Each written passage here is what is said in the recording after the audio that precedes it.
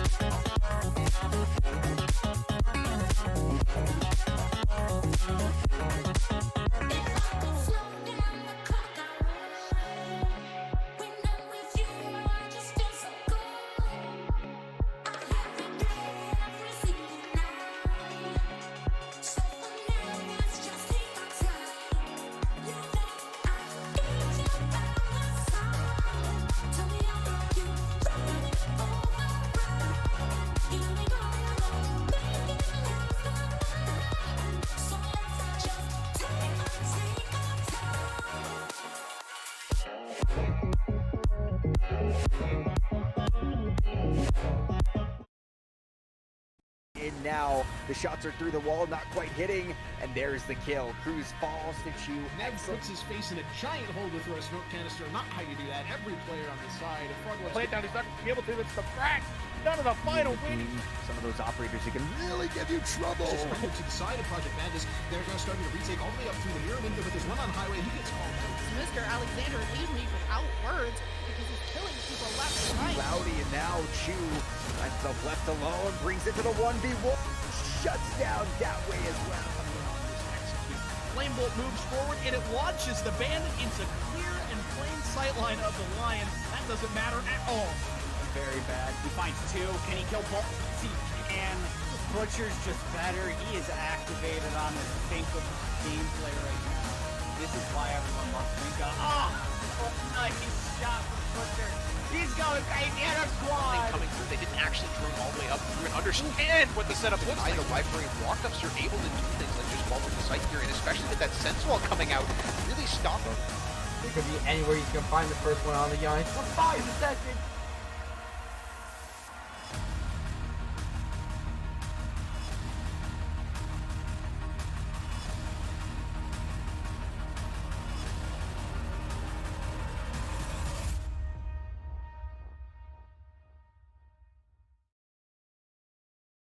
Stephen Gravy.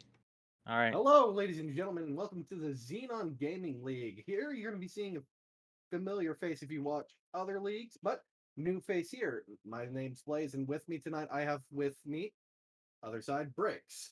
Yes, sir. How's everybody doing today? It's great to be here. Great to be with Blaze. How you doing today, Blaze? I am doing just all right here. Been having a pretty lovely day. Not if you look outside and see the sky, absolutely cloudy. But solid day going on so far. And speaking of solid day, we got a solid playoffs match going on here tonight. Yes, we do. We have St. Louis Leviathans versus Homeland Academy. Now, this is going to be an interesting match. If I do say so myself, how do you feel about today's matchup with Leviathans and Homeland Academy? It's an interesting proposition.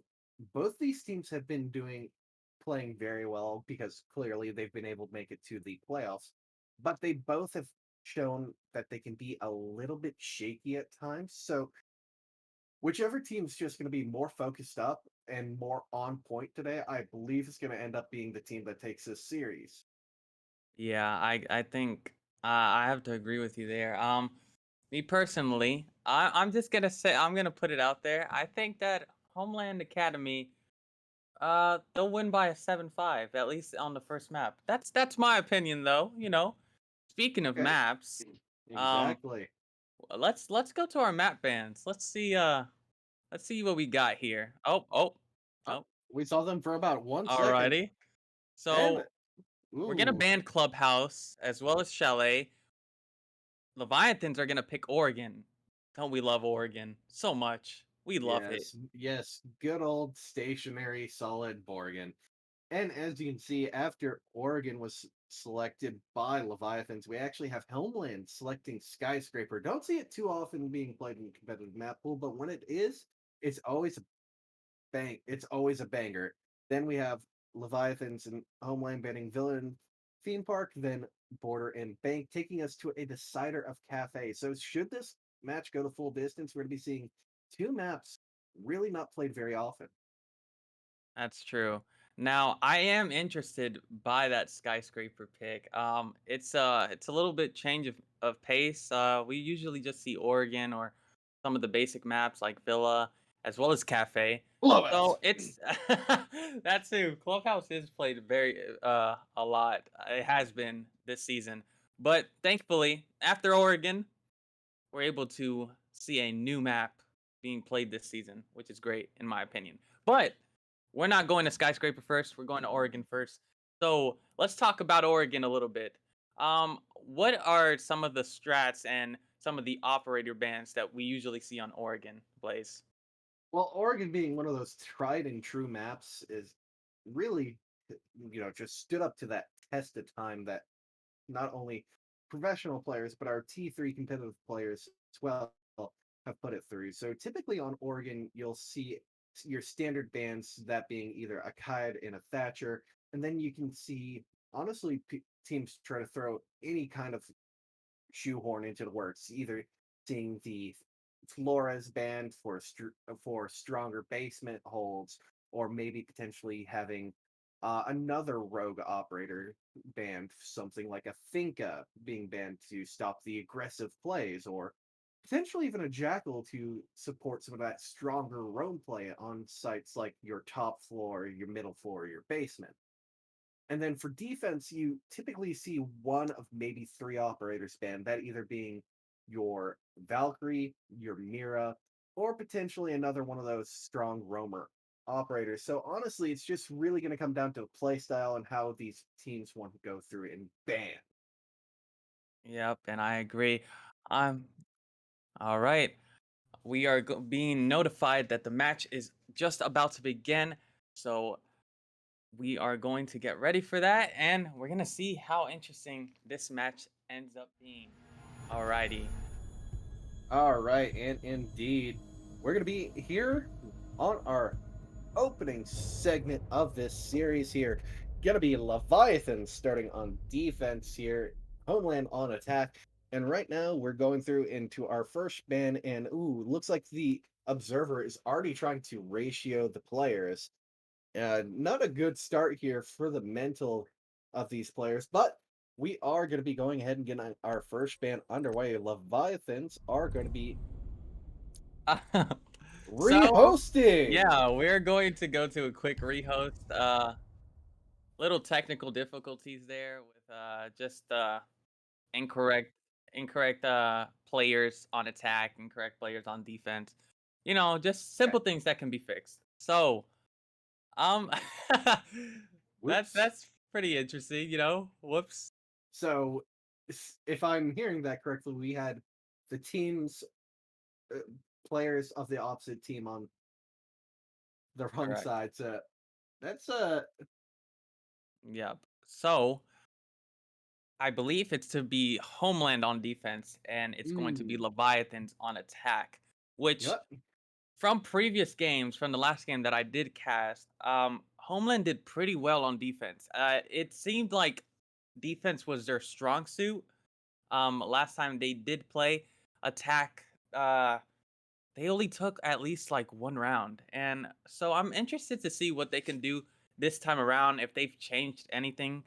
Not too much that I know about Leviathans. What can you say about Leviathans? In this current iteration of the roster, I personally haven't seen too much of their play outside of a couple of games here in Xenon. So I can't really comment too strongly here. I can real quickly though pull up some stats for you. So right now, Homeland, we have Waffle, Proxima Row, Chu, and P. Loudy. Currently, of those five players, four of them have a rating over one. And as a matter of fact, actually has a 1.38 rating currently. And they are plus 18 on their kill differential. That is a phenomenal difference there. It is absolutely ridiculous.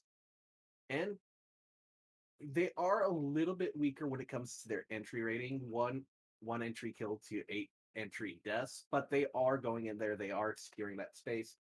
And if I am to look just real quick, I don't believe I see any trades up there, so I can't give you that statistic.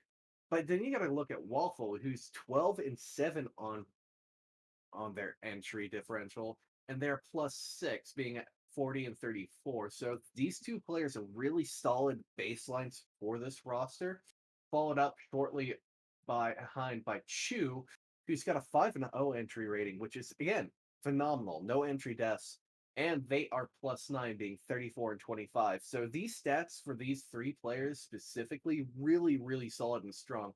As a matter of fact, the only player who has a negative KD differential on the team currently is Proxima, -13, but they also have a positive entry rating.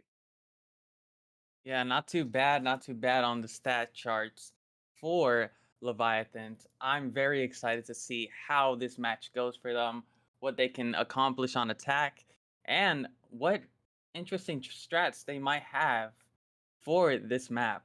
We all know that everyone has different strats for Oregon. Everybody's come up with their own combinations of strats, and sometimes you see the different strats that a lot of people wouldn't even think about.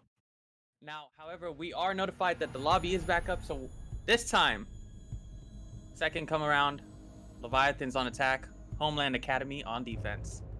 Let's get to the banning phase. Alrighty, now teams properly on their correct side. We are going to be seeing Homeland bringing us the first ban here. And as stated in the pregame, it's very likely that we'll see a Thatcher ban coming out here off rip, and we will be. And right now, again, potential Flores could come through, if not be a Jekyll to try prevent some of that roam clear. Alrighty. Yep, and we are going to see an Ooh. OSA ban. Huh, interesting. I really did think that Flores was coming into light and was going to be shut down, but no, they're going to have the option to use Flores. And now Leviathans are going to be banning. Who is it that we're banning? We are going to ban Mira. So we do usually see that Mira ban, Homeland Academy with their next ban. And I'm very astounded by those, but by that OSA ban still. And then we're gonna take out that Kate. So it's pretty much a defaulted operator ban except for that OSA. I'm very interested by that. Go ahead. I'm go ahead. honestly not. I'm not too dissuaded by that OSA ban. Honestly, OSA on Oregon is actually pretty strong if you utilize her correctly. It can give you a lot of free space on the map, sort of like a Monty can, and can set up those transparent deployable shields and relocate them at a moment's notice. Can give your teammate lots of good cover, and specifically on the top floor and basement sites, allows you to have a lot of good staging areas to be set up. You can set one on bunker, or you can set one up here in trophy for cutting off anyone trying to come out of that kids or attic door there. All right, so far, you know, still setting up. We have a little bit of a trophy hold here. We're gonna have the basic Valk cam there for intel, and you know that Valk is always good on any map. That intel is just so useful, and we're at the point where intel is just such a big part of this game. The more the intel, the more the information that you're gathering, the more that your roamers are able to initiate a flank, and that's just gonna be the best thing that Homeland Academy can ask for here. And it's actually gonna be the Valk all the way in freezer at the moment. However, let's go back to the Leviathans. We're seeing somewhat of an aggressive push here. They are going to be trying. Oh, look at this. This is interesting. Now, got- is this gonna work? Oh, that is the big question here. We have three players, Proxy, Chu, and P. Loudy, setting up on big window. We got the Amaru Waffle staging to go in through that kid's window with the Gara hook, and it looks like Rose actually already going to be going down, but now look at this, we have three players in through big window, Smoke's going out, but look at this, the kills are all going the way of Homeland. Now it's going to be Chu trying to get another equalizer, gets 2! 3 Megan! Now it's going to be a 2 versus 2 here. Mute, currently no C4 in hand, so he's going to have to play off of the audio and cameras that are currently set up inside. But look at this, diffuser still isn't down. This is time being wasted for Leviathans, and good staging happening here for Homeland for this eventual retake. Now, Valk is pushing up on this retake. He knows where one of the players are. I don't believe he knows that we have Chu in attic side. He is going to be peeking the rotate. No, he decides that he's going to try to take this fight. He's going to take one down. Mute takes out Chu. Chu is out for the count. Loudy is outside by big window. Can Mute make a play here? We're going to have to find out. He's not aware that he is outside by big window. However, he's going to have problems with the grid locks. Oh. And he's going to get down for the count. Great play, honestly. That was a great play. Super Sonics relegation moment there. Same situation. Post post plant 1 versus 1 dies to a gridlock trap there.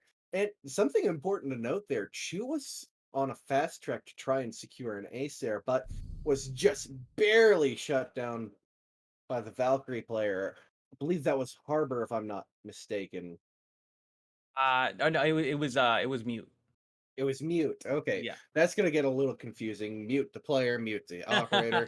But Yep. Good but old mute. now exactly. And speaking of mute, we're gonna be seeing him setting up the bunker here on this first basement defense. And as Flores is on the board, you're gonna see that mute gem going down in towards that elbow section. So the Flores drones get caught out, don't make their mark and land on their target.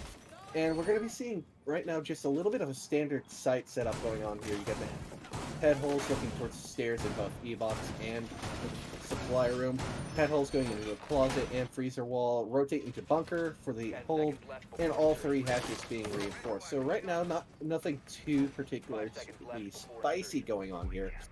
Right now, that's up to the players on Homeland to show if they're going to be bringing anything new and interesting onto the field. Now, yeah, like you were just saying, it's pretty much just a basic hold, However, we do see that Leviathans don't have that Flores, so I'm interested to see what they're going to accomplish here, how they're going to get control. It seems like they're actually doing a top-down roam clear here. They're going to be pushing in from Master Trophy side here, as well as we're going to be having one player push into Attic there, try to see if we can get some ground clear. Alrighty. Now we're going to be seeing Waffle and Roe actually already taking control of Attic. Luke is being droned out here by Chu or Proxies, one of the two, and now he's going to be caught out just a little bit. Takes a little bit of damage from Waffle, but isn't aware of. Gets the player, comes on T3, but is immediately traded out here. But Mute was trying to get that refrag before letting anything go. Going to be patiently waiting there, now falling back onto the site. But that's actually a really good pick. Yeah, T Loudy taken off the board. Jackal, a lot of roam clear and just good site intel as well if you're going for those executes. Now remember, Blaze, we're at a minute and almost 40 at the moment. Basically, Lucas was able to hold his ground there. He got a pick off. That was a Jackal, like you mentioned. He actually wasted enough time. They're going to have to try to push down these stairs as fast as they can. They're at a minute and 30 now. They're wasting a lot of time. They have control here. Everybody, it seems to be on site at the moment. So they do have top control. As of right now, we are going to be seeing Waffle try to push down Freezer. However, there is a Banshee gadget there, so he might be slowed down. So let's see what Leviathans can come up with here. They're running out of time, so let's see if they can somehow get control of site. Right now, minute left on the clock here, and Chu and Waffle actually still have their sets of frag grenades. Same with Roe. They do use a little bit of their magazine capacity to open up that main door walk down. And right now it looks like they're trying to, on the Leviathan side, set up for a main stairs and E-box push. But right now, Fish Pie is in a pretty good solid spot, not being able to be caught out by one of those frag grenades that was tossed out by Roe. Other one, not exactly sure when it went through. But now we're going to be seeing Waffle trying to push in through bunker. He's going to have to deal with this Mew. He does catch him out, but no! He's going to lose the gunfight. Waffle going down. But Fishify ends up getting traded out, but look at that. Mute gets Roe, Chu gets Harbor. It's now a 2 versus 2 situation here for this side of Homeland. Oh, with the knife! That disrespect. Waffle now going to be picking himself up with his boost, but it doesn't matter. Proxy's going to land a nice shot onto the final player here and end up securing this round 2 for Leviathans. Great round by them. Interesting picks right there. The little knife around the corner, Mute being taken down by that knife. I was not expecting that. I'm not sure if you were aware that that was going to transpire there, but I thought Mute was going to be able to secure that kill right there. Yeah, it did seem like Mute was in a very solid position to catch out Chu as he rounded that corner, but Chu just went full sprint into that knife ended up being able to connect that. So really good play on his part, but a risky one. Had he missed that knife in the slightest, he would have been in a very sticky situation. Yeah, but in the end, Leviathans were able to pick up that round, and now we are at round 3. Seems like we're going for another basic hold at the moment. They don't have elbow at the moment. They don't oh, but they are going to play. Okay, so they're just setting up a little bit later now. We do not have to mute this round though. We have the Jaeger, Smoke, a Rooney, and a Wamat. However, they are going to bring that Flores now. That's going to be a pain to deal with for Homeland Academy. So now that Flores is in play, let's see if they go for more of an aggressive playstyle, just like Leviathans has been doing. The round has fully started now. We're going to see how this transpires. Yeah, and right now, off the bat, it does seem like Leviathans are going to be wanting to go for their same tier 3 push down in tower, but they're going to be having a lot more pressure over onto bunker side right now. And that was a good shot by Lucas to catch up that drone. But now he's going to face down the LMG Waffle here on the fake and nearly gets caught out a couple times. And now Rose coming in for that split pressure. But look at this, Lucas has already fallen completely back down into sight with Mute. Now all 5 players here are in the basement. So right now, each second that Leviathans uses here trying to clear this middle floor is more time they could have been using to set up and stage their execute by getting hatches open, getting into proper positioning here. And actually, we do have Lucas playing on the main stairs, so this could be a very critical position coming out here for Homeland. Now, Ro is holding a position here for split at the moment. He's going to make sure nobody gets into meeting. However, we saw for a split second that there was a Homeland Academy player in garage. So I'm interested to see if Homeland Academy can grab that kill, but no, Ro gets the kill off of Lucas. I'm not sure if he was still on the stairs. We are seeing a lot of pressure come here on to the smoke in elbow at the moment. They are going to try to nade. They do have that hatch fully open now, so they do have somewhat of ground here. However, elbow is closed off. We're going to see what Leviathans can do here. Are they going to be able to push site? Ro is going to be gathering information, so we do know that somebody is by that pillar double door at the moment. Ro drops down. He's going to try to get a pick. No, but he's smoked off. Fisify holding an aggressive angle here onto pillar. And right now, really good crossfire coming out from Homeland. We saw Mute get a good pick on the proxies there, but is immediately traded out. But look, this Harbor was able to get another nice free frag, but Ro able to get Fishified. Not exactly sure where they were specifically positioned after they fell back from the hallway, but now it's a 3 versus 2, and you still have 2 Finka boosts left in pocket. And look at this, you have Chu going for that default elbow wall, going to be opening some holes into it, making it a little bit more risky to try and push in from this rotate here where Ryder is right now. But Harbor still very solid position here on that closet rotate, potentially be able to catch out Ro, but ends up moving away from that now, having to deal with the players inside of bunker and on the safe plant here over in Brig's corner. Is going to end up falling down to Ro, who was in pillar. Now Waffle closes up the round with a nice shot after the post plant starts happening. Good flick coming out from him. And now we're going to have our first tactical timeout called from Homeland Academy after going down 3 rounds to 0. Now, not a bad time to use that timeout. They obviously realize that they're making a couple of mistakes here and there, so they're probably trying to honestly come up with a countermeasure for how Leviathans is playing right now. They're playing very aggressive at the moment, so Homeland Academy really has to come up with a plan to shut that down. Whatever that case may be, we're gonna find out in the 30 seconds that they have left.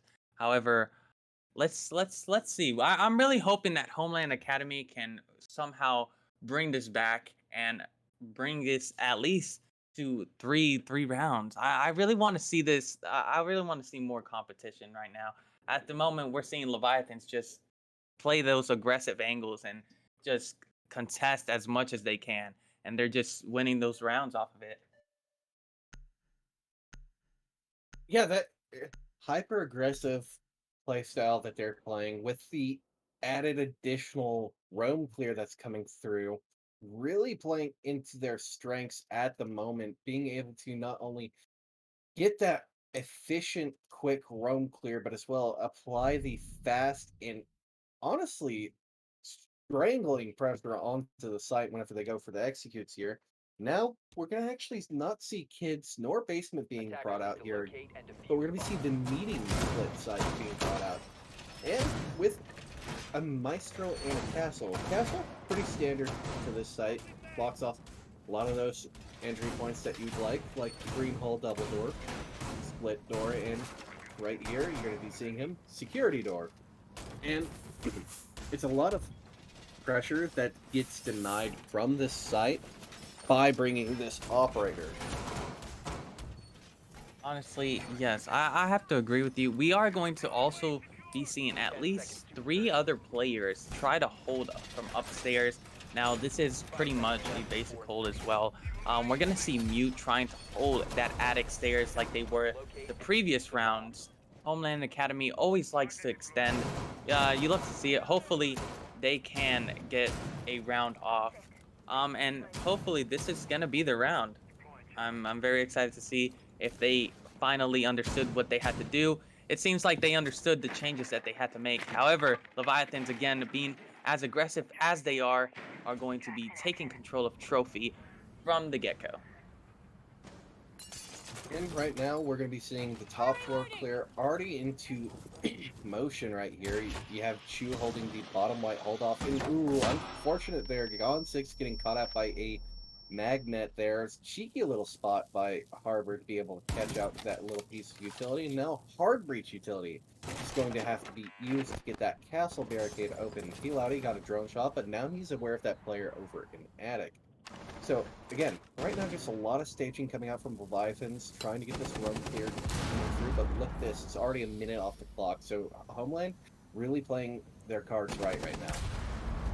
Yes, Homeland is wasting enough time, and it's already at 1:45, and Leviathans still do not have top control, and as we know, the side is downstairs. However, we're gonna see a pick. Mute is gonna take out Waffle. Waffle's gonna be down for the count. That was their buck. That's going to be their util for being able to get holes from up top. So hopefully we can see some more action here. We're seeing Loudy trying to contest this big window here. Proxy as well, moving in from Trophy side. Now at the moment, it seems like Homeland Academy has dropped off from top control. So that means that Leviathans, as soon as they get that information, will be pushing in. But look at this. Loudy is going to be contested from below the double window here. So let's see if they can get a pick off. However, they got the information. They know that he's below, but they're going to be able to take control off of there. However, they are in a 3v5 scenario right now. So can they make something happen with 40 seconds left in the clock here? Really nice shot coming out from Lucas to be able to get Chu off that bottom white window where he has been playing since the beginning of the round. And look at this, the roam clear taking so long for the Leviathans. Now Homeland Academy has a huge time advantage, but look at that nice shot coming out from Proxies. And P-Loudy getting picked up by Fink Boost right now. So here we're going to be seeing a very bog standard kitchen default take coming through. P-Loudy holding the cutoffs from above, and Row actually spotting out that Maestro Eagle Eye. Going to be getting some tagged shots from not only Mute, but as well from Ryder. But now Proxy's forced to rotate and runs into Harbor, and now Gunrider gets P-Loudy, finishes off the round, and Homeland are finally on the board here. Look at that, 3-1. All it took was going to a tertiary site and forcing Leviathans to not only deal with the roam clear, but as well heavy utility usage on the roam.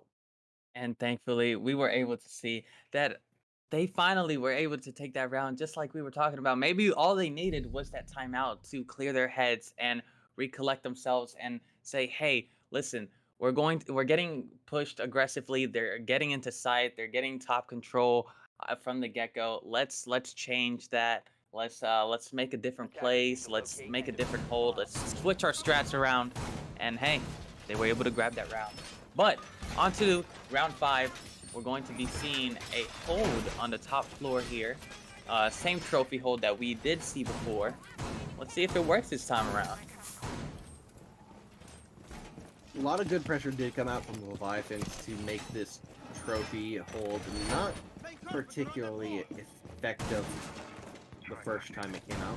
But maybe, again, as you mentioned, that timeout that Homeland brought out did help to clear their heads just a little bit and be able to have the confidence to not only try this hold again, but as well be able to do it more confidently than last time. Here we are going to be seeing the Valk, Jaeger, Smoke, Lamai, and Alibi coming out. I believe this is the same lineup that we had, minus the Malusi, that being swapped out for the Alibi. So 2 deployable shields being brought for this hold this time. And now we're actually going to be already seeing the initial clear coming through for Leviathans.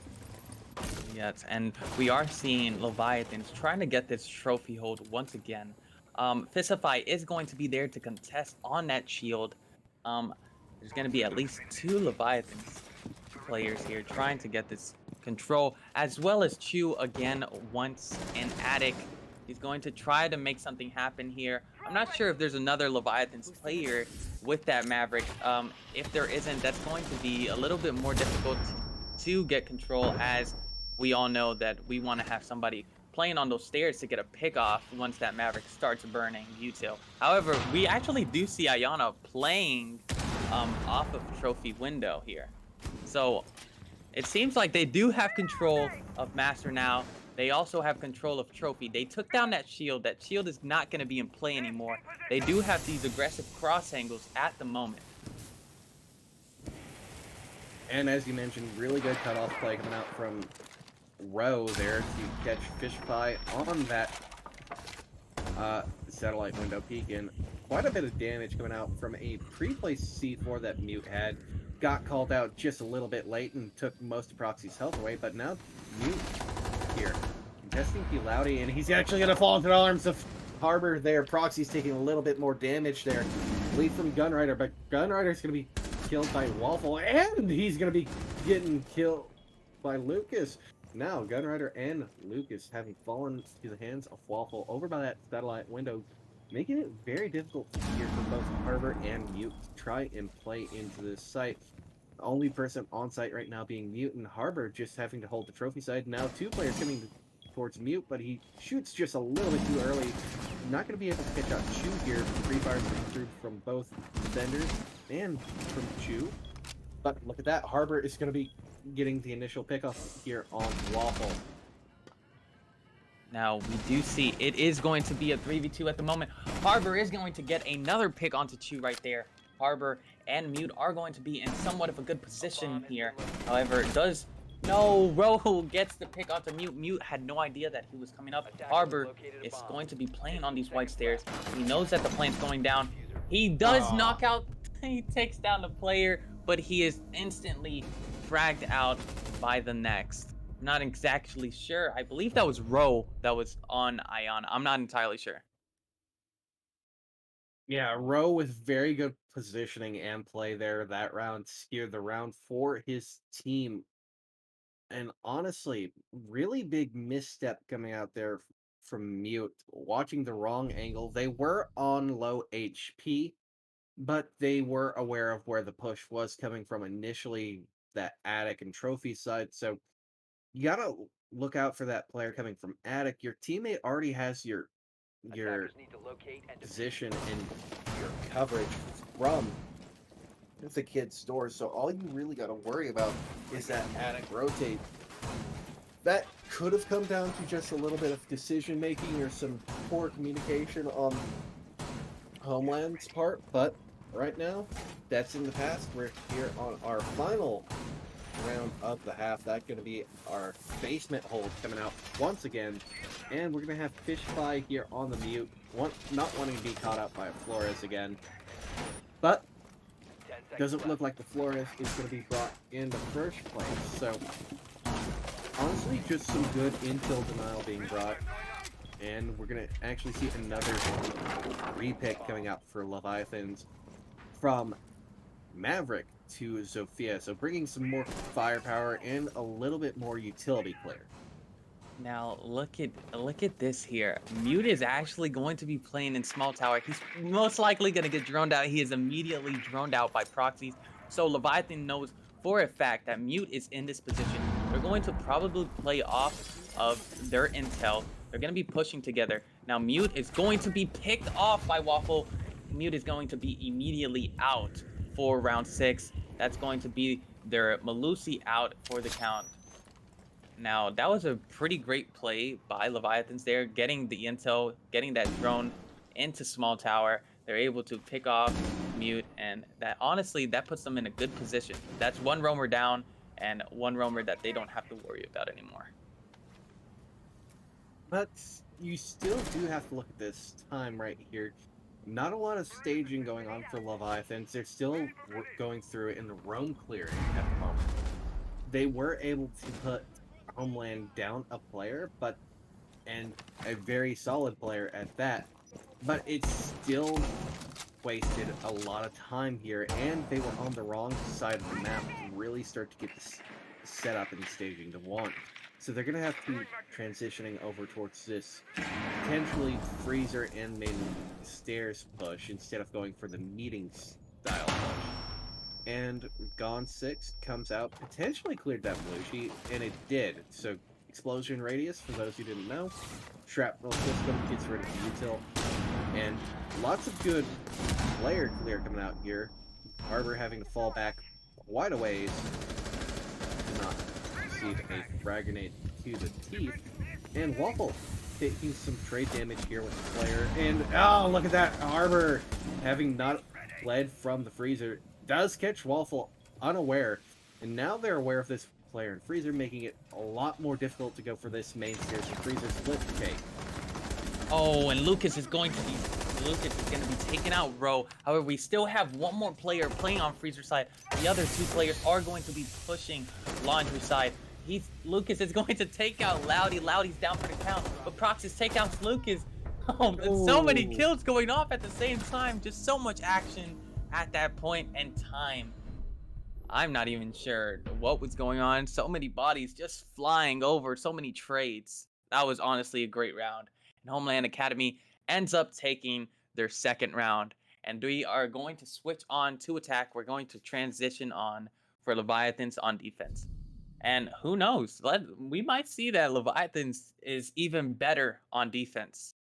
So let's see how this transpires. I'm very excited. We do have Leviathans bringing in a Warden, as well as Wamai and Jaeger and Smoke. Interesting picks, honestly. And we are going to be going down our defense. So what do you become of this first? Honestly, pretty interesting mix-up coming out from Leviathans on their defense. Going to be having Chew on that Warden. Now, Warden, honestly, really strong operator when it comes to holding bunker. Anytime a flashbang comes down that elbow channel, you're to be able to activate your Grant's glasses. That is the name of his gadget, for those who are unaware. And be able to, for 20 seconds straight,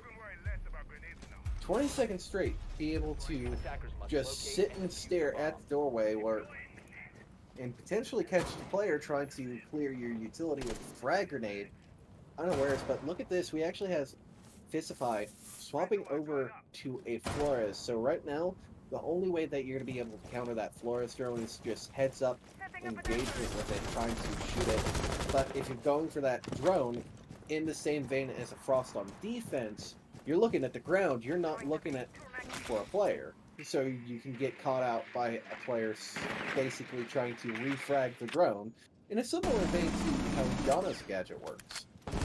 Now we are going to see that we have one player playing off of that meeting slash stage side, and that is Waffle, as well as Proxy is going to be playing on those stairs at the moment. Fisify in sight. He has complete control of sight. I don't understand what's going on. That's going to be Wamai. P. Loudy down for the count. Homeland Academy is just in sight. Chew is going to be playing off. He's going to take Waffle is going to take out Lucas. Fistify is going to take out Waffle. Ro is going to take out Gunrider. What is going on? Ro is taking out Fistify, What? and that is just it's down to a 1v3 at the moment. That was such an incredible round at the moment. I don't even know what's going on. We have Harbor trying to make a play. Can he complete this 1v3? Can he clutch it? Honestly, Proxy is low on HP. She is going to be playing off of this closet. Honestly, no matter which round this way goes, this is a series of misplays and mistakes from both teams. Starting off by Leviathans, Chu not watching the bunker at all, so they were able to just do a straight up bunker rush, getting full site control. And then by pretty much the entirety of Homeland there, because not only did they have full site control, but they allowed each of these Leviathan players here to just push back into the site and retake, creating this situation. And Proxy is saying that he's doing a little bit of light trolling there, since he didn't hit a single shot with his SMG-11.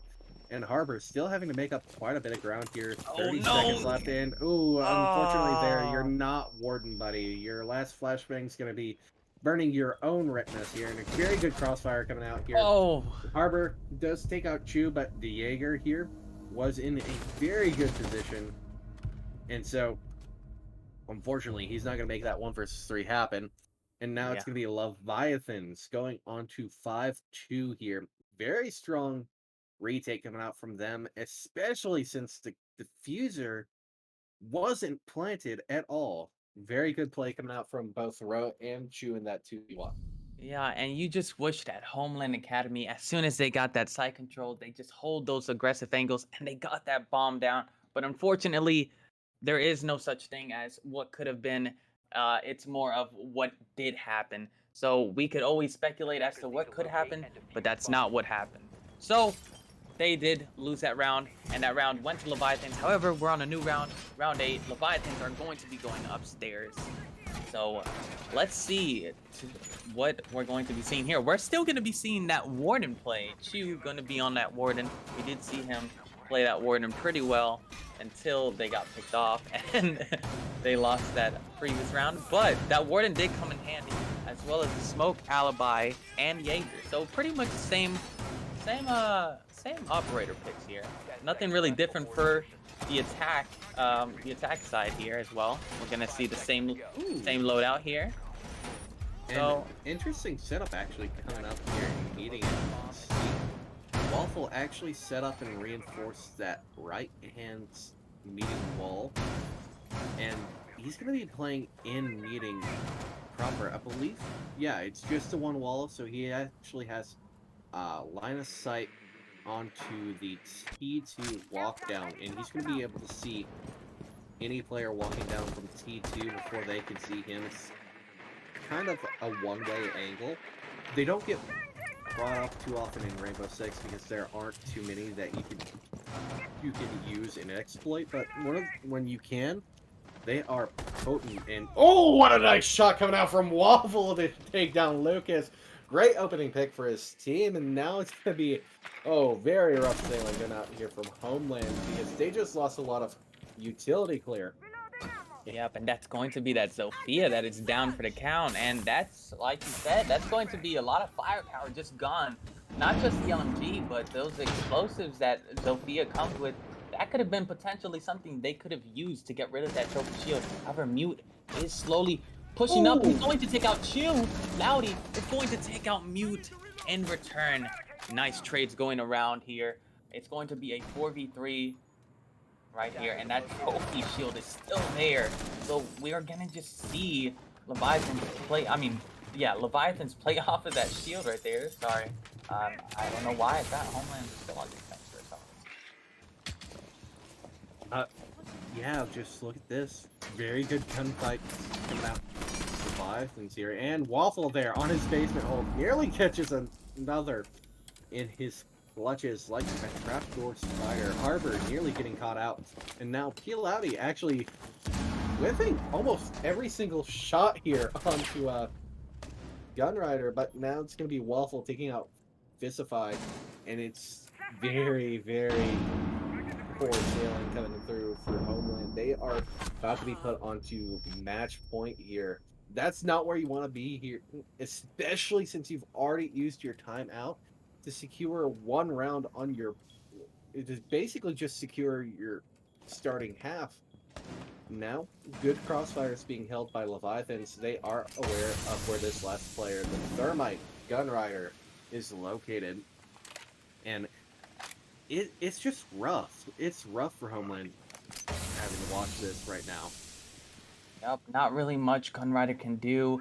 It seems like he's just gonna try to maybe bait for a kill or just honestly just play his life. Yeah, he's not gonna be taking that exchange there. No point really. It's a 4v1. They're all holding cross angles. Leviathan's trying to find where Gunrider is, but they're not gonna find him because he is outside.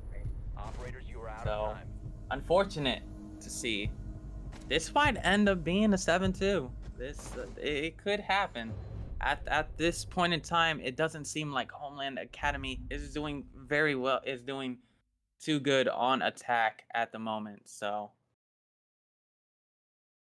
Yeah, it's real rough. Homeland's making some interesting, let's say, at decision making in their executes here on attack, and Leviathans are just capitalizing and exploiting these openings that Half-Life are basically presenting to Leviathans on a silver platter right now, and it's rough given that this team was not only good enough to make it to the playoffs here, but they did it in a pretty solid fashion.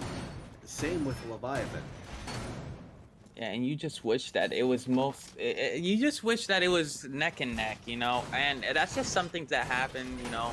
Sometimes others just want it more. Leviathans definitely just want it. They want this match. They want to win their first map. They want to most likely win their second map. However, we're gonna have to see how it goes on to the second map, but it's not over yet. Homeland can still bring this back. I have hope. I want to see Homeland at least bring this to at least four more rounds. That would be great to see. Honestly, I feel like Homeland Academy has just been through rough times at the moment. When they got control of the site downstairs and lost it, I think that's when their momentum as well as their confidence just, honestly, just, they lost it. However, we're on a new round, and we're going to see Homeland automatically try to go for a trophy push here. Mute already in Armory. We're going to be seeing a lot, and I mean a lot, of different holds here. Fisify trying to get control of Big Window. Now, we are going to be seeing a couple of other players spread out here. Now, we do fully see that nobody is holding trophy, so we do have that trophy control, but we are going to be seeing that almost all the Leviathan players are in the back side of the map. Now, we do have at least 2 roamers, so Homeland Academy has to be aware that there are going to be possible flanks. Lucas is going to be taking out Waffle, however, Waffle is down for the count, and that is their Azami. So Azami is no longer alive. She is no longer on the board. We're never going to see her again. Very strong pick coming out here for Homeland. Not allowing that Azami of Waffle be able to set up their Kiba barricades to really gum up the map and make a lot of good defensive points here for Leviathans, but they haven't really done any damage in return. If you look at that, Mute's the only one, but look at that! Peel out, he gets a pick on the Lucas, who just took out his teammate, so really good trade there, but it was Rowe. Look at that, he's one of the first players here to hit double digits in the series, being taken off the board, and a very potent player for Leviathan's gone. But if you look at this, it's not too dire. Oh, well, now it's kind of dire because it's 2 versus 4. Make that a 1 versus 4 as P-Loudy tries to go for a little bit of a cheeky flank and gets caught off in the main lobby. So now you have Chu.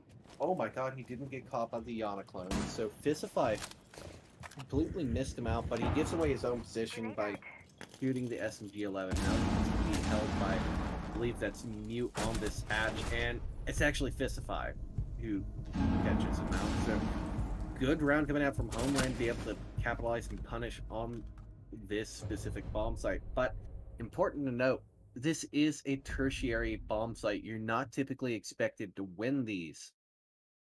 And at the moment, we are still looking at match point. Thankfully, Homeland Academy was able to take another round. Maybe they are finally able to play off of this and grab another round and another round after that. However, we can never tell these things. Leviathans are going to make sure that they don't make the same mistakes that they made that round. And so we are going to be going laundry and supply. So once again, we're going down. We are going down, baby, and we are going to be having the same setup that we did rounds before. However, Homeland Academy bringing in a Lion over that Zero, as well as substituting that Ayana for the Flores. You don't see a mute in play, so that Flores is going to be coming in handy. Most likely, Academy is going to need to take control of meeting and get those hatches. If they can get those meeting hatches open, they'll be sitting in a very good spot. However, Waffle's not going to just let that happen, because as we've seen previous rounds before, Waffle likes to play in meeting. So let's see how this goes. And important note here, we are as well going to be seeing the Flores coming out. Not a mute on the board for the side of Leviathans again, so they're going to be having to play pretty heads up inside a bunker to be able to prevent those drones from removing the shield. Harbor going for the initial roam clear and proxies. Position, close, now known. So Homeland has a pretty good idea of what they're trying to do inside of the site on bunker, and are going to be ignoring it for just a moment here. Going to be going for that big tower control right now, going for the T3, T2 clear, and they already got it done. So a lot of their roam clear and staging has been done right now. Now we are going to see at least one or two players from Homeland Academy spread out. It's going to be this line. Now, as you can see, he's trying to make sure that he can get a cross angle onto that meeting, so that once they try to go for that meeting hold, they have complete control of meeting. As we can see, though, there is absolutely nobody contesting meeting. Now, we do see P. Loudy is playing on Z-Hall at the moment. However, he is droned out. Waffle takes out Lucas. Lucas out for the count, and that's going to be Sophia gone once again. A high util operator just down and out, and that's going to be the util that they could have used. Gone, just obliterated, no longer here with us.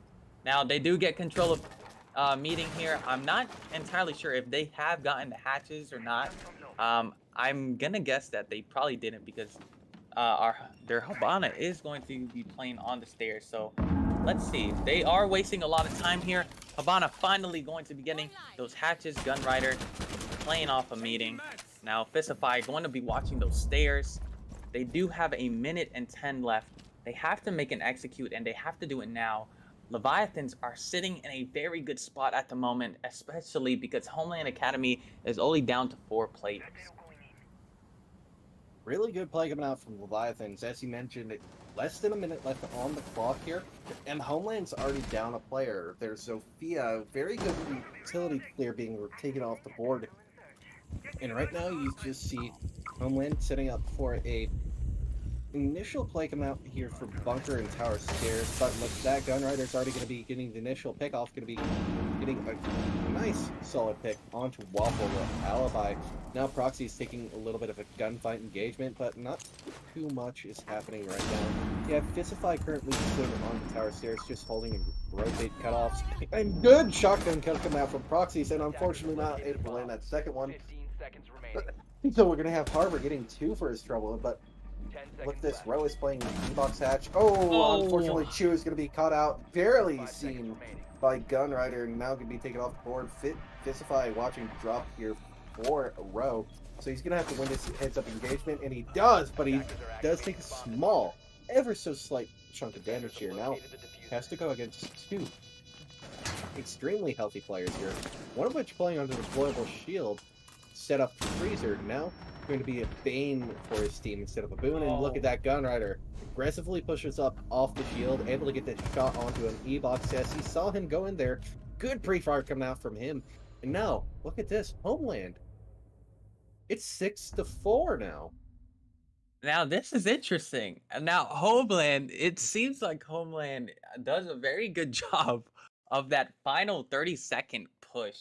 Um, I don't know. It seems to be working for them. I on the other hand think that they should try a little bit more to try to initiate attack way before. But hey, if it's working for you and you're winning those rounds, do what you can.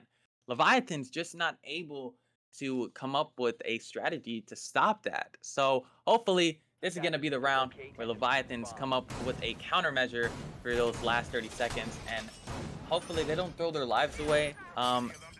Maybe they're just getting too confident, honestly.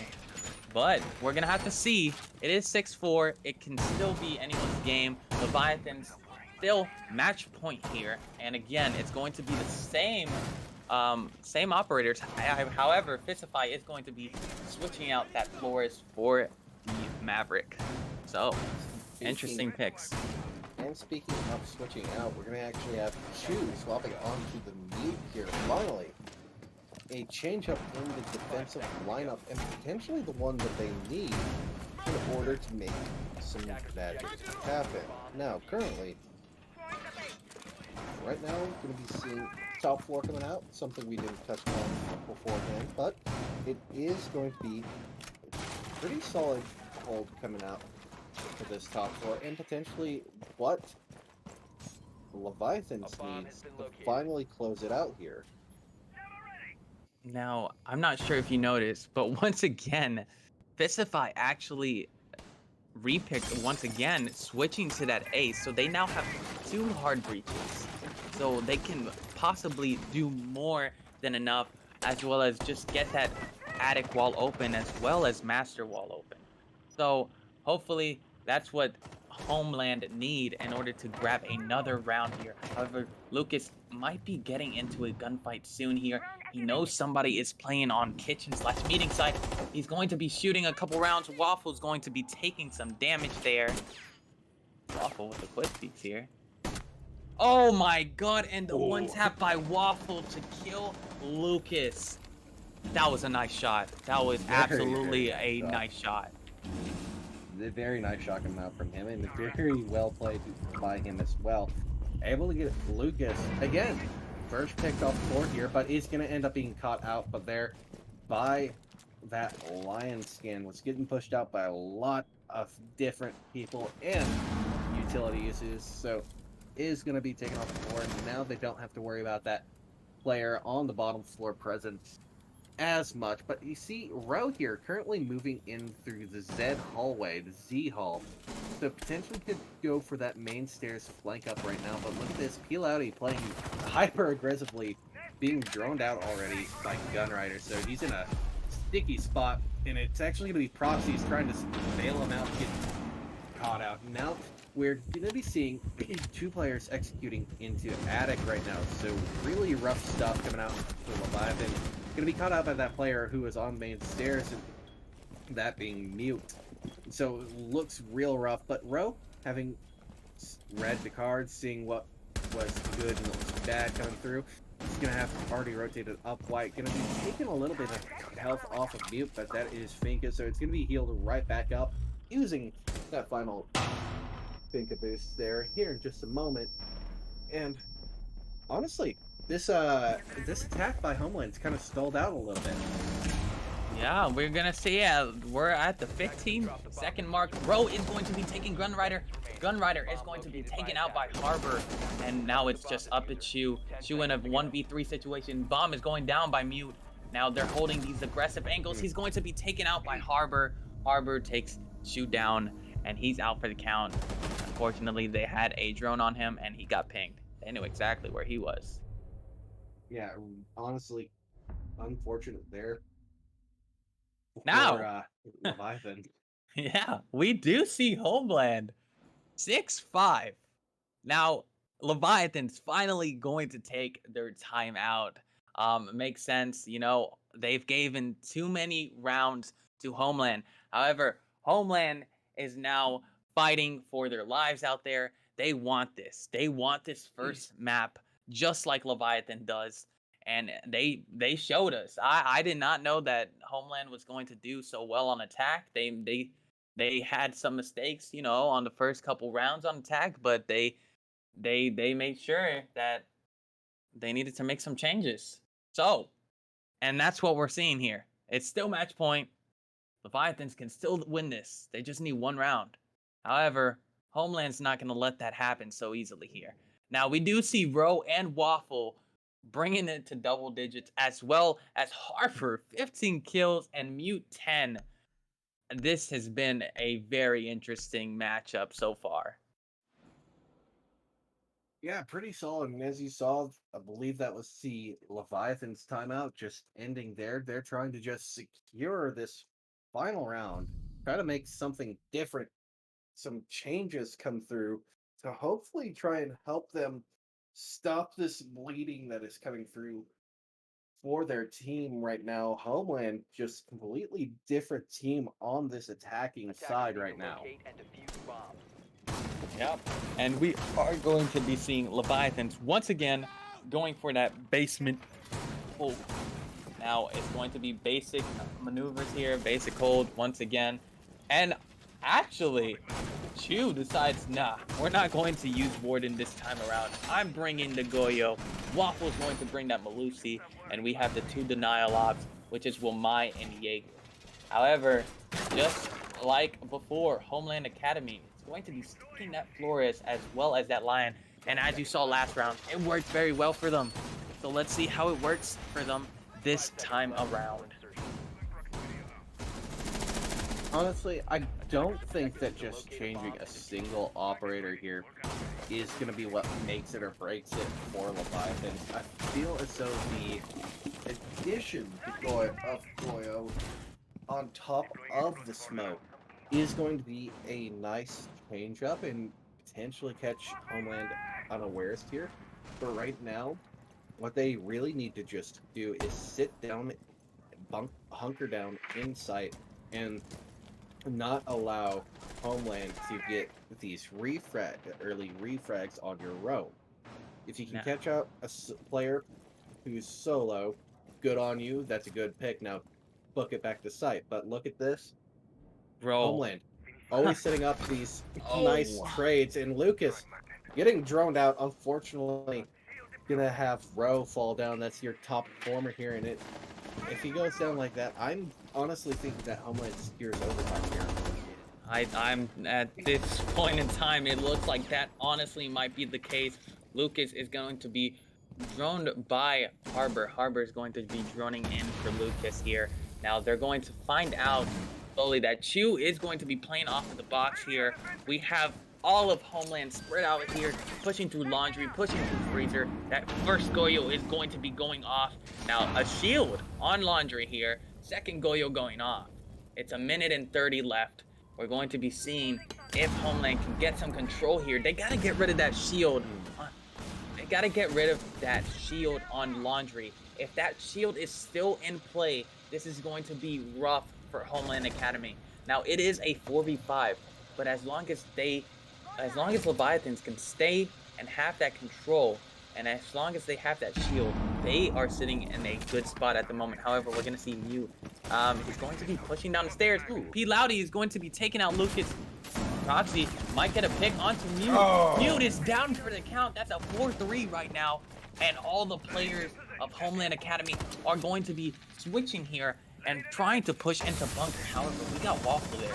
Waffle still going to be playing off of this contact. We have Proxy close in, but he's going to get yinged. And I don't know if he wants to be there when that happens. Flory's going in. They know exactly where he is. Now they got 30 seconds. Proxy's going to be taking out Gun Rider. A lot of contact going in here. Harbor going to be having to make a situation occur here. P. Loudy is going to be playing close on that wall. Now we have a 2 versus 3 here. Homeland really dire straits now after looking so solid on this second half of the map. Gonna be catching out and getting Chu off the board now. P. Loudy having to deal with these two players set up right now for this post plant. And oh, double swing does end up working out. And no time left. Pete Lowney with the 2K to finish off the round. Very good play coming out from Leviathans here to finally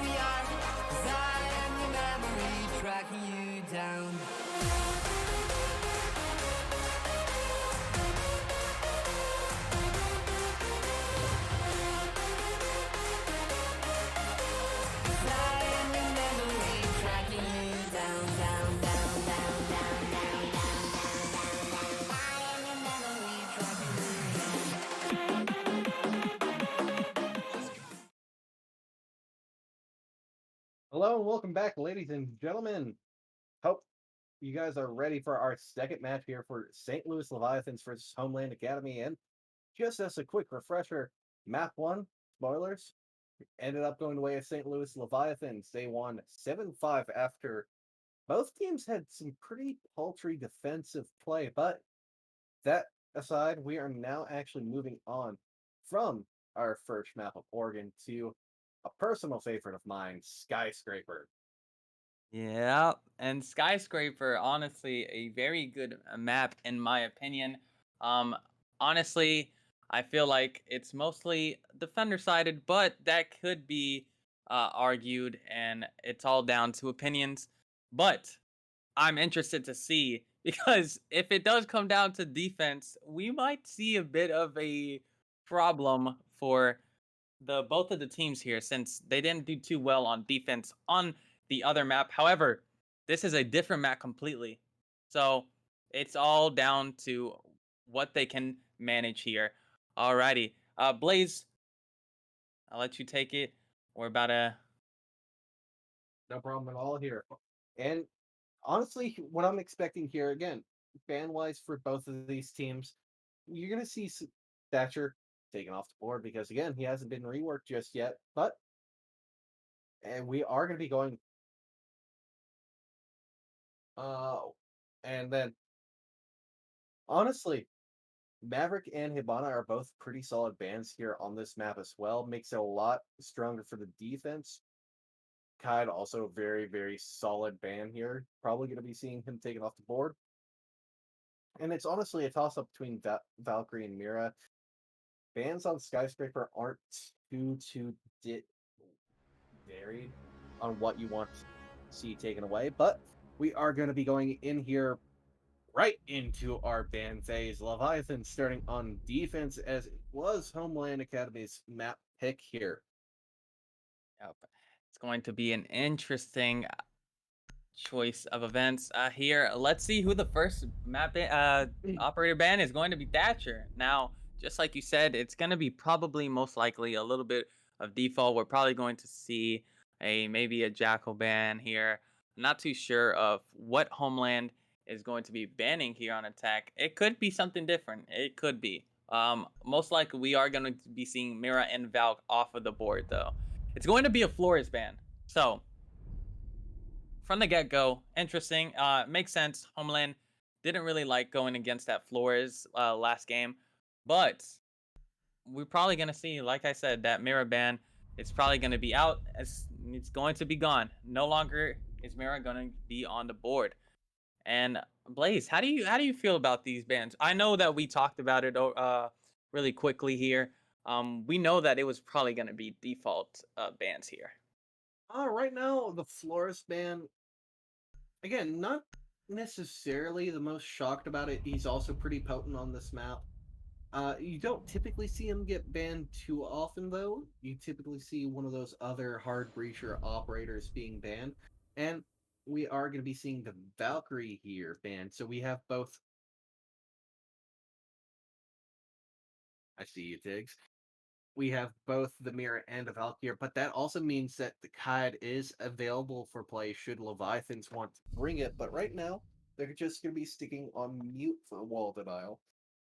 So that could be a good thing, that could be a bad thing, but if you look at their defensive lineup, I'm getting a little bit of deja vu here. Yeah, we are going to be having the same lineup that they did in the previous map before. However, Homeland Academy, Fistify, going to be playing at Zero. Interesting pick.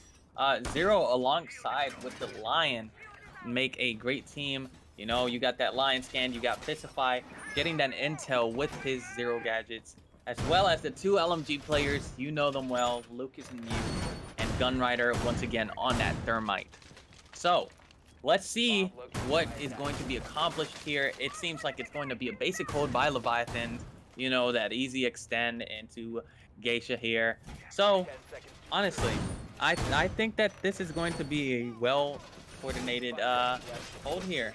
It seems like there's going to be at least two players off of Leviathans that are going to be roaming here. I believe it's going to be Waffle and most likely Ro, since those are the most players on Leviathans that usually are the roamers. But round started, we're going to see what Homeland can do here on attack. Right now, we're going to be seeing Mute here, already getting towards Terrace or from the office side. Lucas as well, going to be putting some pressure onto Exhibition or Samurai, and as you can see there as well, Justify already opening up that secondary wall with his hard-reaching gadget, but right now there's no real pressure being applied to the Leviathan players. Now, Homeland Academy do have control of Exhibition at the moment. Seems like they have complete control. Leviathans have pushed away from holding that there. No one's playing on Dragon here. However, we do see Waffle is actually contesting Mezzanine here at the moment. He does get a couple shots off. However, Homeland Academy got that Finka, so no need to worry there. Finka has you handled when it comes to damage. And again, just a lot of setting up and getting ready for the execute going on right now. You're gonna be seeing, I believe that is Harbor right there, getting ready to try and clear the Mute Jammer from below, and as well, you're gonna have a whole squad set up with them. You're gonna have Gunrider and Mute, I believe that is, being below. Harbor currently droning them through that bar area up to the main stairs. Waffle currently not holding anyone right now, as they are completely rotating push around. And he's deeply aware of the players below in bar, and now it's actually going to be a row to kick things off. Going to be getting the first one, second one, nice shot on the Lucas. And now, Homeland Academy really in a rough spot here. Gunrider, however, is able to enter into Geisha, the first important point here. Excuse me there, but Proxy's going to be able to take him out from that long angle. And now, Harbor and Bisify in a 2 versus 5 against 5 full HP healthy players. This is real rough looking for them. Now, honestly, that is going to be a bit tragic for Homeland Academy. There are 2 LMG players who are going to be taken right off the bat right there as they try to push through main stairs. Now, we do see a Leviathans player here playing close on the rotate here. Fisify fighting his demons at the moment, going to be taken out too. However, he's going to be chased down by the entire Leviathans team. That's going to be unfortunate. I would have been scared. I probably would have pissed my pants there. Proxy, being a sneaky little snake on the ground, is able to dodge all of the gunfire that Fistfy was sending down range and be able to connect with a little bit of heat coming in on his own. Now we're going to be seeing Exhibition at Office and Chu being the dedicated wall denial operator player here. This map, it seems, going to be picking the Bandit here, but important to note, with a Bandit pick, attackers need to locate those are going to be able to be cleared from below on the closet wall, from the closet ceiling to the Exhibition office floors by opening the closet window, going up with the Sophia gadget, whatnot, etc., etc. And all right, just again, not too much deviating here. We're going to be having Fistfy going on to Maverick, Gunrider swapping from Ace to Thermite, and actually Harbor. That's the most interesting change we've had this series yet. Going to be bringing out a Twitch from a Sledge. Yeah, not honestly interesting by Harbor. We haven't really seen him play Twitch. We haven't seen Twitch played at all, which to my knowledge is a little bit interesting that we haven't seen that in play. And we are going to see Chu on Bandit here. That Twitch is going to be very useful for taking out those Bandit charges. However, most likely they might get it from below. Maybe they might not take the risk to try to use that Twitch drone to take out the Bandit. But we're gonna see here, Mute and almost the rest of the entire Homeland Academy crew is going to be here on Office Balcony. Now Harbor is going to be pushing up. Proxy down, not entirely sure. It's going to be by Lucas. Lucas is not going to be able to finish that kill. Unfortunate. Most likely it's going to get revived. Oh, but the armor is in the way. He can't really see, as well as the table. So they are going to be picking him up. Now, he's still going to be playing on this angle. He's not moving. Proxy's like, no, I'm going to hold this. He's going to get fried by Lucas again. Wall banged. That's going to be Proxy out for the count once again. Now, they do have this wall open. It's completely open. Big old wall. Mute is going to be trying to contest this wall. We're going to see what they can do. Waffle is going to be holding an aggressive angle on top of this exhibition table here. Lucas pushing from below. Yep, Lucas pushing from below does get the injure on the Chew, but look at that Waffle with a nice pick on the Fistify on the Repel there. Now P-Loudy getting Lucas. And right now it looks like Waffle's actually going to pick up on the Chew. He does. Now that's a C4 back into play for the defenders. That's going to be real big for Leviathans, and honestly a huge blow here for Homeland. And look at this, they're actually already getting confused down, so that's really critical here for Leviathans that they've just gotten those 2 picks. And Homeland now looking a lot worse for wear. Harbor left's going to wonder score getting run out on now, and now it's going to be P-Loudy getting the 2K on the round.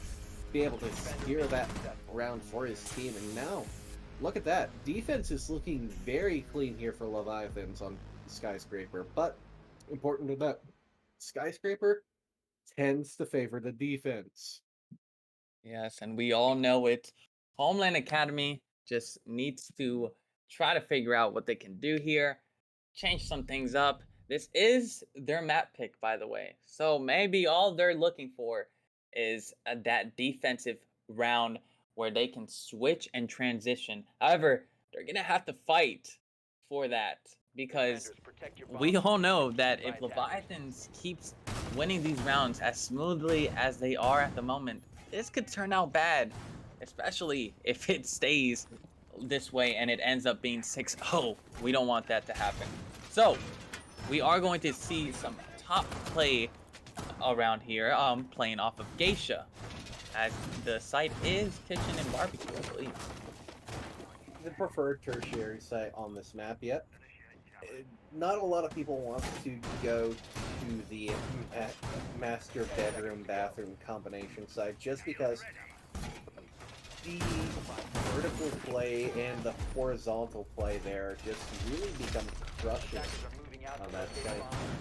And it's an extremely confined and cramped bomb site. Not a lot of room to play inside of it, which could be a benefit to the defense, since there's not going to be as many plant angles for your attack. But typically if the attack takes that bomb site, it's going to be lights out for the defense anyway. But right here we're going to be seeing, going for the initial Geisha clear, going to be having Waffle there to contest.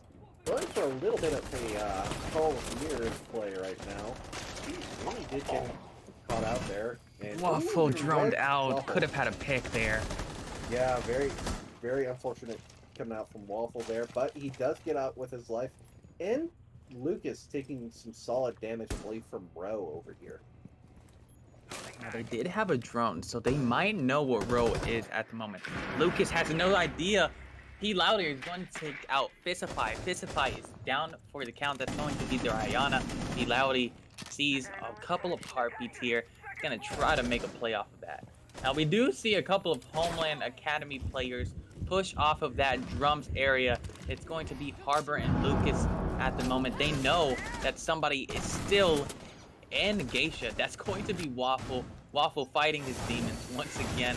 He's gonna get this wall open. He's most likely just gonna run out this wall. However, he's not gonna think too carefully. Rider is going to be taken out by Waffle. Waffle take out Mew, and Harbor is going to take out Row. It is a 4v2 situation.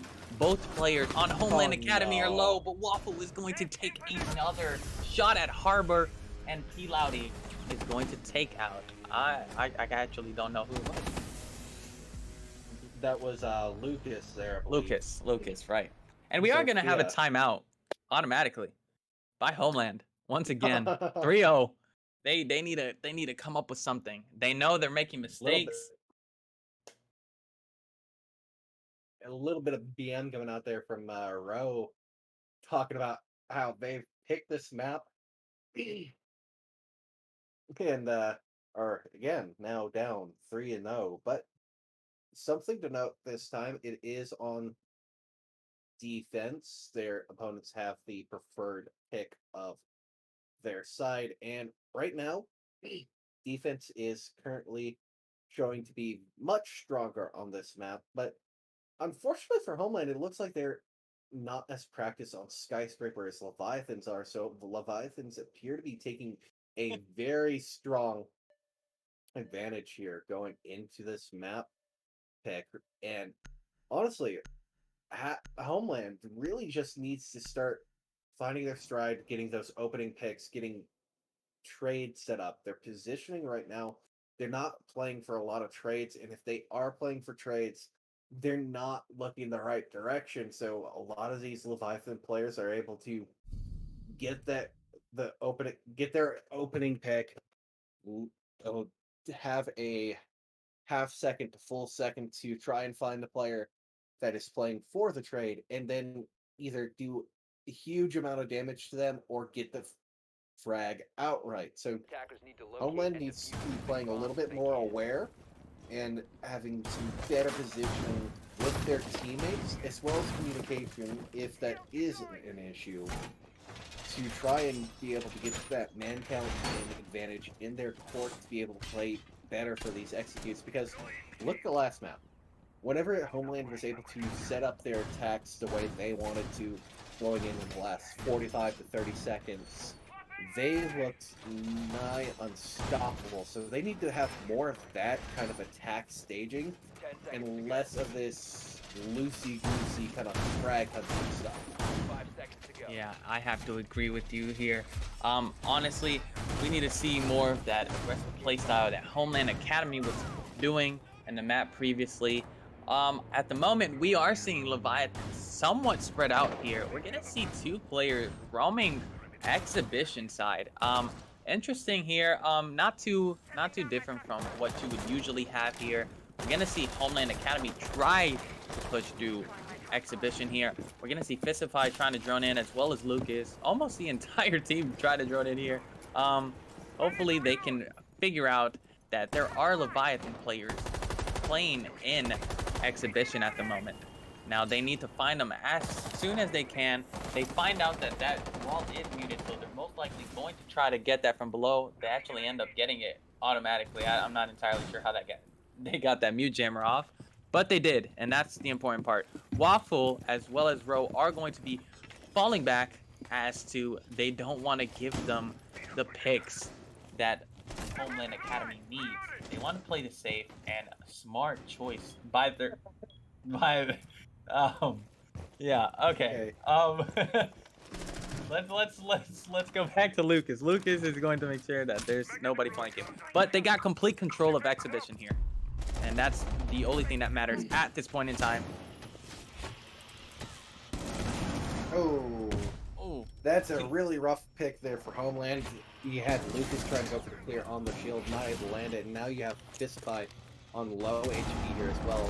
Lucas was able to secure the impact onto the shield, and now the ADS is recharged. Now you also have Mute going down. That's the two LMG menaces going down. And finally, Gunrider able to get an equalizer, but Waffle puts it right back into their court by taking out Harbor. So right now, really rough look here, especially since Waffle is just keeping that pressure applied on these two extremely low HP players.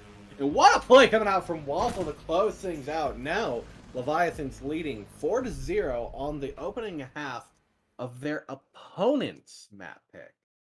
Now, P. Loudy with the 3K, as well as Waffle with the initial 2K right there. That was beautiful. I was honestly about to say P. Loudy hasn't died once. As soon as I was about to say it, ends up getting picked. But doesn't matter. P. Loudy played amazing on that shield, got the picks he needed, and won that round alongside Waffle for Leviathans. They are sitting 4-0. Oh, I'm sorry. Go ahead. I was just gonna say, speaking of, hasn't died yet. Can we just get a quick flash of that scoreboard? Just looking at it in full detail. I know we already see everything right here. I know we already see everything on the screen right here, but just look at this. We got Waffle 8-0, P Loudy 6-1. That is absolutely insane here. And look at that. And look on the other side. 0 kills, 1 kill, 1 kill, 1 kill, 1 kill. 4 deaths across the board. Right now, Homeland is struggling for breath here. They are treading in the riptide, and they are not able to get back to shore right now. And honestly, their call for a lifeguard didn't go well because lifeguard got knocked off the board, caught in the rip as well. So right now, Homeland really needs a miracle to really try to start swing things back in their favor and get back on the dry land. Yep, at the moment they are suffocating here. Hopefully they can do something about this. It's starting to look like this might go in Leviathan's way of 6-0, but hopefully they make sure that doesn't happen. Homeland Academy needs to make something happen. They need a miracle. Honestly, we have about 3 people droning at the moment. Somehow they need to get some intel quick. They need to play aggressive. They need to play like they were playing previously. We need to see that Homeland Academy. Where is that Homeland Academy? They are not going to get the wall. As to, there is a Jaeger ADS there. However, they finally get the wall. One part is initiated. A little bit more utility dump than they needed to use, but look, this Ruffo is going to be getting a good pick on the Lucas now. But look at that. Lucas was able to take Waffle out and down to the count before he was removed from play here. So that was honestly a really good pick coming out from Lucas. In that split second he had before he was instantly traded out by Rowe. And honestly, some good staging coming out from Homeland Academy right now, but Rowe still being a nasty thorn in their side, contesting them every which way. Proxies as well chiming in now with the smoke canisters of his character, shockingly named Smoke. But right now, Homeland, they still need to get their picks here. They have a minute left on the clock. Look at how much time they burned. Leviathans. 55 seconds now. And Don't forget. Exactly. That is their 5th man right now, the timer. And look at this. Proxy is completely on that wall. As soon as Mute or any other Homeland Academy player walks in, he's going to be able to contest that, and they are going to be downed by that shotgun that hits like a bus. Rowe is going to be holding an aggressive angle on the wall as well. Gunrider, as well as Home Academy, knows where they are. No. Oh my god, Mute just barely scratching Rowe there. He almost had that kill, and that would have worked to their benefit. However, he didn't get the kill. So, Rowe holding an aggressive angle on balcony. He's going to take out Mute. Mute down for the count. They need to start the plan. However, Proxy is going to be down. Chill is going to take out Harbor. Leviathans, once again, their 5th round. And they're going to win it. Homeland Academy is just diamonds in the rough here. They cannot get a round to save their lives. Bro, the BM coming out in chat. Oh god. Oh, Ro really wanting to dig in and hit where it hurts. Leviathans still have their tactical timeout in pocket, and unfortunately for Homeland, they used theirs on round 4, and they're not going to have any time to discuss what's going wrong, how they can go about correcting it, and they can't get their coaches' input again for the rest of this map and potentially the rest of the series, depending on how this goes. Really, really rough looks coming out here for Homeland after, honestly, showing us a very different look on Oregon, which was their opponent's pick, but right now they're just struggling for air. And it's heartbreaking right now. Honestly, just like you just said, we're basically watching a bunch of fish out of water right now. Be loud again, be missing a couple shots on that drone. Now, let's talk about a little bit about what Homeland has brought to the table. Not too much is different. They bring a Nook. Leviathans destroy their own shield. That's gonna be unfortunate. That's gonna be some utility gone. Homeland Academy, I'm wondering if they're going to just honestly be as aggressive as possible as they can. They need to do something, and they do need to do something quick and efficient because they are not sitting in a good spot right now.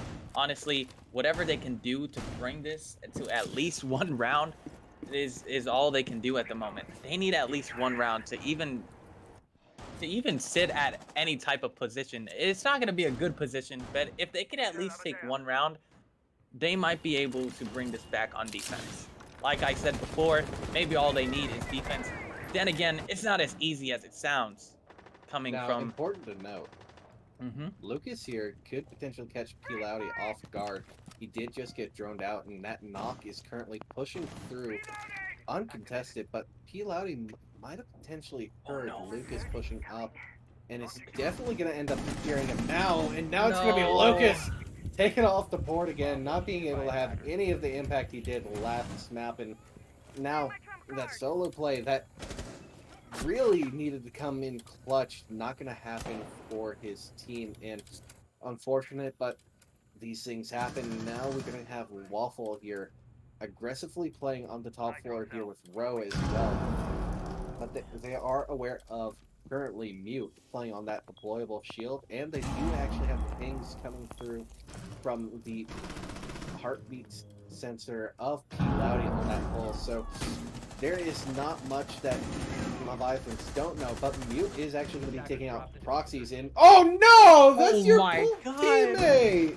Mute's going to take out Gunrider, and he's going to take out his own teammate. That's going to be their hard breach, so they have no way to get any type of wall. Mute is going to make it up by taking out Row right after Row just took out Harbor. Now Mute's going to take out Chew. He's making up for what he did before. Waffle is going to be on low HP. P-Loudy is playing in sight. If Mute can take care of Waffle, they might be sitting in a good position here. However, Fistify doesn't know. Waffle is pushing up. Waffle's going to take out Fistify. Fistify down for the count. Mute, what are you doing here? What are you going to do here, buddy? We got 20 seconds left on the board. P-Loudy knows where Mute is coming from. Mute is going to take out Waffle. It's P-Loudy against Mute. What is going to transpire here? Mute has to be able to clutch this. Can he get this last round for his team? No! P-Loudy is going to shut him down. Mute is down for the count. That's just heartbreaking. 6 straight rounds in a row on your map pick. And even with a round that it looks like was going to be all theirs, 2 players on low HP and a 3-on-3. No, not even a 3-on-3. It was a 4-on-3. And one of your entry players team kills your hard breach, and then fails to watch flank. It's just it is rough right now, but we are on a new side, so maybe Half-Life will be able to show us a new breath of life that they haven't been showing before, and potentially just run it 6 rounds straight to get overtime, but that is a highly unlikely situation, even for professionals. So right now it's dire straits for Homeland. Now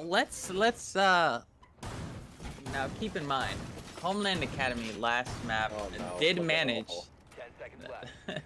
Oh no. Leviathan setting up for a straight up rush play here. Gonna be having Monty, Amaru, Binka, Ying, and a Sophia. So right now they're looking to apply all the pressure, put Homeland Academy into the pain train, throwing the spin cycle. Doesn't matter what you want to call it. It is going to be rough going for Homeland. They don't know. There's nobody playing in that site at the moment. If Amaru somehow hops into one of those windows, he has complete. Oh my God! Who is this? Proxy is that Proxy playing on the window? Who's playing on this window at the moment? Harbor going to be playing from below on black stairs. However, Waffle is getting ready to rappel into this window. They know that it's completely clear. However, nope. I take it back. There is one player of Homeland playing on this position here. They are going to be holding a cross angle. Yep, they have that crossfire. Now, if they can get through this, if they can get control of black top stairs, they might be able to get control of site with also another crossfire by Leviathans. Now, Ro is going to be pushing by main stairs. Chu taking some damage. I'm not entirely sure where that came from. That was a huge amount of damage at that. No frag grenades here. Might have been from Gunrider C4. But look at that. Proxy's also taking a little bit of damage from his teammate trying to open up that barricade. So Ro, it's looking rough right now. Harbor getting the initial pickoff on the row, and now it's going to be Waffle flying in. Peel out getting the initial pickoff, but look at this. Coming in from Geisha side, it's going to be Waffle getting the injure, and now the kill onto the planter and his cover. Looking real rough here. Rush play wasn't coordinated enough on Leviathan's side to make it happen the way they needed to, but look at this. Proxy says the black ice on the shield looks nice. Anyway, after that aside, right now, essential 3 versus 1 here for P. Loudy, as Proxies is that Monty, not really wanting to just try to take those head-on engagements with shield. Oh! P. Loudy now gets a pick on the Gunrider, making a very, very good step for his teammates, but Homeland have the case down in basically no man's land, and Fisify is not wanting to push up and expose himself at the slightest. Now, Proxy has to make a play here. He is that Monty. They need to try to at least take one of these players by surprise here. Fisify is going to be taking that gunfight against P. Loudy here. Proxy has to do something for his teammate here. They are going to be pushing in. However, he's going to take both of them out. Fisify just blast Finka as well as Monty. And that's going to be their round. Homeland finally securing a round. Proxies could have maybe had a slightly better situation there if instead of going for the ADS and gunfire, he instead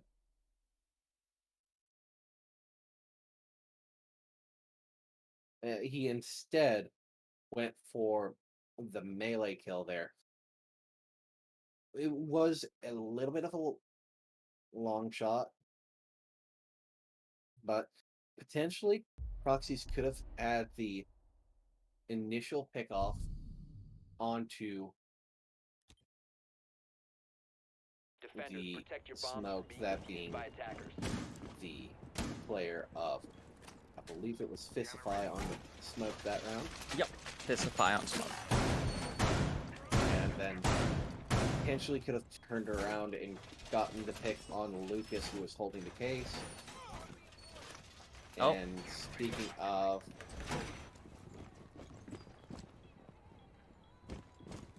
of Lucas, it appears he's gonna have some internet connectivity problems, and they're gonna have to go through and rehost. Now, important to note here, rehost does not mean your coach can come in and start talking to you at all. That is not what it is at all. But potentially the players could confer and talk with themselves, try to figure out how to, again, continue to stymie the bleeding, prevent any further just decimation on your side. And unfortunately, with Rainbow Six, during these rehosts or technical timeouts, not tactical, but technical, the players can still confer with themselves, as that is allowed within the Face It Pro League rulebook.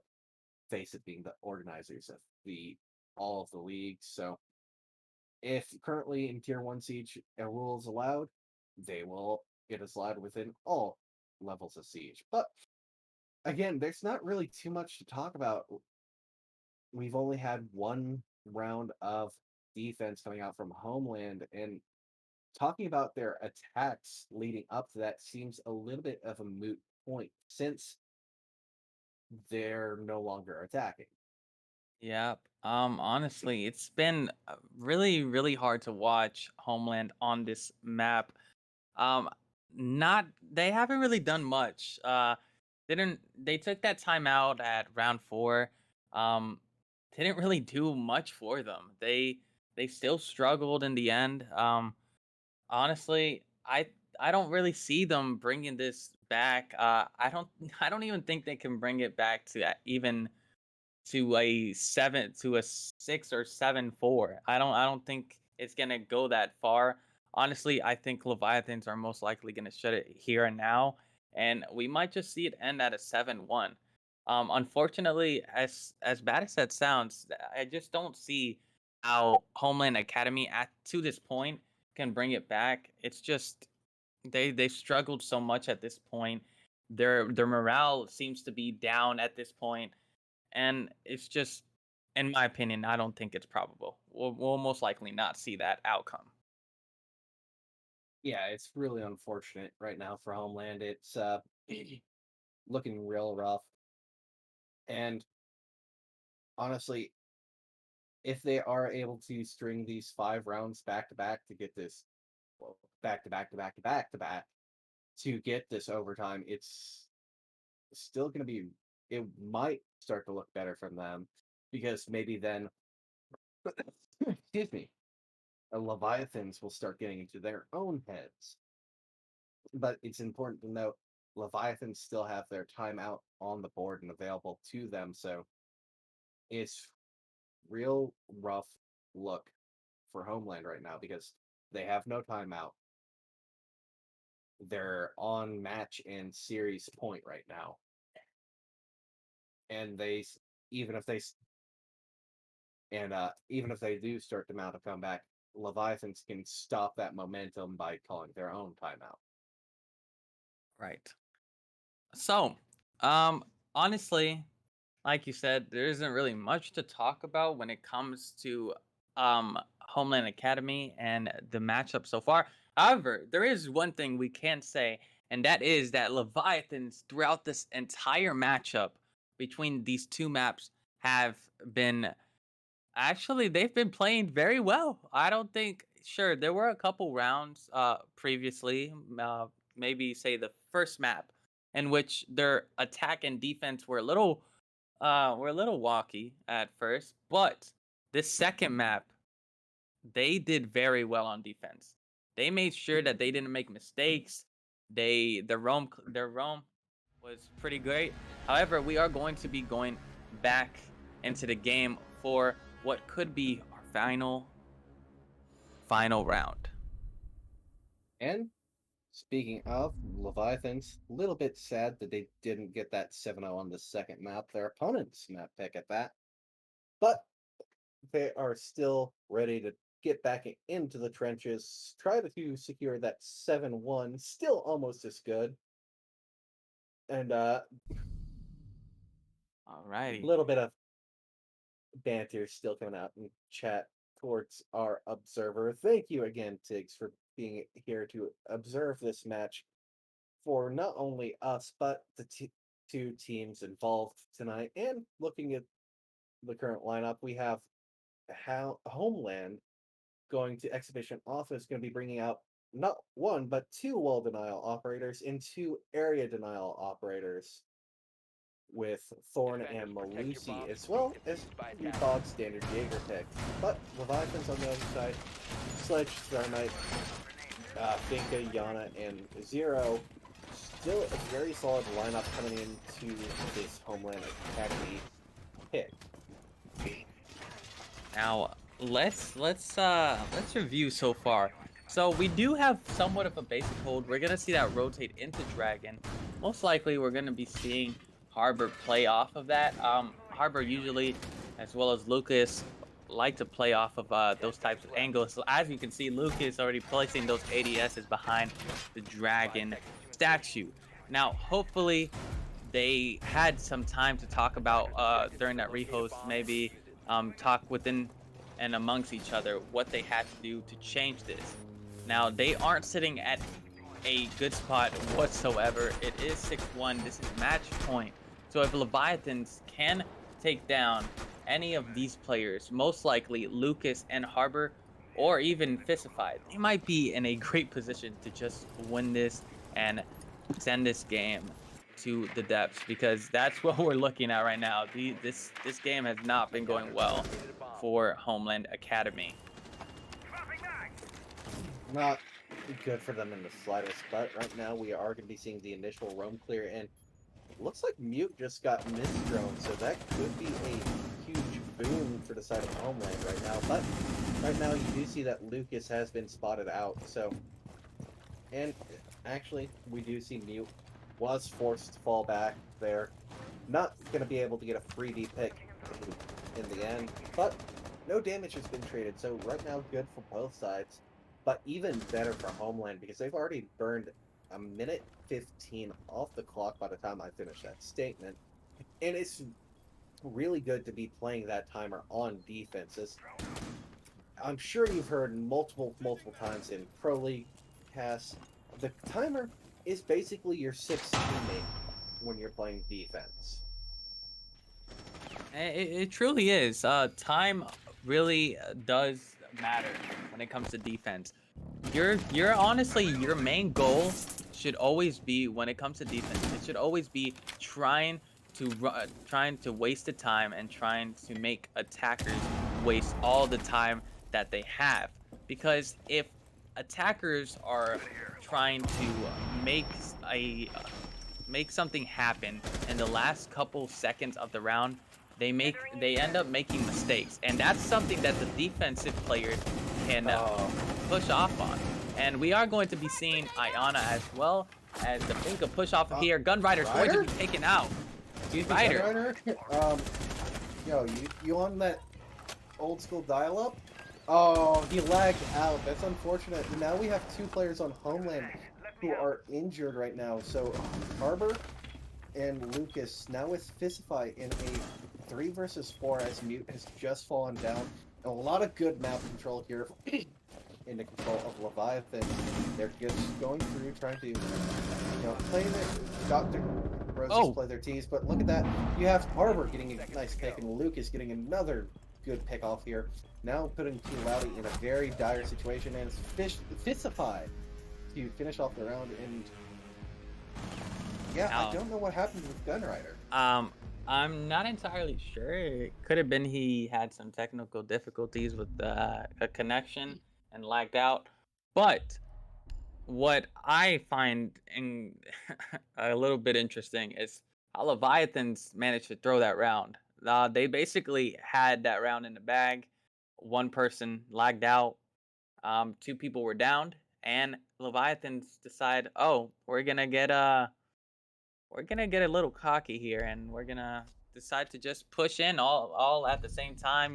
Nothing bad is gonna happen. Well, they weren't prepared for Harbor. Harbor got those 2 picks off, and basically Homeland Academy was able to get those 2 players that were down previously, and they got them back up. So that's unfortunate.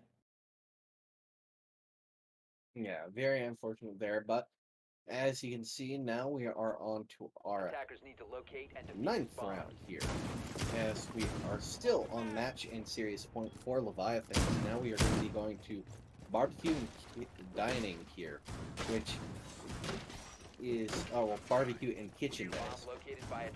And famously not the strongest side to hold for the defense, so really Homeland gonna have to play this near perfectly if they want to get their next round through and do their next site rotation. Try and secure that illustriously talked about overtime, which they unfortunately were not able to secure on their first map here. And starting off, we're going to be seeing P-Loudy going from Sledge to Buck. Buck just a little bit better on this site, being able to do a lot swifter destruction onto the floor, even knowing it might not always be the most consistent, whereas Sledge is consistent but slow. But we are going to be having Homeland Academy playing this top control here. They're going to be playing near Geisha side. However, we are going to see Leviathans pushing from Exhibition. They have complete Exhibition control here. They're going to be pushing into Dragon. They have that control. Now, we do see that there is a player playing off of Blacktop Stairs there. I'm not entirely sure who that is, but I do know Leviathans are droning everything, making sure that they don't miss anything. They want to make sure that they can close this down. They now have access to walk in to T-Room. Oh, Harbor is the one playing on Blacktop Stairs. And not only that, but what does he have with him? He has that shield. We know that that shield comes in handy. We saw it before. Harbor making use of that shield. So, I mean, yeah, Harbor making use of that shield. So, we're going to have Waffle playing off of the main stairs here. Gunrider is going to be playing on those exact stairs. No player on Homeland Academy has dropped down so far. They mainly seem to be playing off of top control here. I think we do have one player on site, but that is not going to be the case so far. Mute is going to be taking some damage. I'm not entirely sure what happened. P. Loudy takes out Lucas. Lucas is down for the count. He's going to be gone. Now, we do see P. Loudy is still on that window. Gunrider is going to be pushing back after he gets a pick off of Waffle. Waffle gone, and he is out. That's going to be their buck. Alrighty. And now we have Mute, who was previously playing Geisha, now having dropped back on the site and is playing in Barbecue. P. Loudy just going through being efficient, trying to get that full clear of that room before going through to do his typical job, that being breaking the hell out of the ceiling for the site. Now, we're going to be seeing actually Harbor trying to go for a little bit of a gunfight onto those main stairs. Nearly connects on the row. Yana is playing over there, but not able to land quite where he needed to. Shot's not quite as true as he needed to, but look at that Fistify actually rotating over to play that Echo drone. Gunrider from below ends up getting a nice pick, but Fistify trying to go for that Echo play does get... Oh! Now, these are coming through, so the freaking stops. And look at that triple kill, P. Loudy. And Chu with the final kill of the match and the series. What a Alright. What a good play coming out from St. Louis Leviathans here, securing the 7-2 scoreline. And honestly, really well played coming out from them on the second map, and well played coming out from Homeland on that first map. Both these teams played really well, respectively, on those two maps. So, again, huge round of applause. Now, important to note, Homeland's not out of the running yet. They're now in a lower bracket run. So, the question is, will they be able to make the lower bracket run to the finals, or will they fall short? Honestly, I think all they have to really do is review that VOD of what went wrong, talk to their coach, analyze what they could have done better. They know that they made mistakes, and everybody saw it, you know. They might have to work a little bit better on Skyscraper, especially their attacking rounds. Their attacking rounds on Sky were not good whatsoever.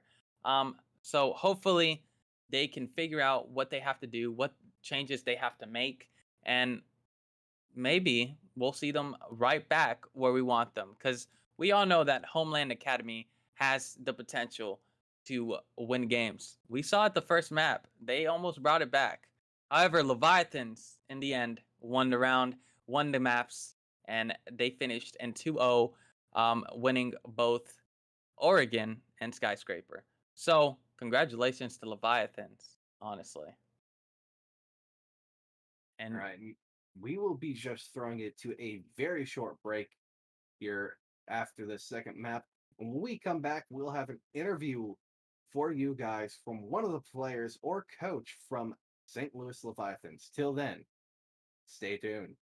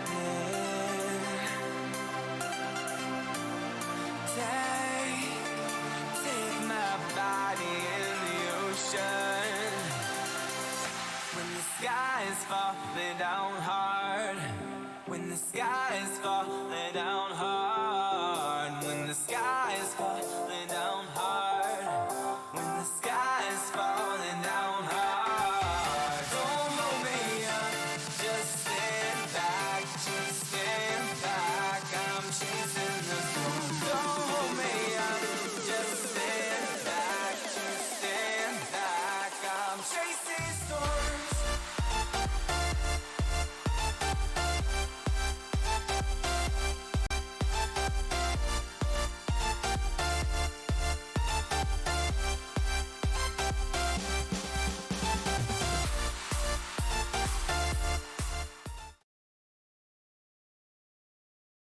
Hello and welcome back, ladies and gentlemen. Here we have for you our interview from the winners of the match, St. Louis Leviathans. We have with us Ro from that roster. Now, Ro, how do you feel about your victory today? Solid 2-0. Oregon, we played fairly poorly, in my opinion. We could have definitely closed that a lot sooner. Just messed up on our defenses. Nothing too special. We didn't try to do anything outrageous. We just adapted to them. Skyscraper, I said it in chat. I don't know why they picked that map. It didn't seem like they were very prepared for it. I don't know if they were just trying to, take us to something that they didn't see during the regular season, but that was their mistake. I don't know. That was kind of good for us on Skyscraper, but yeah, Oregon otherwise it was poor. Alrighty. Now, speaking of those defensives, your team on both maps pretty much rigidly stuck to the same operator lineup across the board, that being your Smoke, Jaeger, Wamai, Alibi, and then your pick of either your flex operator, typically that being something like your Malusi. Mm-hmm. Is there any specific reasoning behind that? Uh, we just like to play our game. We change things as we feel it's needed, and they weren't really doing anything too outrageous to make us have to change. So we just stuck with what we knew, and it, paid off in the end. It wasn't at first, but we knew we were not losing the round necessarily. We were messing up on ourselves. So I don't really think they won those rounds. I think we overall failed to actually execute our defenses towards the end of the rounds, because that's where you generally seen us falling apart. I can generally tend to agree with that statement as well. Brix, I believe you have a couple questions for Ro as well. So I just want to ask, how do you feel, not just individually, but as a whole, as a team? How do you guys feel like your performance really stood out? I know you said that you didn't do quite well on Oregon, but how do you feel in general? I feel great about it. Like I said, I mean, other than the Oregon defenses, which, to be honest, I mean, I'm not going to speak on that, but I mean, Skyscraper, we weren't expecting it to like be that much of a landslide. I will say we've scrimmed it a couple times, but I'm not going to go deeper on that. But other than that, we weren't expecting them to take us to Sky. So I mean, I was expecting them to at least be halfway decent at it, and it kind of tilted in our favor. I mean, obviously it tilted in our favor besides the couple rounds that we lost. And I really think that was just them catching us off guard towards the end. And we were also up, so we were confident. It wasn't anything drastic in my opinion. So I think we performed well. All right. And honestly, just one more question that I have for you. How do you feel now that you guys have won both the maps? How do you feel like you might do in the next matchup that you guys have? I believe it might end up being super light or yeah. So it might be Zealous or super light, super light? Zealous or super light. Yep. I'm gonna go ahead and say I think it's gonna be super light. So we're gonna prepare for them. They're one of the better teams in the league, obviously based on best of ones, but I don't think best of ones mean anything. So we'll see what happens when it comes down to actual 3 maps or 2 maps. Hopefully 2 against them. So uh, we'll do what we need to do against them. It's not going to be anything different from what you've seen today. We're gonna keep hitting the scrims. We're gonna practice. We're gonna set up, and we'll be ready for them. All right. And anything you want to add?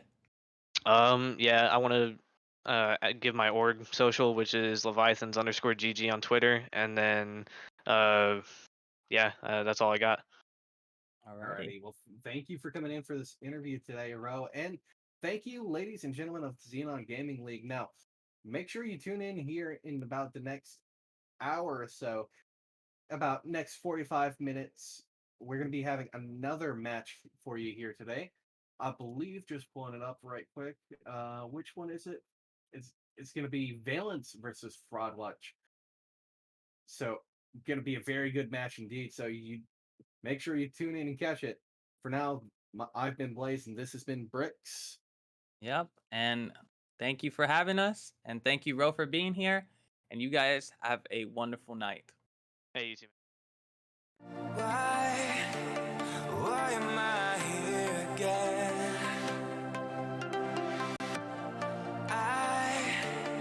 In the eye of the mighty wind, rain and lightning.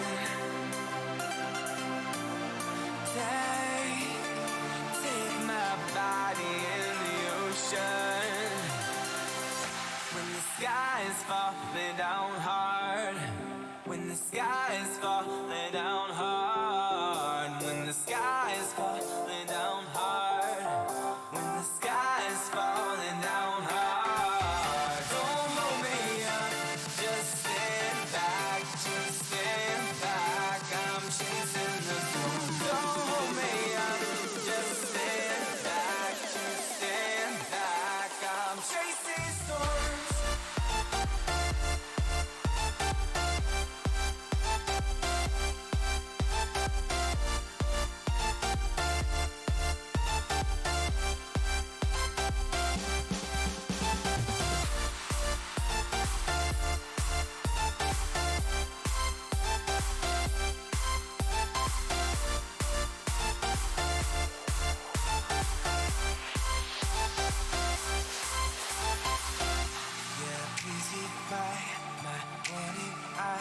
Don't know why I'm cold.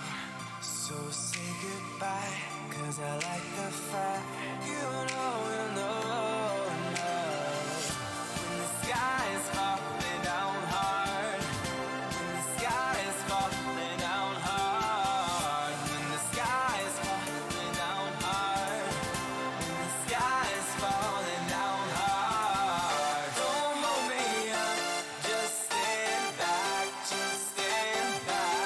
I'm chasing the storm. Don't hold me up, just stand back,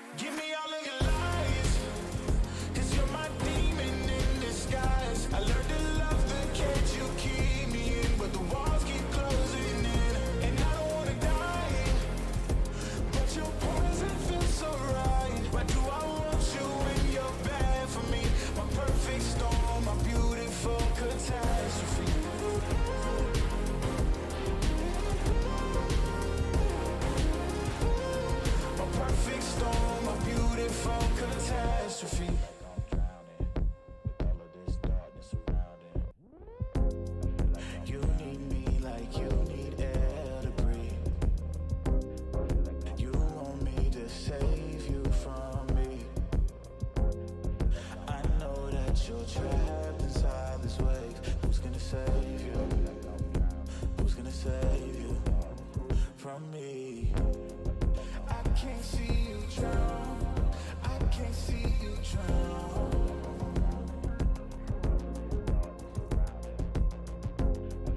I can't see you drown. I can't see you drown. Whoa. Give me all of your lies, 'cause you're my demon in disguise. I learned to love the cage you keep me in, but the walls keep closing in, and I don't wanna die. But your poison feels so right. Why do I want you when you're bad for me? My perfect storm, my beautiful catastrophe.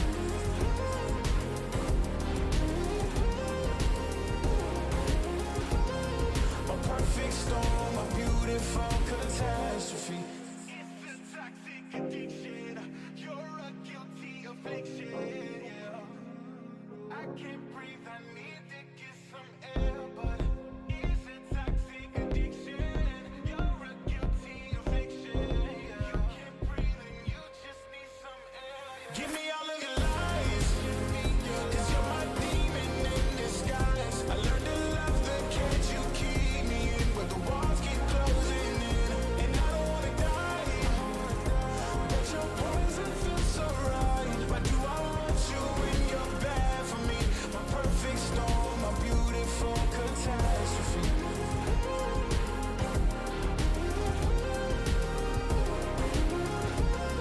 My perfect storm, my beautiful catastrophe.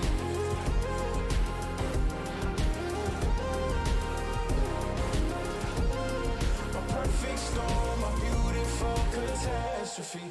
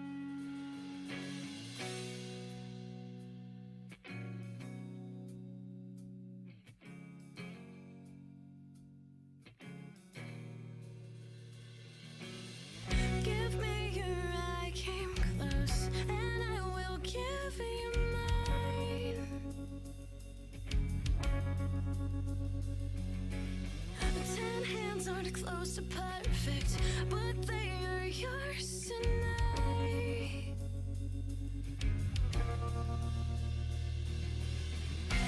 You can't rewrite what is inscribed.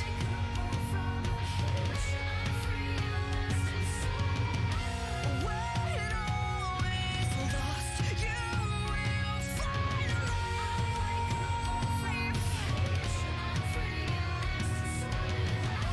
You can't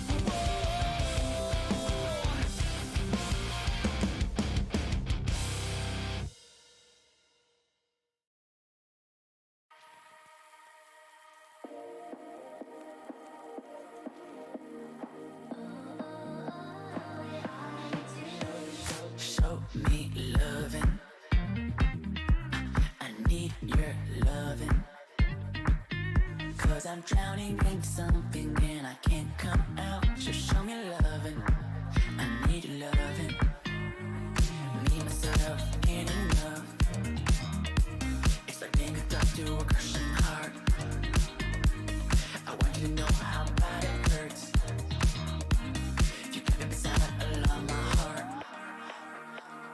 Oh, oh, oh, are you dreaming of me now? The way I do. Oh, oh, oh, are you dreaming of me now? The way I do.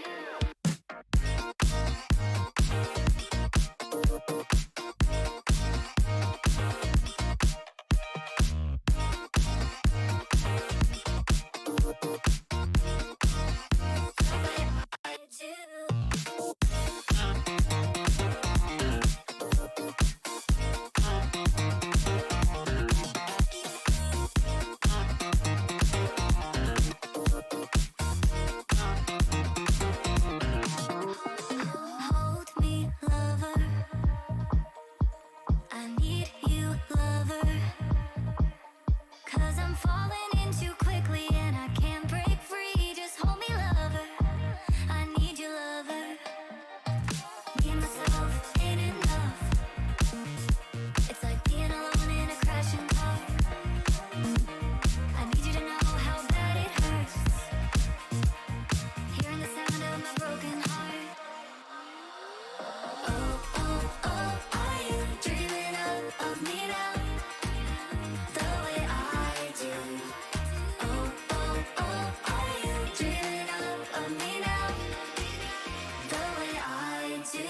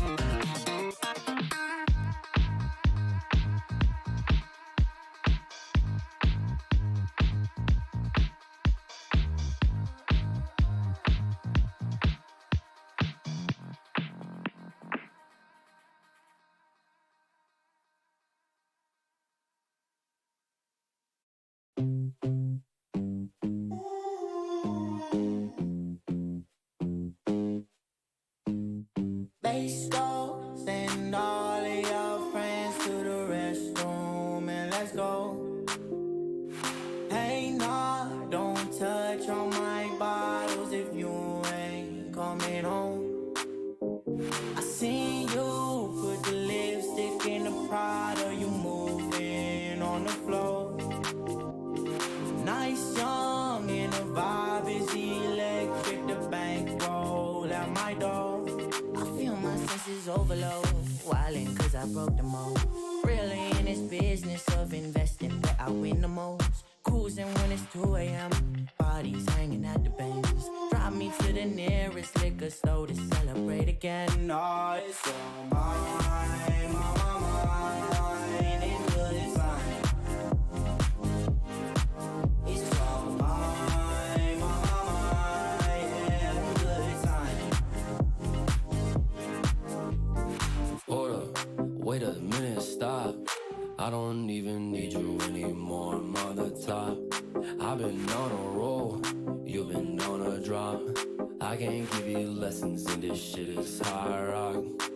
This ain't new to me. She just sent 140 notes to me. Dripping YSL, these bitches using me. I can't give a damn cause I've been through the rain. I seen you put the lipstick in the Prada, you moving on the floor.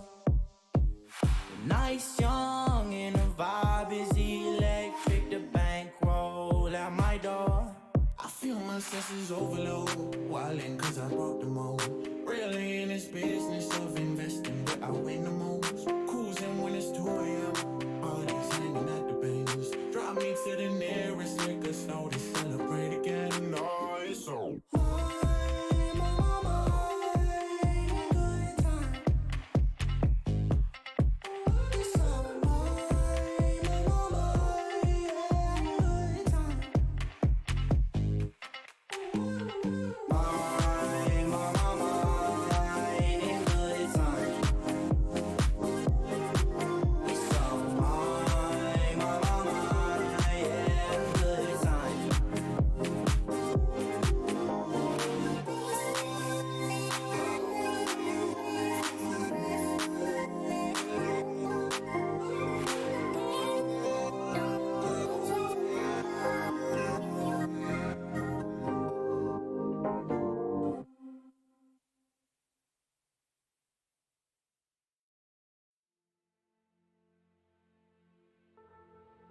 No more talking about it.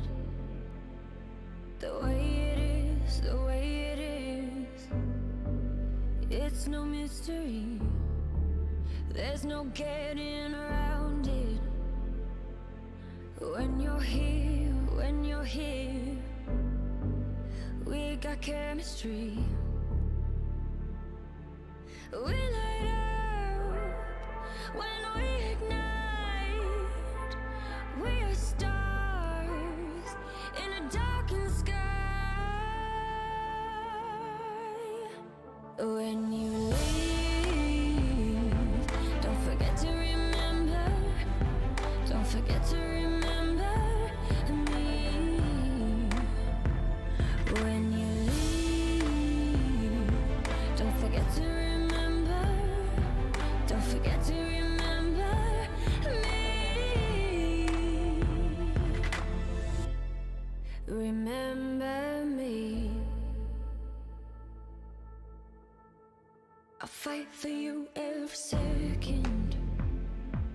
To keep your touch in my memory. I try not to regret it. What could have been, should have been. If you would stay with me. When you leave, don't forget to remember. Don't forget to remember me. When you leave, don't forget to remember. Don't forget to remember me. Remember me.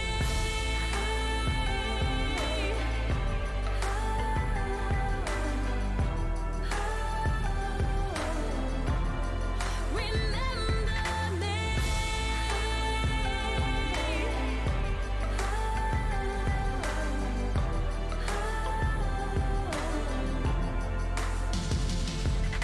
We light up when we ignite.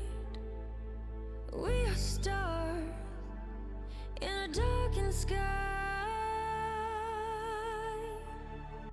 When you leave, don't forget to remember. Don't forget to remember me. When you leave, don't forget to remember. Don't forget to remember me. Remember me.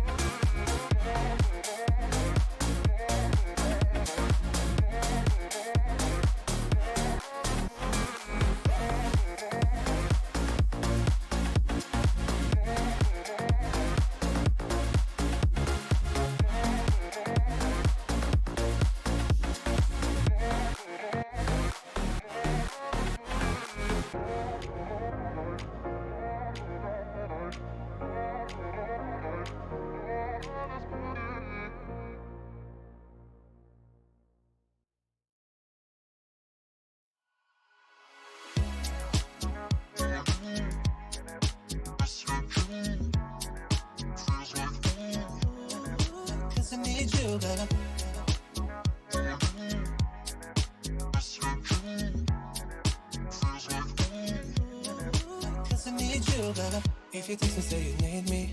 Even if it ain't real, you're just missing me. I'll be on the way, we'll spin and get it free. I'll be here, spending time on the right sheets. We ain't tired, but act like we need to sleep.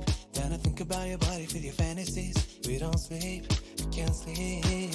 Split highs with you, in the bed, in the pool. Moods on too. Tell me what you need, cause I need you, baby. I'll set the cards to red. Temperature 68. A bed made for two. Say what you need, cause I need you, baby. I can make it like a dream for you. Like a fantasy that just came true. Right night feeling when you say ooh. La la la la la la la la la la. I'ma label you from the left side. Keep you close, calling for the whole night.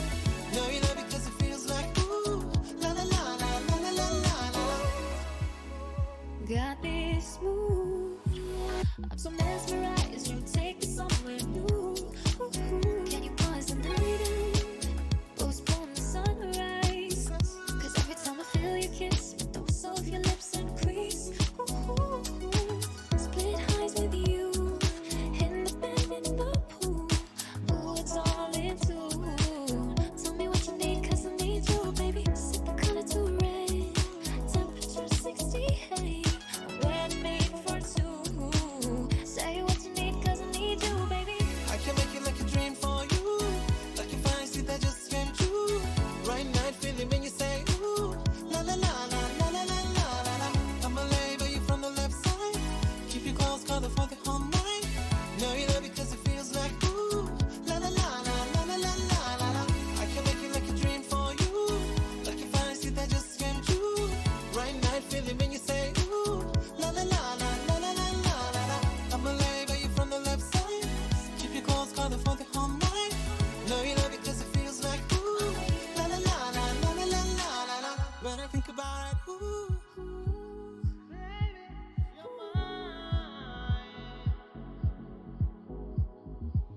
When I think about it, ooh.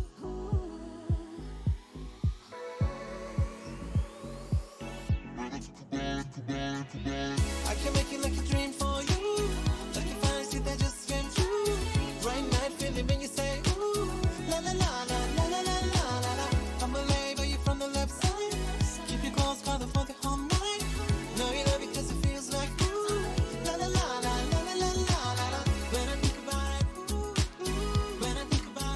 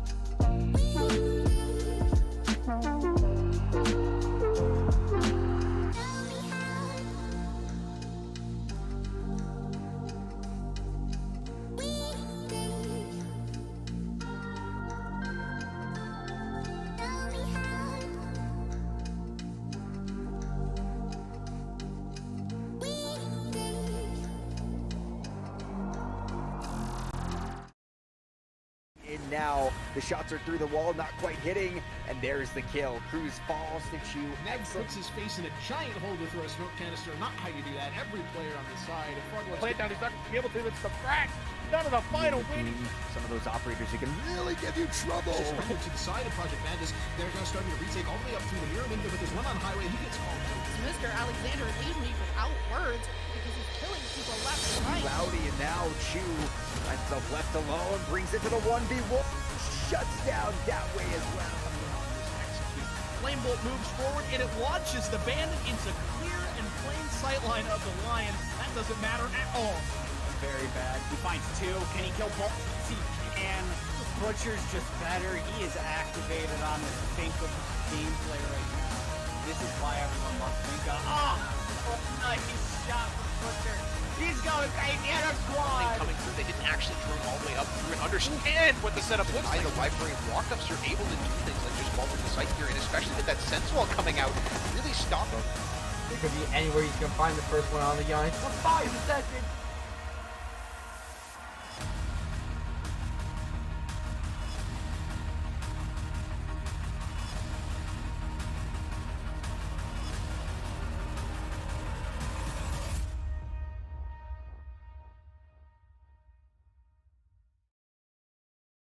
Welcome back to our second game of the night. This is our first day in playoffs here at Xenon. I am so excited. I actually get to cast with Clips again. It's been, oh my god, it feels like it's been so long, dude. Yeah, it definitely feels like it's been a while. Probably way too long, that's for sure. But we both have busy summers, so. I mean, that's what happens sometimes in the world of Siege and life. But we are going to be watching Valence versus Fraudwatch. Now, interesting thing here, Fraudwatch got the spot handed to them essentially because Project Madness decided that they wanted to disband. So, if I'm not mistaken, Fraudwatch was the next in line to take that position over in order to move into their first playoff matchup for tonight. Well, they may have fraudulently made their way into the playoffs, Knicks, but you never know. You might not be able to count them out, but they're playing against a pretty damn good squad in the name of Valence. I mean, we casted them week 1, and they looked pretty darn good. And I definitely think that that's the side of Valence is gonna end up taking it today. But you know, don't count out Fraudwatch. Yeah, I know we had a very brief moment to look at just a little bit of statistics. These aren't exactly 100% correct, but just based off the things that we do know, Fraudwatch is a very, very well-balanced team. They don't have really too many players that go really above and beyond. Now, Sturdy is probably the one that we're going to want to watch tonight because he is the one who has a 1.9 rating as of the last update that we had, you know, statistically. However, on the side of Valence, we did, like you said, we did actually get to cast them for one of the first matches that we have ever casted together. And Unstoppable, Defrex, Lemon, these are players that are almost household names when it comes to the T3 world. And if I'm not mistaken, Lemon is an IGL hard support that is a fragger. Definitely popped off. I remember week 1, Lemon taking in that inner entry that every hard breach player wants to do and just walking down the blue stairs of Chalet, or walking down that blue ivy hallway and swinging top main. And it was pretty impressive to see them, you know, pop off after their entire entry, all their entries died. They just took initiative, and I think that that's really good, and that's going to help Valence try to pull a win out today. Yes, and I do believe we have some map bans ready to go. I'm kind of excited about this because our first matchup for the night, we had a peek at it a little earlier, is Border. This is unheard of as a first map in a best of 3. Yeah, Nix, Border. cool, right? No, nothing, you don't see border very often, and this is why I like the pick or the ban pick type of variation that we have here with Xenon, because you get to see these maps early. So border and cafe, you can't hide, especially from some of the newer maps that are in the loop now with skyscraper and theme park. Border. Those are three maps that teams usually try to hide away, stay away from, especially BO1s, because you can ban all those maps away. But now in playoffs, you can't hide anything, and you've got to ban one of them. But whatever other two might be up there is what some teams are gonna learn how to play, and that's what we see right here. And Border is exciting. Cafe, another good map, and then Chalet. We saw Valence win 7-5 earlier in the season on Chalet, so I think it's a strong map for them to possibly end up closing the game out.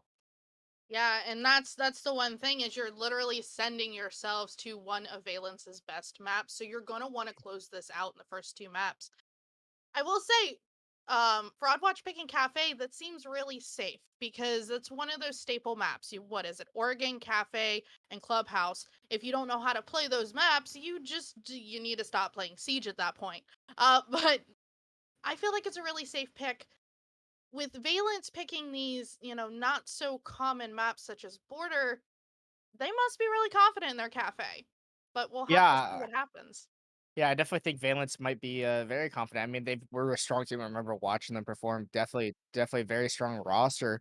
Um, and then, Cafe as well. I think it's something that they probably do know. I mean, every team's got Cafe in their pocket, right? So it just depends on how much review that Fraud Watch has done and how much countering that they may have done to be able to try to win out that map. And they must feel confident going to a map like Cafe instead of choosing something like Oregon or Villa or Clubhouse, one of the really, really basic maps that anyone can play no matter what part of the planet you're from on Siege, right? You're definitely able to play those three. So the Sea Cafe definitely means that there's something that Fraud Watch might be ready to bring out. Awesome. And it does look like we are good to go. Um, um,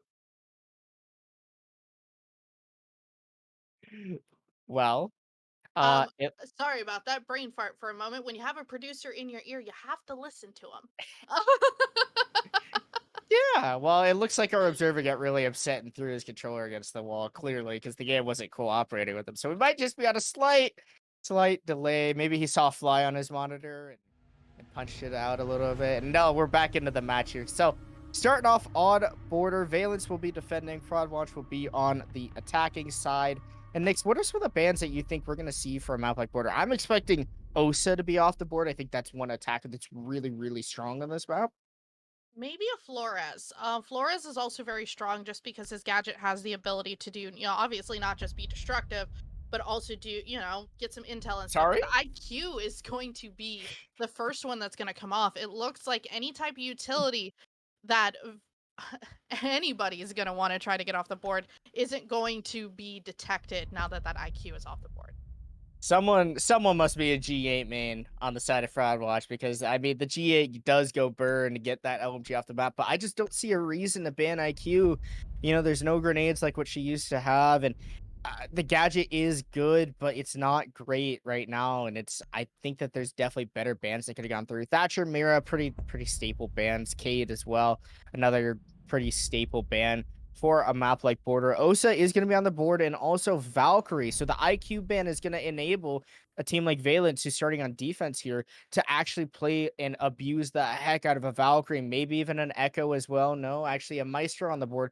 But those Valkyrie cameras are going to be incredible for for Valence, and it's going to net so much intelligence to bring. But look at the Nook on the other side of the board. That's probably in play to actually counter out those evil or those black eye cameras. Well, especially on a map like Border, Nook is going to be lethal. And the reason why I'm saying that is because there's so many tight little corners and areas that you can just kind of hide and do some sneaky things with. You can turn a corner and boom, there's your Nook. Your Nook's going to essentially be, that attacking version of your Caveira. But unfortunately, right before we even get the match started, our Meatball Man, Sinister is already going to take almost 50% of his health off the board. I don't know if a teammate got mad at him or something, but that happened fairly quickly. Must have thought he had like barbed wire or something else equipped in that loadout and maybe impacted the floor. I know that I've definitely done that once or twice. It's happened to me.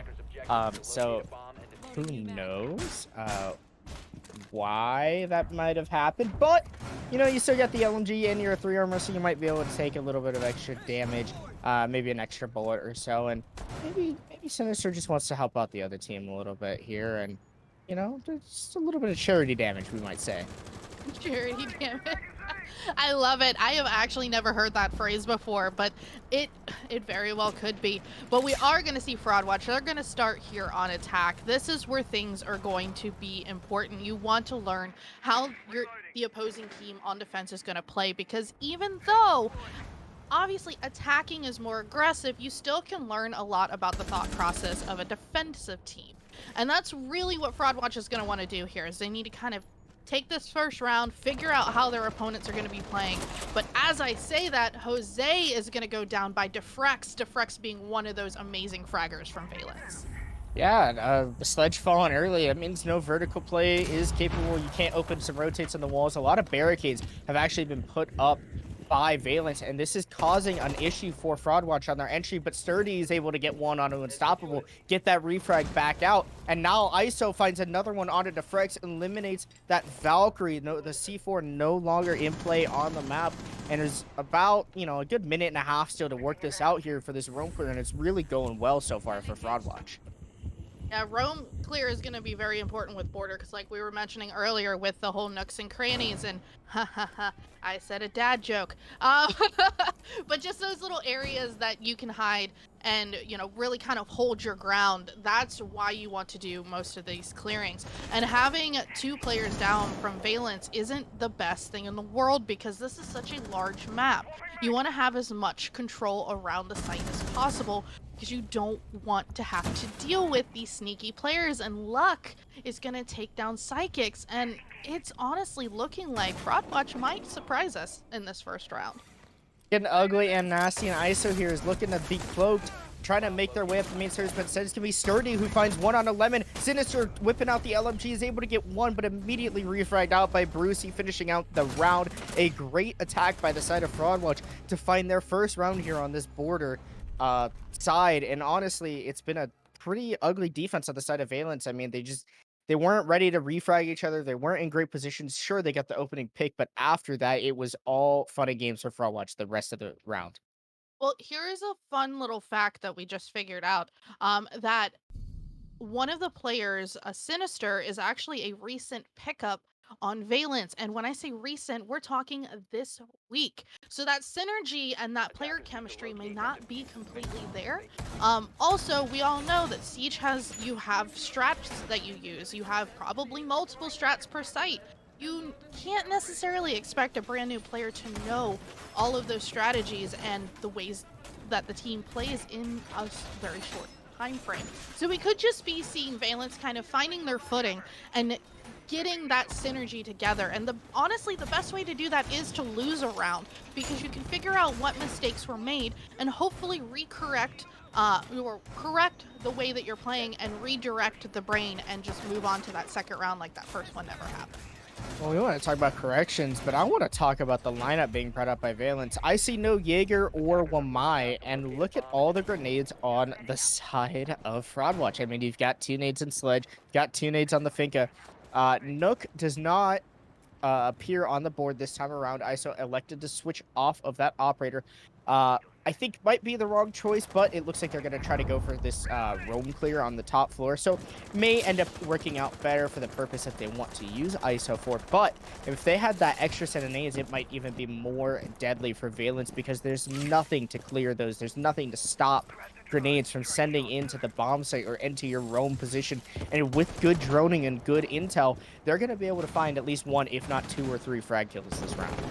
Yeah, and that's going to be the key play here, is once they're getting those kills very early, they're absolutely disrupting Valence. And I don't think that's something that Valence is used to. They're used to really holding their numbers and kind of just chilling, in a lack of better words. But as I say that, Sturdy's going to take down Unstoppable, one of the biggest forces on that team just immediately gone. Psychics right behind him by ISO. Honestly, I think the whole Jackal thing, I think that's the play here, because you're going to be able to see those footprints without even having to scan them and have an idea if somebody's near you before they even realize you're on their trail.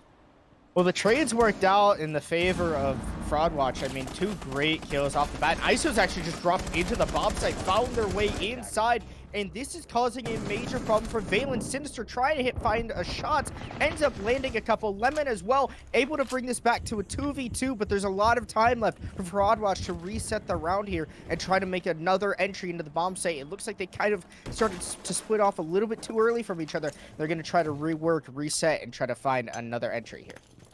Seems like chaos is what's going to be prevailing here, because that's what we're seeing from Fraudwatch. We're seeing not only some aggressive plays, but we're seeing them create this their own version of chaos that is just disrupting the heck out of Valence. And as that being said, Luck takes down Sinister. We have the bomb going down, the diffuser. We're trying to get it down, but it just...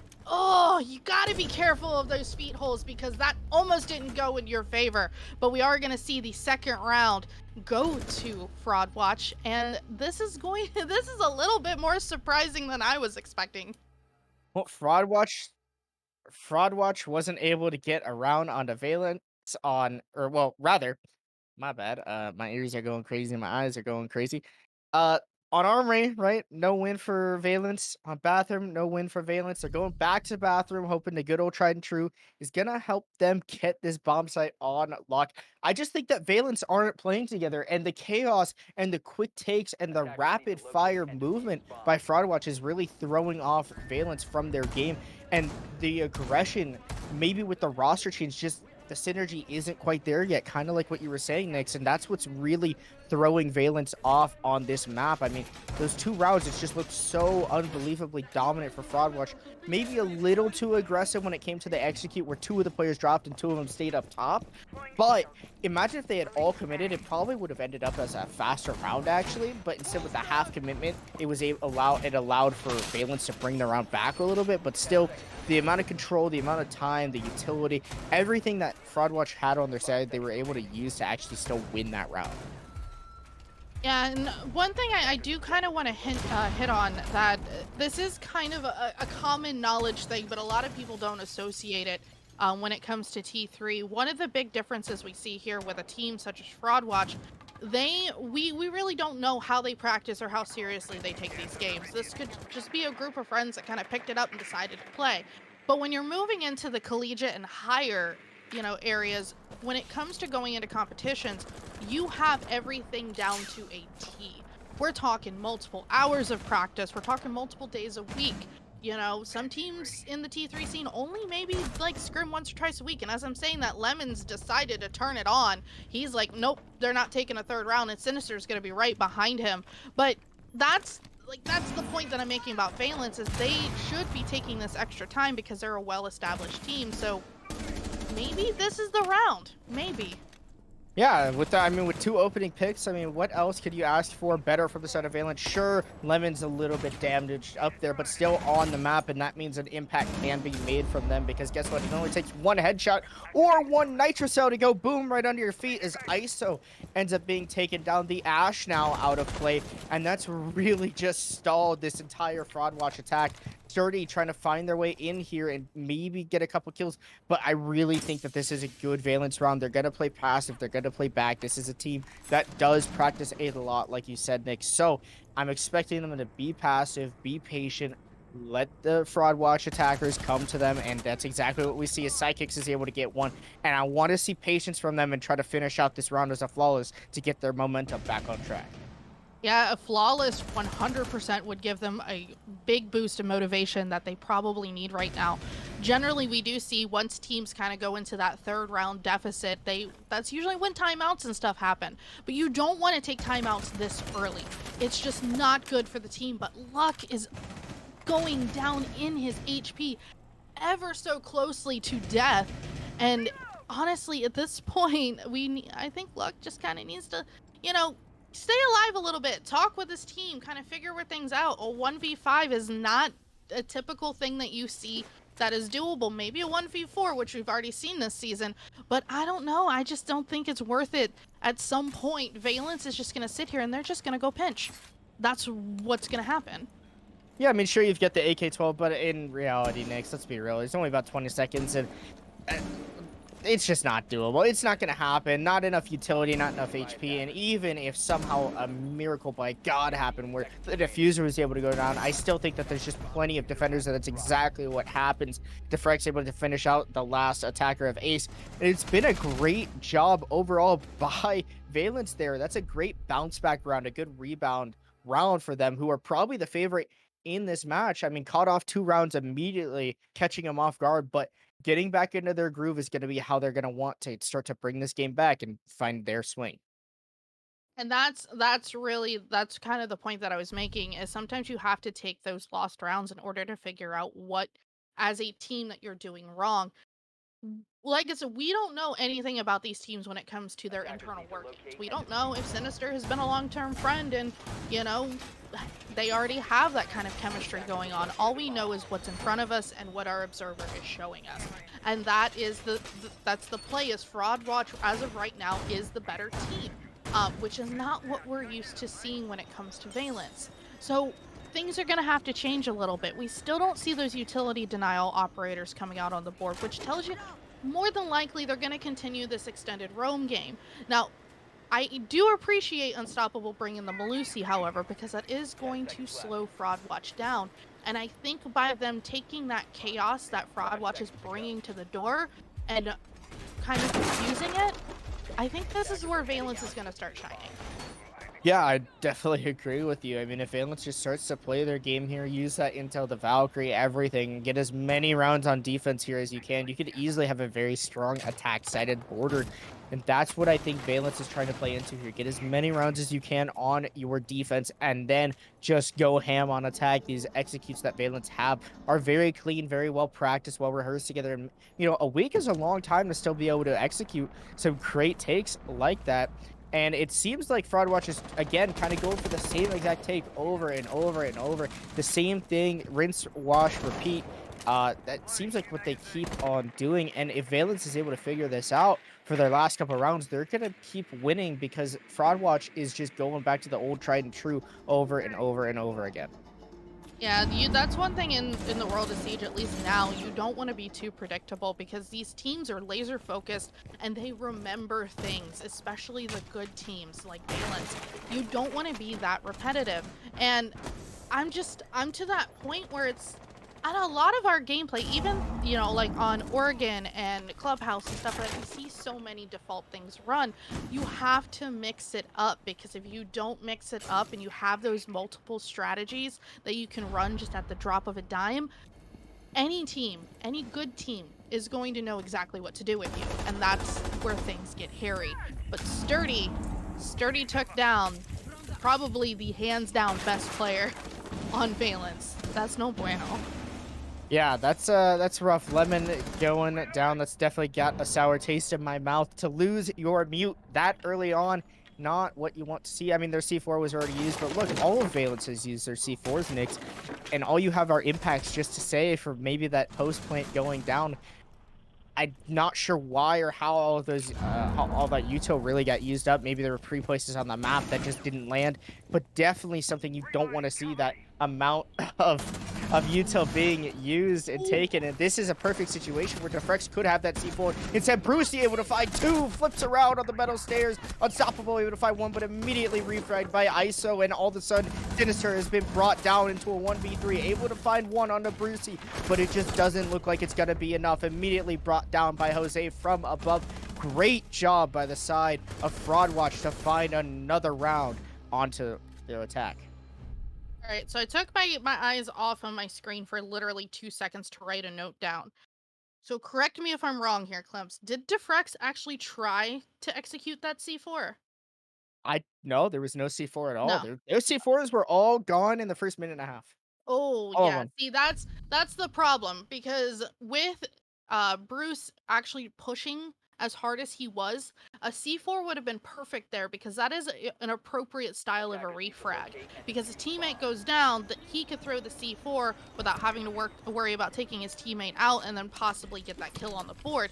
That was a very, very much missed opportunity there because you don't want to waste your C4s early. And the reason behind that is you want to wait until you start dwindling those numbers down, at least until you get maybe at least one kill on the board, so you can start doing disruptions, because most teams start freaking out when they lose one player, because that kind of disrupts the entire attack, unless you kind of have that backup plan.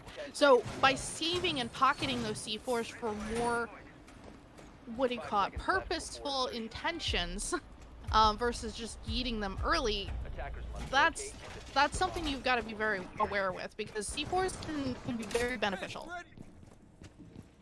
Yeah, C4s are so big, and to just lose so many of them off the bat like that makes it definitely spells problems for Valence. I mean, sure, you're going for this pre-play C4 strategy. That's why you've got the IQ ban. That's why Valkyrie's on the board. You want to be able to get as many pre-plays kills as you can. But if you don't find those, that's going to make your defense 10 times harder, Nyx. And right now, it's getting more and more difficult. Sinister here is in a precarious position and might actually be caught out by Sturdy if Sturdy wants to swing this here, looking to open the wall, but thinks better of it instead. The shield here is actually going to help Sinister, but no, Sturdy with a huge swing and able to just knock down the Maestro immediately, and now the rush comes into the bomb site. Sturdy's in, making their entry, but shut down by Lemon. A great job by the smoke. Now maybe looking to get some gas kills, but instead Jose with a wall bang into the small office knocks down Lemon. Sidekicks goes down from the Twitch repelling, and Sandwich deflects with another refrag. It's going crazy. Everyone is dying on both sides. Brucey looking to find their way in, Nyx, and Defrex is just hiding away in the small office with the MPX, hoping it's going to do enough damage. Not quite, because Brucey ends up landing the headshot, but Unstoppable goes huge for 2, denies the plate, and all of a sudden, all of the intel has been brought back. Unstoppable looking to clutch it out. We've seen him in the weeks before with huge clutches. We're in playoffs, and right now, this is one of the biggest times to clutch out. Unstoppable trying to find the last player here. Brucey swinging around the corner, might have the intel to know that the Jaeger's there. There's barbed wire, which may alert the attacker of his position. And instead, look at Brucey with the reposition, going into Archive, looking to plant deep behind the bomb chassis, find a safer net spot to plant. Unstoppable with the rotate of their own, and knows exactly where this diffuser is going down. He might be able to do it, but no, the LMG of Brucey able to shut it down, and a huge round by the side of Fraudwatch. Unstoppable nearly had it, but unfortunately, Nyx, he was stopped and shut down ice cold by Fraudwatch. I'm a little, like, brain no work. Brain is in caveman mode. I'm just like, what? Because here's the thing that I am going to say about Fraudwatch.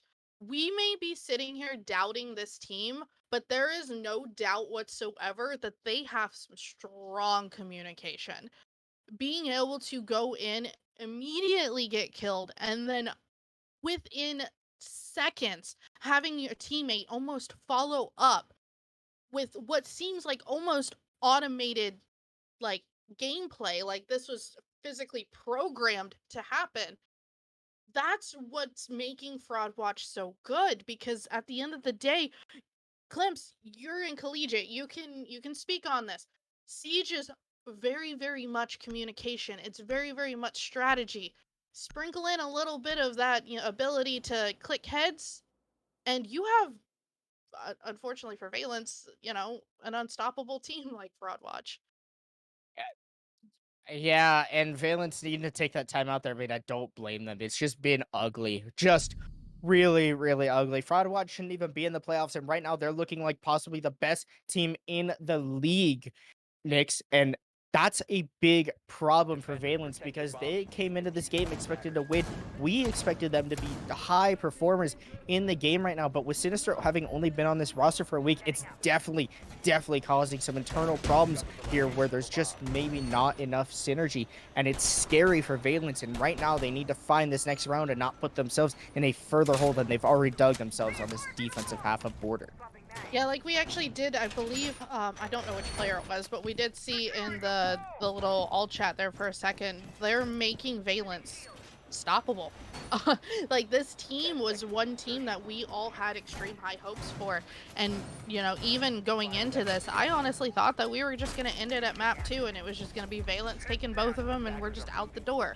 But I don't believe that's what we're going to see tonight, especially with Border. Border is a map that whenever a team picks it to play, it's because they specifically know that they have something the other team doesn't. And that's the problem here.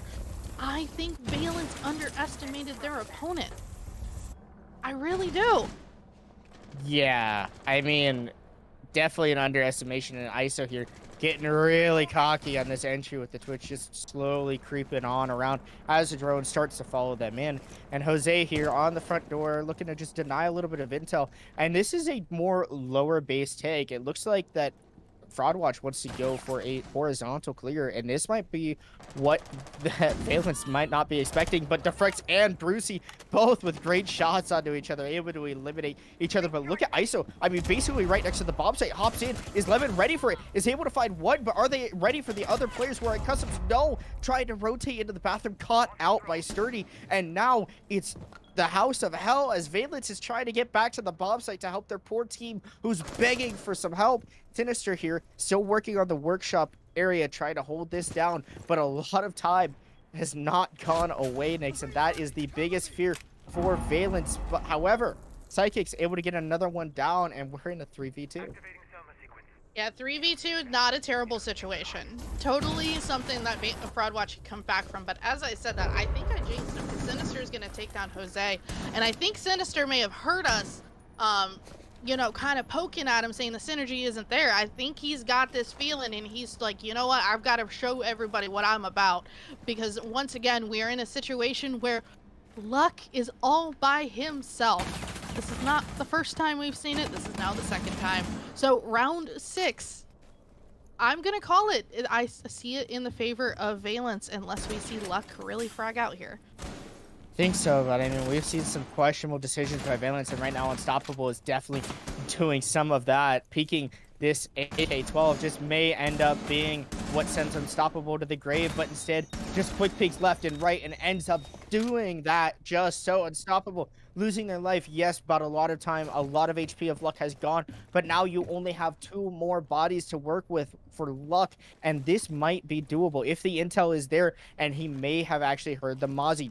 Does not know of the position of Psychics, and able to finish it out is Psychics.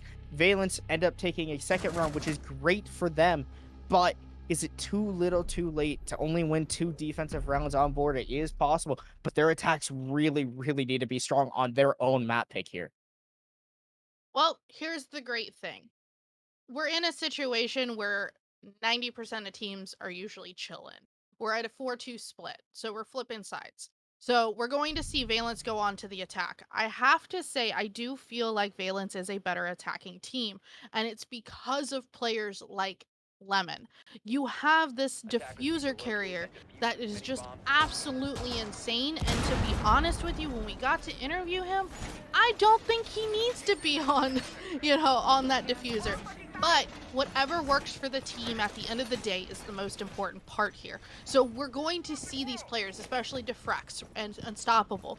They're going to be the ones who are going to be rushing in, getting those early kills. And then Lemon's going to come behind and confirm all the additional kills that he possibly can. Sinister, I'm in Psychics. These are going to probably be your 2 roaming players. And these are the ones that are going to give you that intel that allows the rest of the team to do the jobs that they need to do.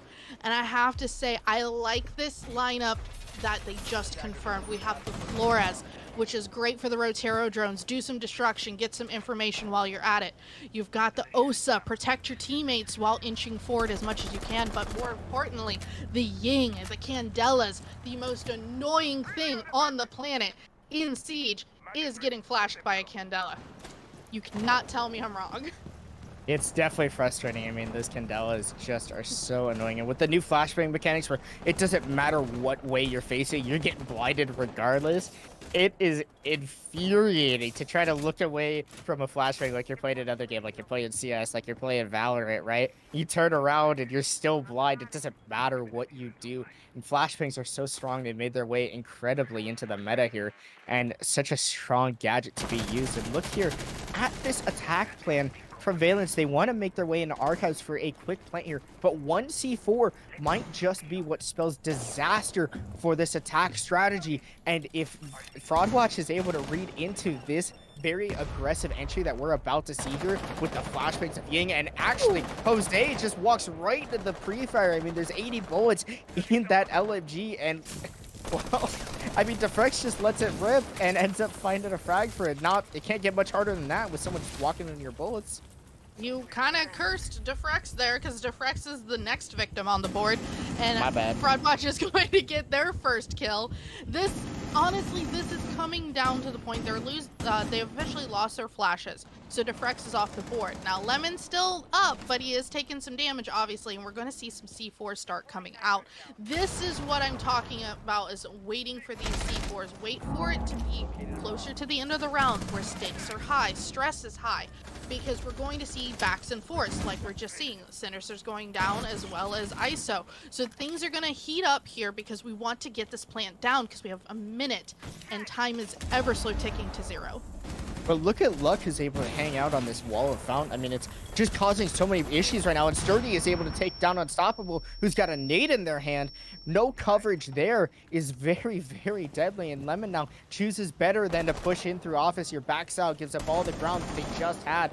A little bit of a pre-fire comes through, not quite able to land the shots. Brucey trying to rotate back to their team, but cut down by Lemon. The ace turning back into the entry frag that we expected once before. The 90 cam finally being eliminated by Psychics, as it seems like Valence has elected to rotate toward the armory side of the map, and that might just be what they need. Lemon here looking to get in through the main wall, and as you can see, Nix, there's no defenders in sight, which means they might be able to get through as long as there's good coverage by Psychics. But no, Psychics not good enough there on the timing. But Lemon, the entry frag, able to cover themselves once again while getting the diffuser down. Psychics, all they need to do is hold for the mute. But no, shut down by Luck, and Luck is able to take down the planter as well. The diffuser can't even go on the floor. Huge shots hit by Luck, and it shuts down Valence once again.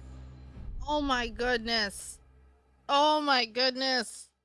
I get it. Lemon has to live on that F key. He has no choice. That is his job at the end of the day.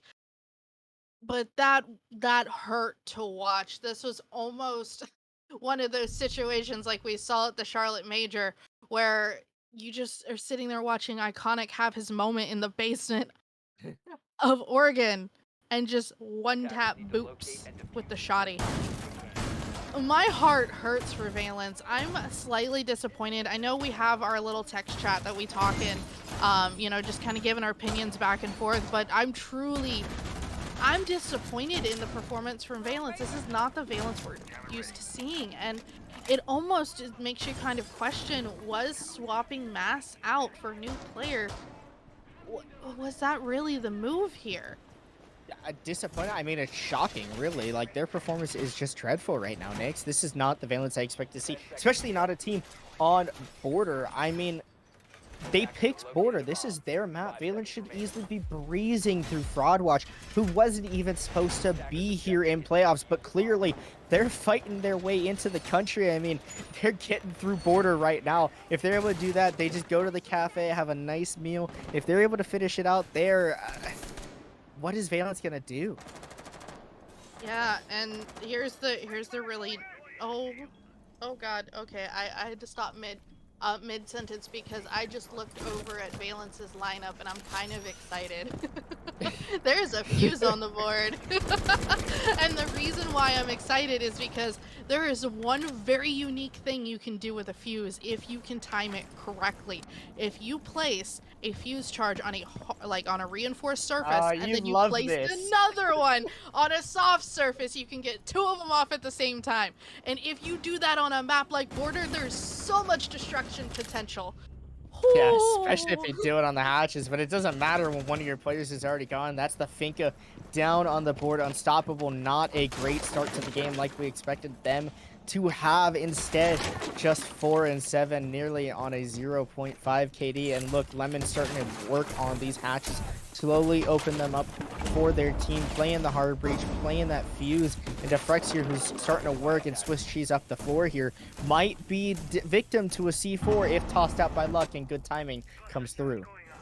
I'm still, I have to, our producer just threw something in our chat. Even the Twitch chat wants Fraudwatch to lose here, but we're finally starting to see a little bit of traction from Valence as they take down ISO.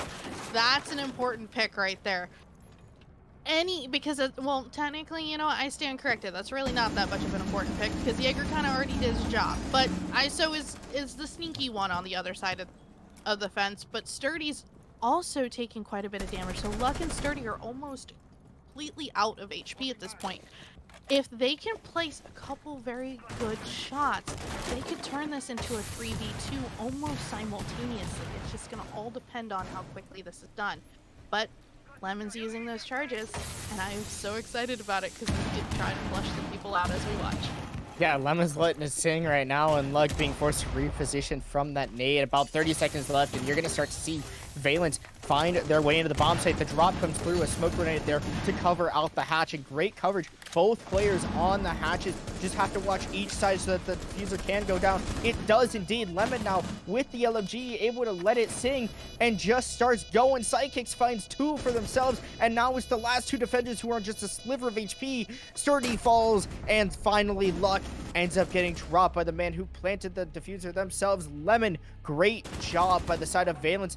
Great audio cue there, just hip fire through the wall, and a good job by Valence, able to close out that round. Great job on their attack. They can just piece a couple more together. They're able to beat out the villains of Fraudwatch, but right now Fraudwatch are still in the driver's seat.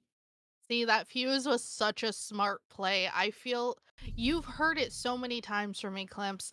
He is such an underrated, underused operator because a lot of people don't play him the way he needs to be played. You have to use him specifically for his ability to make people scatter. If you're going in trying to kill somebody with a fuse, you are going to fail 99.9% of the time. If you get somebody killed, it's because they're in a corner and they can't go nowhere. But we got to witness those fuse charges go down and actually push people out of these angles that they were holding as if they were pixels. And that's where, I feel like that's exactly what Valence needed, was to figure out how to move these players out of their positions. And a lot of these positions are extremely strong on border. I'm so excited. We're even potentially going to see this buck on the board. We're also going to see the gridlock on the board. This is a great lineup. This is a great attacking lineup. Yeah, there's a gridlock and a fuse and a sledge and a buck. So just expect everything to get open, like any soft floor in the world, especially if the gridlock's right of the shorty. Then you're going to see literally the whole map just get Swiss cheesed open, let alone the cluster charge chaos that's going to happen from Lemon, who's just going to open up hell into the bomb site, really. I mean, just let it rain, right? And here we go as Valence is starting to find their way into the map here. A lot of drones have already been cut down. I mean, Defreg's 2 drones gone within the first 40 seconds. It's not great to see, especially from your flex sledge player here, who's, you know, an important aspect of the utility and the droning, especially if you want to make sure that your entries are getting in good. But Defreg's looking to send a nade in here. It would remove that roamer who's sitting in archives. It's the Valkyrie of ISO, just trying to stay alive here, but is going to be in contention with a lot of attackers in a second. He's going to have a serious problem if they're not able to get out of here, but they're going to have to fight their way away from this crossfire that's been established through CCTV. Woo! And ISO, first one off the board. And as I say that, Psychics goes right behind him. The big thing is you're losing that buck. Those are angles that you can no longer create and no longer hold. So that could be a little bit detrimental to Valence. But that Valkyrie, she may be down, but she is not completely out. You still have those black eye cameras that are set up. And that gives Isa the ability to still communicate with his teammates. And as I do speak, Sinister takes some damage as well as Defrex. This is heating up. This is going to be really intense because at the end of the day, remember, Fraudwatch has the advantage here by having those cams and having those black eyes out. That's a lot of intel that can be provided. Well, indeed, and DeFrex is starting to open up this floor. She's great at right, and now you see Lemon get active here with those buster charges start to go down. I mean, Fraudwatch, you better watch out if you're hanging out in the bomb site, because currently it's becoming a bomb site, because it's going to get bombed by those cluster charges, by the rain of bullets that'll be sent down from DeFrex using that vertical. But Unstoppable now is trying to find their way down the east stairs. This is that eastern flank that you're going to see come through until Valence just drops and causes all hell in the bomb site, but instead Unstoppable is shut down. Luck, who's taking a lot of damage here, is actually going to be a big problem for this attack. Sinister, though, is able to get down Luck, but Luck ends up trading 1-for-1, takes down Lemon. That's the original planter going down. Brucey with the retake of upstairs does a great job, Sturdy able to shut down Sinister, who has to get off of that plant, and another round has been collected by Fraudwatch. I mean, just add them up. 1, 2, 3, 4. It's like they're going to Vegas right now, Nix. I mean, if anybody wants to place some bets, you might as well do it on Fraudwatch at this point, because they are looking amazing tonight. We're moving on to match point, and as we all know in the T3 world, match point is where you get to see some teams do some crazy things, because at the end of the day, they don't really have much to lose other than a round, right? The only way Valence is going to bring this back is if they take 4 rounds in a row. 100% 4 rounds in a row to close it out in just the relegation. That's not unheard of. I've seen it happen before. But I feel like if Fraudwatch loses a bunch of rounds and we push it into overtime, I feel like Valence might actually win. I was gonna say Fraudwatch for a second, but then I thought about it. When you kind of go into any type of overtime situation, that's when, once again, you kind of start doing stupid things because the pressure's on. I just feel like Valence would have that slower, methodical process and potentially would be able to win that, but we'll have to see what happens, because at the end of the day, that's 4 rounds, or at least 3 rounds at minimum to tie it up in order to make things go that route. The issue that I see, though, Nix, is Valence already used their tactical pause. There's no reset available for them right now. They just have to fight through the mental game, and right now it's not going great, especially if DeFrex gets caught out here by the Valkyrie, who's trying to get aggressive on that tower's window, but not quite chosen. ISO thinking better of getting aggressive. I mean, they've caught match point. They've got 3 rounds to play with. There's nothing wrong with getting aggressive, but it's all about picking and choosing when the right time is going to be.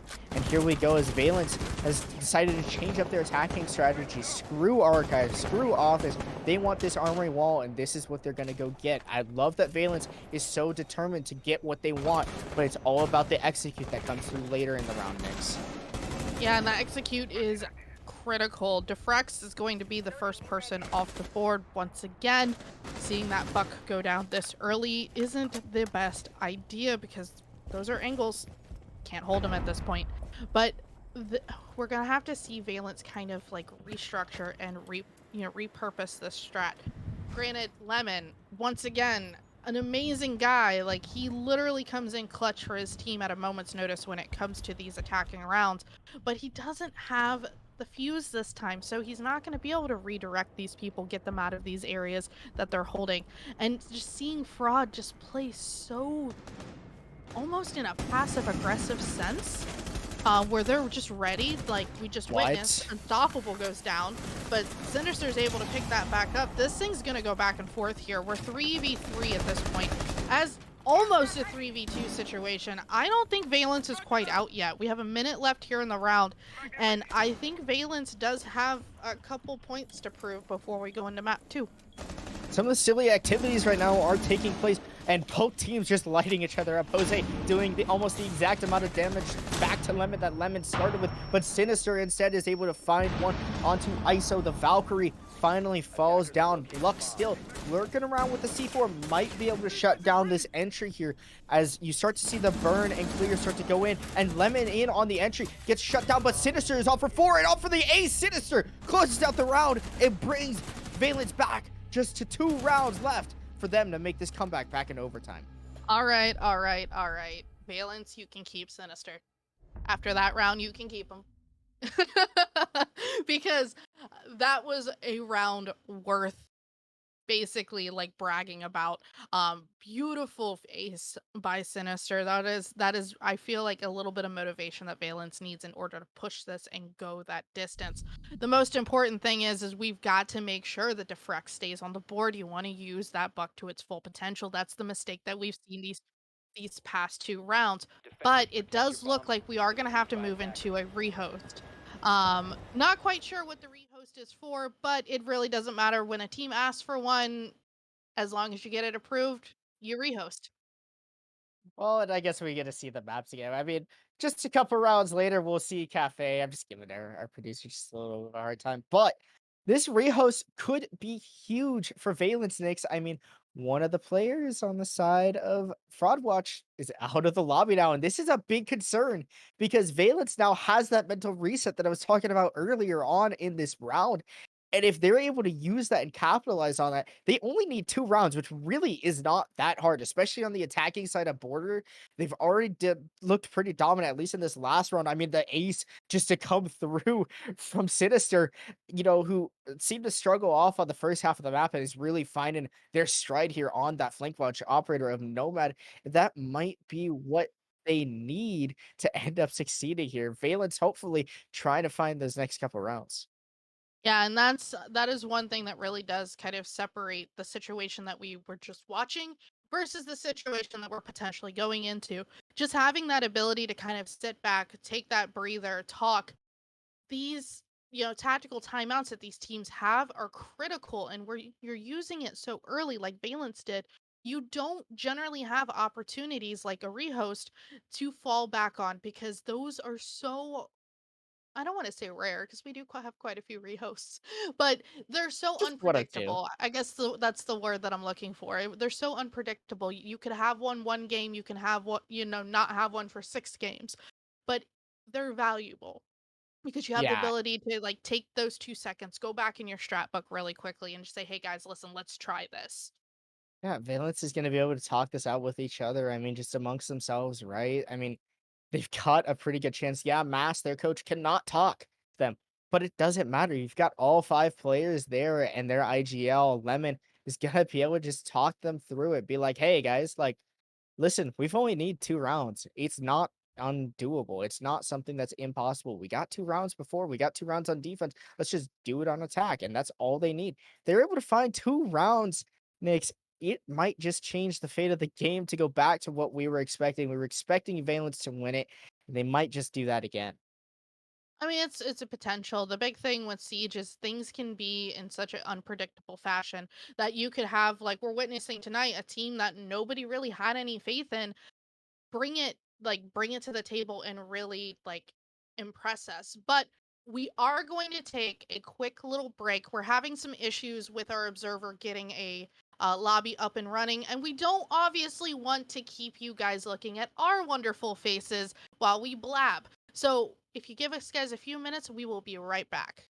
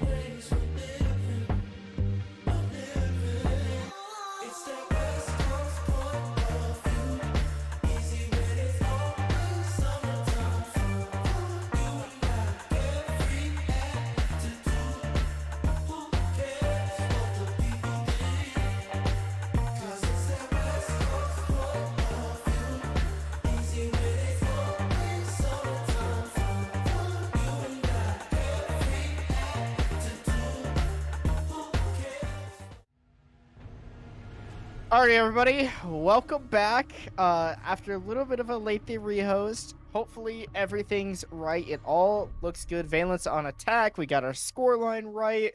Our observer decided to tangle their headphones because, you know, Tiggy's amazing at doing his job and just throwing stuff all over the place, as one does. But other than that, Nix, we're back finally. It's been a long reset, a long rehost, way longer than we were expecting. This has given Valence to talk some things out and possibly come up with the strategy to bring this round back. I mean, even if they didn't have time, like, well, obviously they had the time to talk, but even if they didn't talk, they had some chill time. For all we know, there could have been some, you know, debauchery being done in the voice track. So sometimes you just need to kind of vibe with your team for a bit, and I think honestly, this can go either way at this point, because when you have such a long time in between rounds, it changes things. It changes things quite a bit. Just a little bit. I mean, just a little bit of a change. It's a whole mood reset, a whole mood swing right now, and that's definitely what's going on in this map. But other than that, Nix, we're starting to see this Armory Locker's defense be set up once again. We saw it once before, and it didn't go to the side of Fraudwatch very well. I believe Valence actually won the last Armory attack that they had just done before we went into the rehost. So going back into the rehost, another Armory defense might be what Fraudwatch needs, but it also might be something that Valence is like, hey guys, guess what? We just won this round. Sinister just aced off that round. If Sinister still has the hot hand, then it just might be good enough here. I mean, that's one of those situations. If we had player cams, I guarantee you, Sinister is probably out of his seat screaming hell yeah, because those are amazing times when you can get an ace during competition. But I don't want playoffs. yeah, like you said, especially in playoffs. But we have to remember, this is match point. This is do or die. Any wrong move by Valence and they are just done. We go to map 2 and they are in map down. So the only way that they could win is if we see all 3 maps. And the next map that we're going to go to is going to be Cafe. So it's a real toss-up, because Cafe, unless you're bringing those new operators and trying new things, it's a very defaultly played map. I don't really know where this is going, because at this point they're playing super slow. We haven't had any kills on the board. Oh yeah, this is definitely very different than what we've seen for the entire game prior. This round is definitely different with the rehost. No kills coming through yet, but just as I say that, the action starts to heat up. Sturdy able to find one onto Unstoppable, but immediately looking to get a refrag, but instead, no, Sturdy able to find 2 for themselves. Psychics falls down as well, and now Valence is looking like they are in a tough spot, a tough pit hole, a tough pitfall. Lemon here looking to try to find one. The attackers holding aggressive angles, looking to just claw their way back into this round. And clawing is what they're gonna need to do. Having 2 players down, a minute left here in the round. Things are either gonna go well or not, but the Frex, that was a very nice nade. Immediately trying to get at least some numbers off the board on the side of Fraudwatch, but Fraudwatch just knows where these players are. 2 players almost going down back to back, but Lemon just being able to live off a very small sliver of health. Now, Jose is down, but he's not quite out. He's essentially a moving drone at this point, trying to give his team some information. 30 seconds here left in the round. They're going to have to do something. Sinister and Lemon are starting to kind of pair up in order to get some information. ISO taking Lemon out. He had no help to help him out there. Sinister, unfortunately, being that last player on the side of Valence that is going to go down. We are now officially moving into Cafe with Fraudwatch up a map as we end things on border 7-4. 7-4, after that long rehost, it might have just shut down Valence's momentum enough. Fraudwatch not moving an inch and able to take down the Valence map pick. Now, going to Chalet, or Cafe next, rather. And guess what? That's Fraudwatch's map. They didn't even pick Border Knicks. They won that. They're doing the good old collegiate special, we like to call it. Chief and I love calling it the collegiate special, because usually you win each other's map picks and you go to map 3 and who knows what happens there. We've seen the Valence be good on Chalet in the past, but are we even going to get there? Because we're barely getting through Cafe right there. Hopefully, a quick little break for us to come through and see ourselves on Cafe, and we'll see you guys then.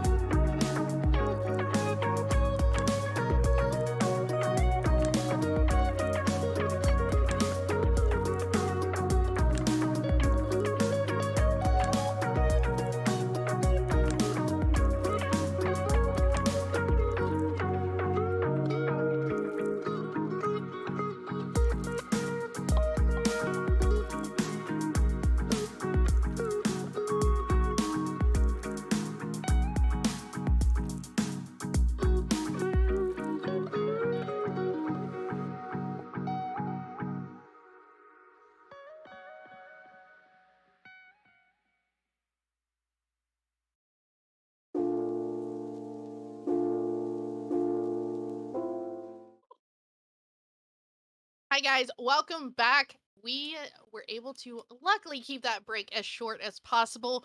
On to map 2 we go. We are going to be going to Cafe. This is Fraud Watch's pick. Clemps, what are your thoughts on moving into Cafe after what we just witnessed on Border? Well, Knicks, going in a border, sure. We expected Valence to win it. It was their map pick. We are expecting a good result for them, but no. They were shut down. Fraud Watch coming out of the shadows. The villains of the league coming through and getting around or a map win against one of the stronger teams in this playoff setting, and now we're going to map 2, and this is dire or win or go home for Valence, and this is dangerous. I mean, they don't want to be treading in these waters for too long. They want to try to get this win here, and we're about to find our way into the next map of Cafe. And Nix, I don't know, with this being a Fraud Watch's map pick, if Valence is gonna have an answer. Yeah, we had some expectations that we were talking about before we even got into anything tonight, and that expectation was for Valence to be the team that shine. But unfortunately, that's not what we've seen so far. But here on Cafe, as we move into the operator ban phase, what we need to see is we need to see this map played a little differently than what we're used to. 90% of these attacks, we generally see that red hatch. Everybody drops it. Everybody tries to push that way. Or when you're downstairs seeing those direct attacks, we need to see something a little different. But what do we feel like we're going to see here for these bans other than our typical Thatcher? I feel like we're gonna stray pretty basic. Definitely not an IQ ban that we saw earlier. I thought that was a little silly and a little crazy. So I don't think that is gonna be something that we see. But Thatcher going off the board.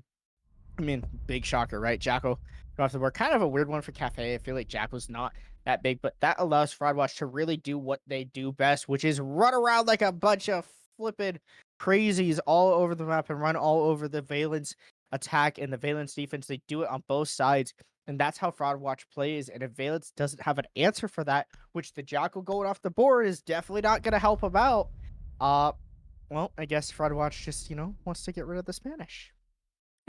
Oh, we're target banning at this point if we're talking about getting rid of the Spanish. But the Mira coming off the board, that is cheeky little angles and being protected with those angles off the board. But also the Valkyrie, very typical ban there. Those black eye cameras give them the ability to have 3 additional cameras on the board, but being able to place them wherever they want. So that is no longer a thing. But we are going to immediately see Valence take the side of defense here. This is, once again, we're moving into almost picture,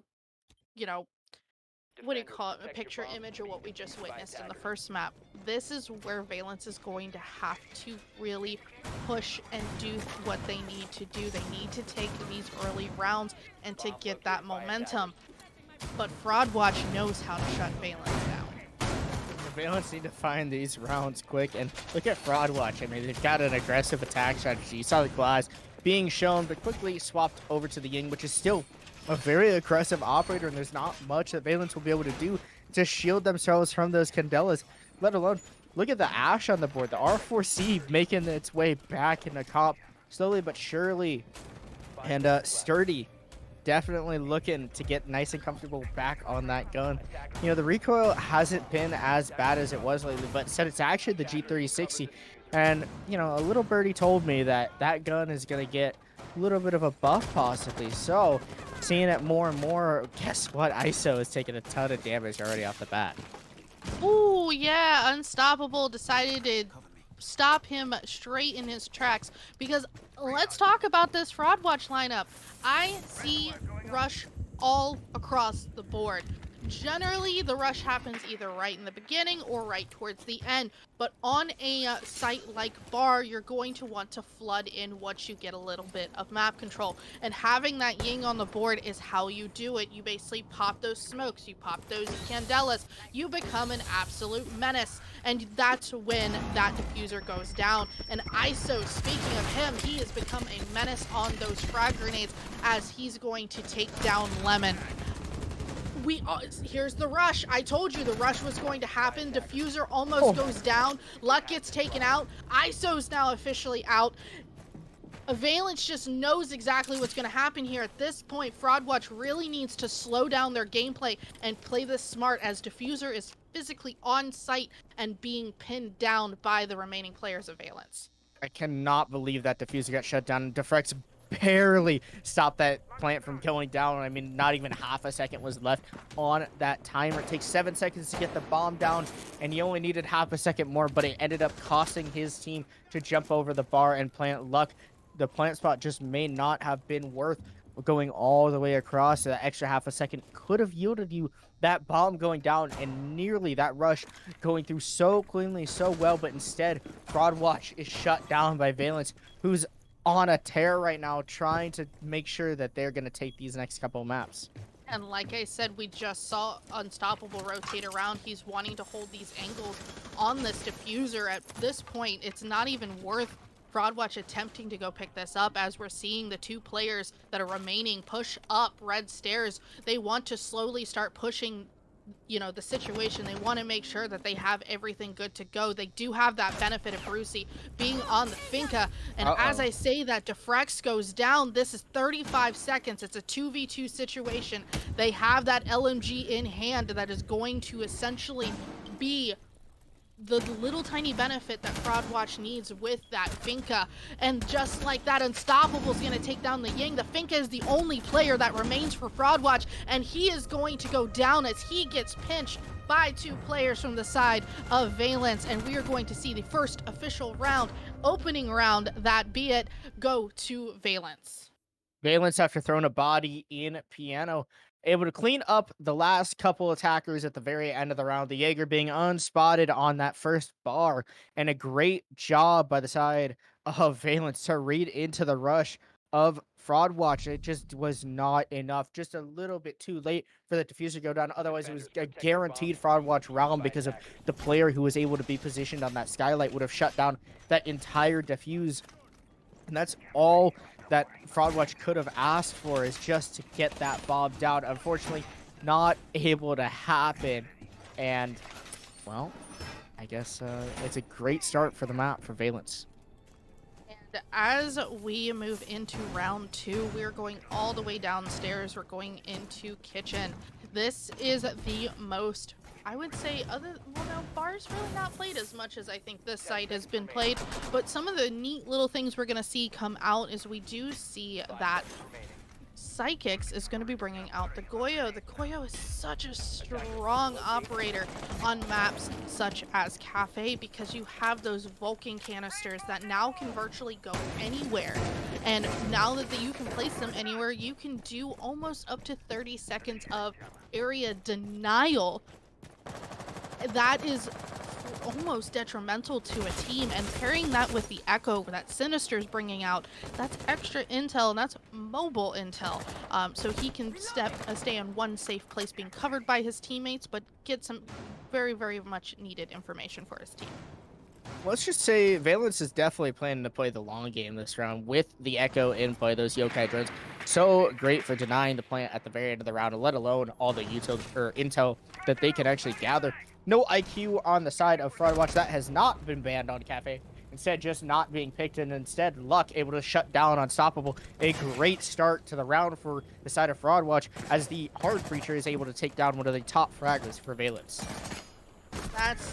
We just saw Unstoppable the round before literally do that insane heaven run out, but as we say that, Sinister and one of his teammates go down, leaving this now to a 4v2 situation. Luckily, Psychics is able to pick up a kill onto Bullen and stop his reign of terror, but this does not mean that Fraudwatch is going to slow down what they're doing. They know exactly what the play is here, and they're going to start playing off of each other, but we do see Lemon. Lemon is being ever so patient, waiting for this one player to push in through big, and if he does, he's going to essentially get a shotgun to the face, and as I say that, Fraudwatch is going to take this round. They just had the better positioning, and they had the better accuracy in order to turn this into a round that I don't even think either one of us saw coming, Klimps. Yeah, Luck on that Ace Hardbreach, just get some huge frags as well. ISO, I want to talk about that Yana.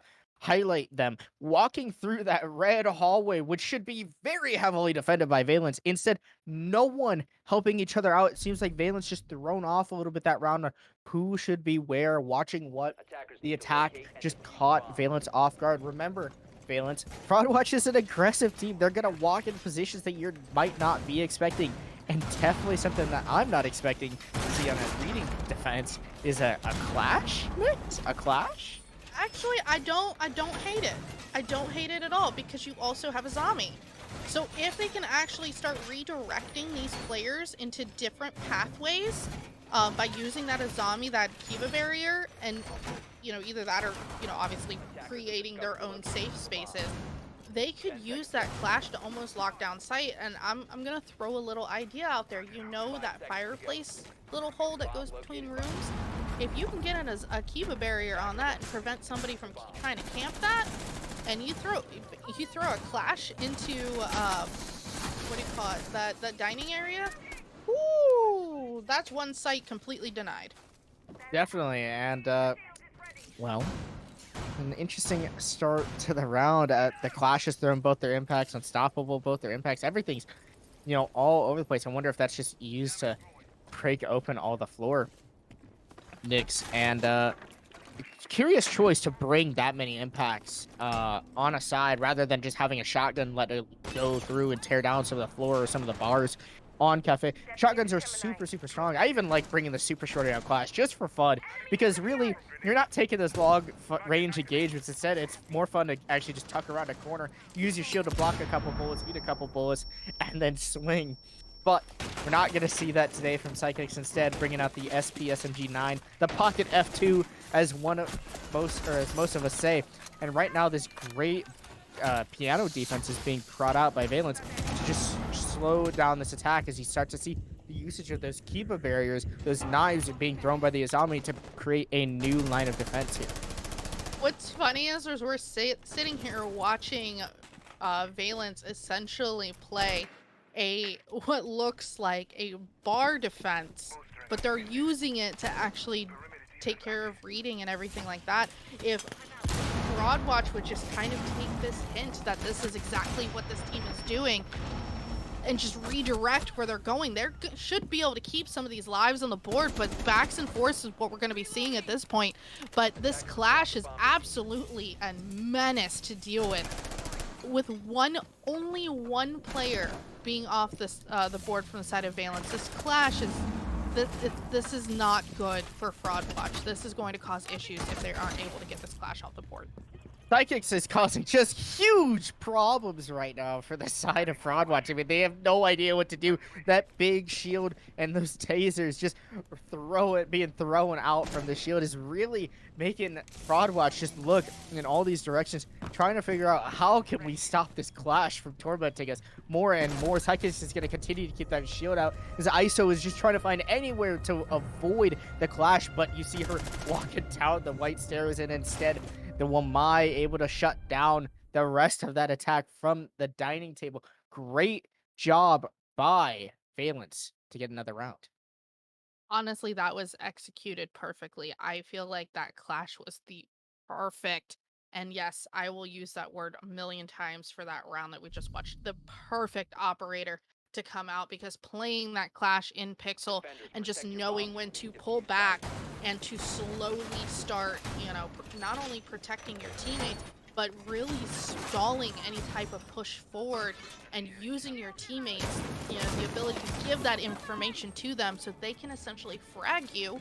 That's perfect. That's the way that this clash needs to be played.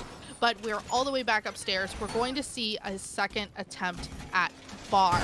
Now, we did see Valence win on bar for their first round. So that's where things are going to be 50-50 at this point, because we don't know if Broadwatch is going to decide, hey, listen, okay, we know how they play this. Let's try to push this a little differently. And honestly, I still feel like we're going to see a little bit of a rush here with the lineup that they're coming out with, but I think it's going to be a little bit slower and more methodical. Yeah, I almost want to see the clash actually be brought out more by Valence. I mean, think about how much of a problem it was for Fraudwatch to actually try to clear and take care of that annoying operator. I mean, we talk about Clash not very often here in the competitive scene, but when she is brought out, man, is she a pain in the toe. It's like you stub your toe multiple times trying to deal with her because she's so much HP, being a 3 armor. Not only that, but it's a shield. It blocks and soaks it. I mean, so many good qualities come from the Clash, and such a strong operator.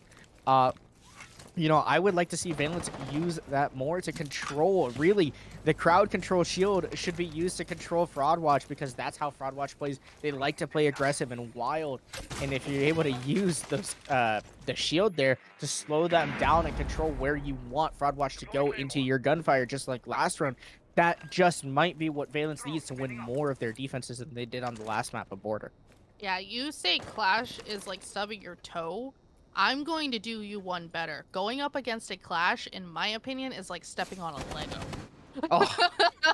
That is the worst pain you're probably ever going to feel in your entire life. And I know if you don't know how to counter a Clash, you're stepping on a Lego. But we are immediately going to see Valence doing what they're doing best, taking those positions, holding them very strongly. I almost feel like Fraud Watch may be expecting the Clash. Obviously, at this point, they know that the Clash isn't going to be on the board, but that's potentially what they could have been thinking moving into it. But Jose is ever so patient here on... Well, actually, no, I'll take that back. He's ever so not patient here on the piano window, because he's wanting to flush out this player that is just chilling next to the stage. The most important part here is, yes, while you have two players there, if this castle is brave enough, he can pop up and immediately take somebody out, but potentially risking his life as well. So he is doing one better, and he's just standing his ground and waiting for Fraud Watch to make that first move. The strategy is amazing right now, Nick. It's shutting down the actual intended entry for Fraud Watch. I think the Zophia's used too many of those concussive impacts and actually cannot get that... Excuse me. It cannot get that castle barricade off the wall, and instead this is going to force a very brief execute, but Defrex, who was never cleared in the first place, is able to shut down that first player who drops down the red stairs. ISO, who's looking to lurk up white, is actually read perfectly. Beautiful read by Psychics, who's able to find another frag. Brucey now finding their way through New Balcony and actually just runs into the bomb site. Jose as well finding themselves down the red stairs, trying to find another spot. Brucey now all on their own, but finds two with the LMG as the players of Valence are just lining up. Brucey, though, not checking it around the corner just enough, still in a couple fights, but the players are so far and separated. As long as they don't peek, they're able to win out the round, and a great job by Valence of just stalling and delaying enough time so that that diffuser could not be brought down. Woo, that's when things go extremely quick, and honestly, I love it. That is one of the cool things about Cafe, is it's kind of one of those maps where you don't know exactly what way it's going to go. It's either going to be played very slow, very typical, very default, or you're going to see it played like we're watching tonight, very unpredictable. But it does look like Fraud Watch has decided, okay, we've gone 3 rounds down officially. Let's talk things out. What do you think is the conversation that Fraud Watch is having right now? I know exactly what the issue is. They didn't get the flipping castle off the castle barricade off of piano. And so when you couldn't do that, right, guess what? Now you can't clear that mute who's in the cigar shop, the humidor, right? Because the hatch is reinforced, so you can't do that unless you go below with your ace, which could have been an option to go and open the actual hatch from below the mute. That is doable. Instead, what I would like to see is just bring the Habana, because the Habana can burn that gate off the window with just 2 pellets, or the barricade with 2 pellets, and then you can have the Zofia then use their breach and shoot at it, or you can throw grenades at it with the sledge or whoever, because I saw a grenade try to get rolled over there, but it didn't actually open up the barricade. And so I think it was just a misplay of operators, actually. And now guess what's on the board? Habana, right? It's exactly what I was talking about, is bringing the Habana so that you can clear those barricades. You also get stuns from Habana. She's a great operator on this map. And if Fraudwatch chooses to use her for the next couple of rounds, it might help them to be able to solidify their attacks and, you know, start to dismantle the defense that Valence has been setting up really well lately. Yeah, and I'm actually going to echo a little bit based what you were talking about with the last round.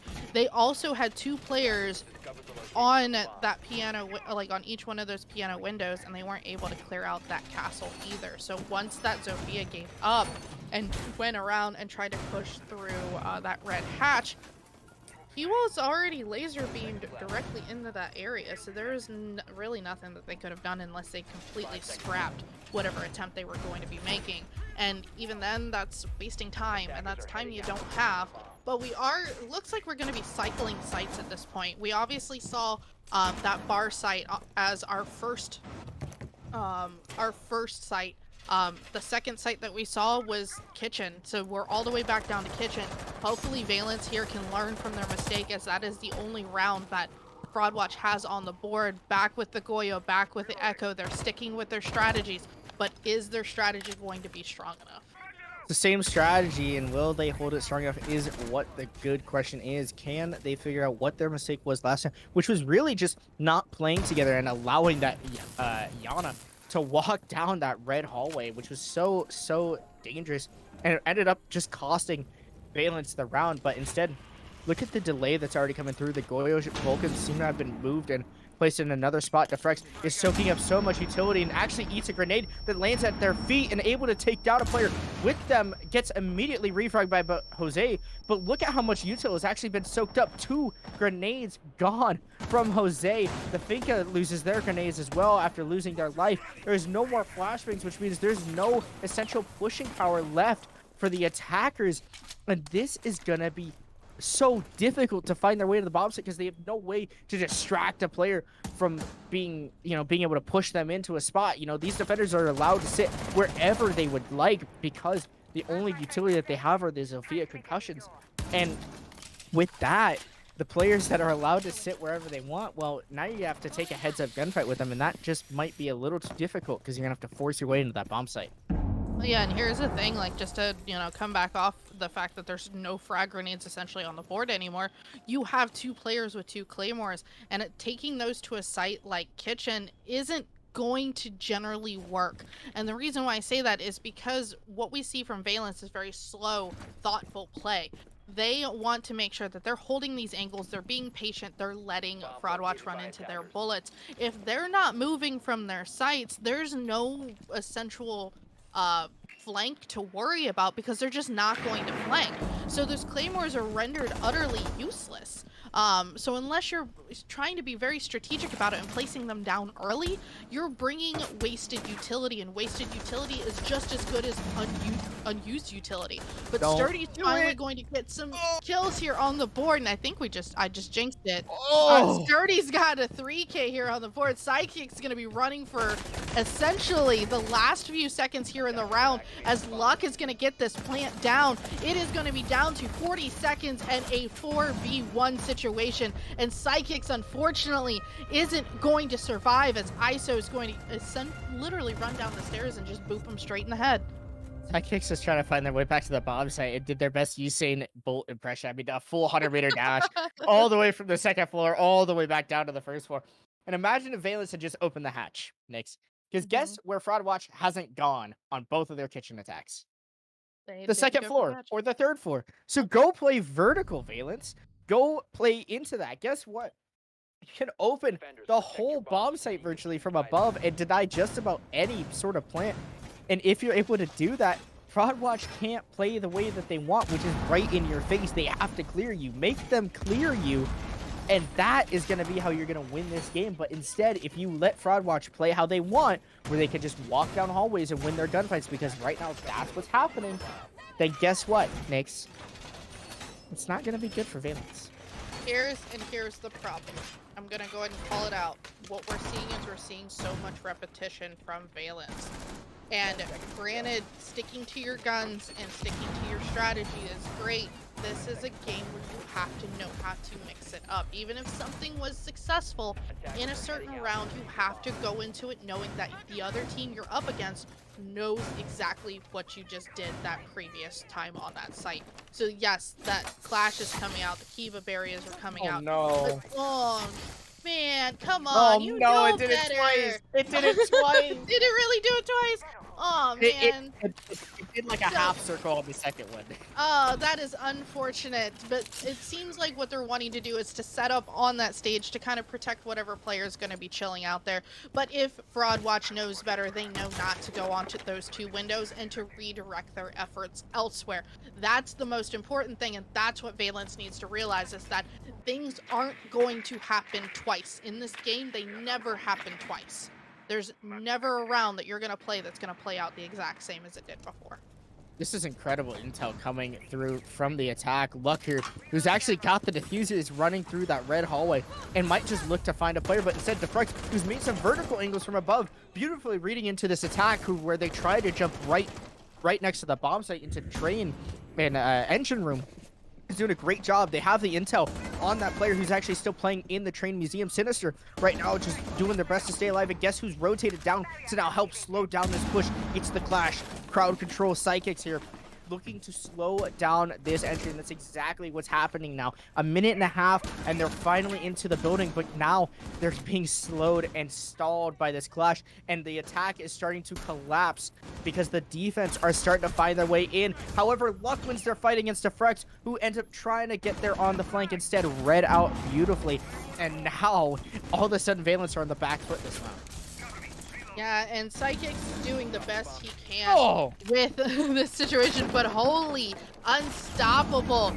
Being an absolute force of nature, being able to get essentially a straight lineup of 2 players of Fraud Watch and taking them down simultaneously. This is the advantage that Valence needed for this round. Keeping that Clash up, keeping things annoying, but at the same time hitting the shots that are the most important. At this point, what we're going to see is Psychics is going to be sitting here trying to gather the intel on where these Fraud Watch players are, because at the end of the day, if this Clash knows where they are, you have another player that can immediately come behind, but Unstoppable is going to be leaving it out with a 3K, but Lemon is going to also do his due diligence and take out an additional player to help bring Valence into their next round win and moving into round 7 and a side swap.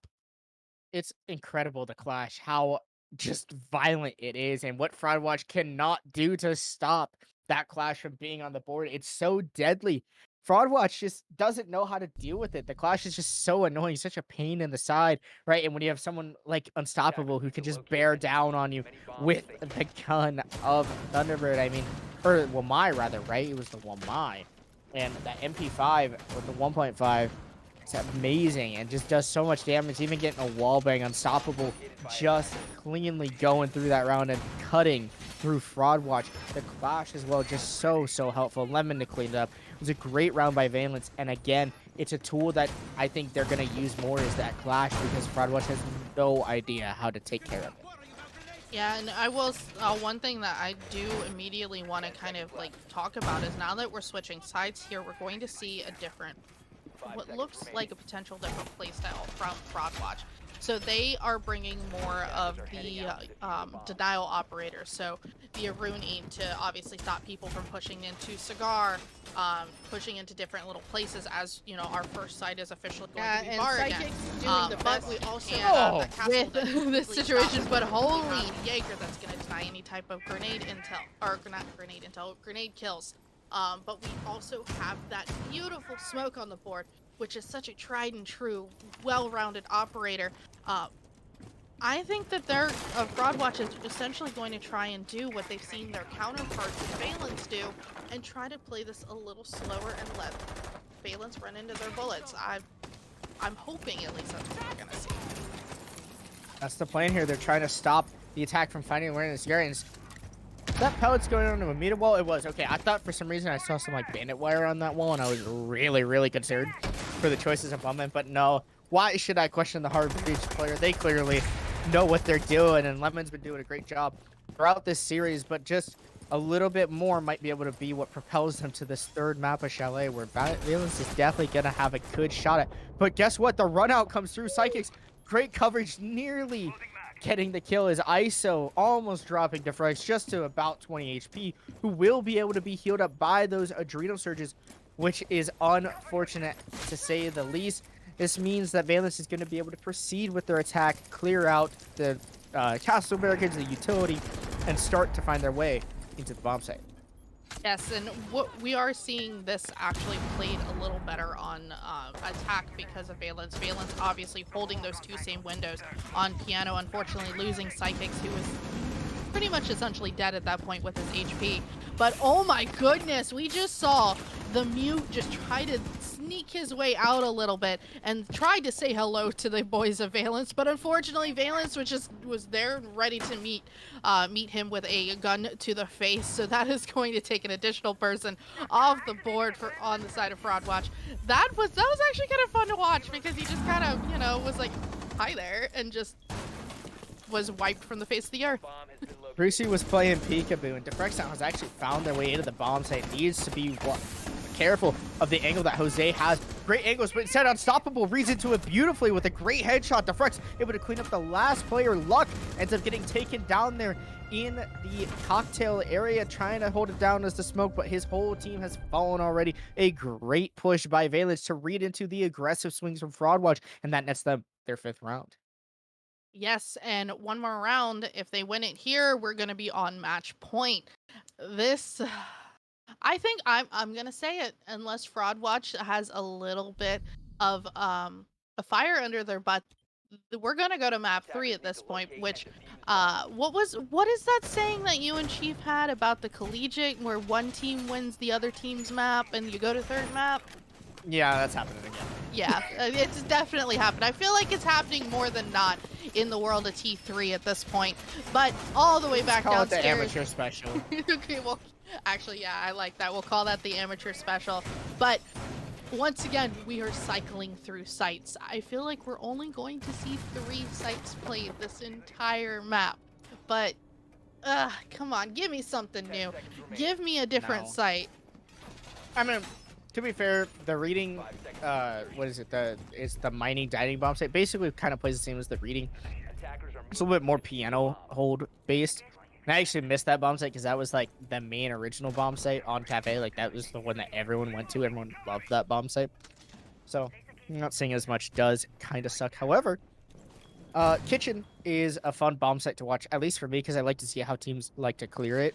And if this C4 lands, it's going to kill the entire roster of Valence. ISO might have a golden opportunity here. If Valence aren't ready for it, they see the hatch open, but the C4 gets caught on the wall, but it still finds a frag on him. Defrex, no way!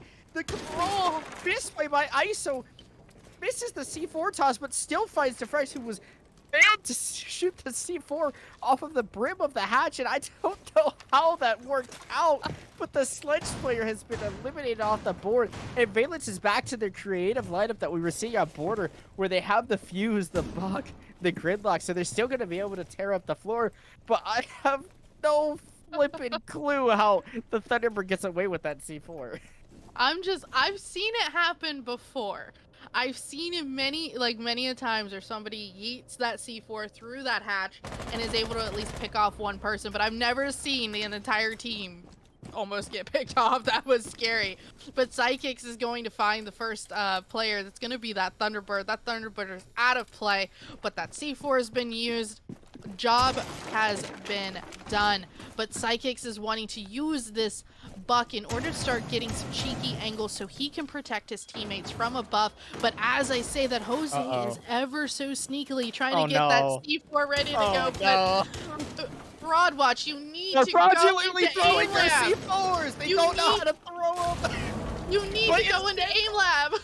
But instead, Luck is able to get a C4 kill on a Sinister, and my god, if the Mute somehow finds a way to pick up their C4 and throw it through that hole they've been trying for half the round, it might even net another kill. The C4s have just been going crazy.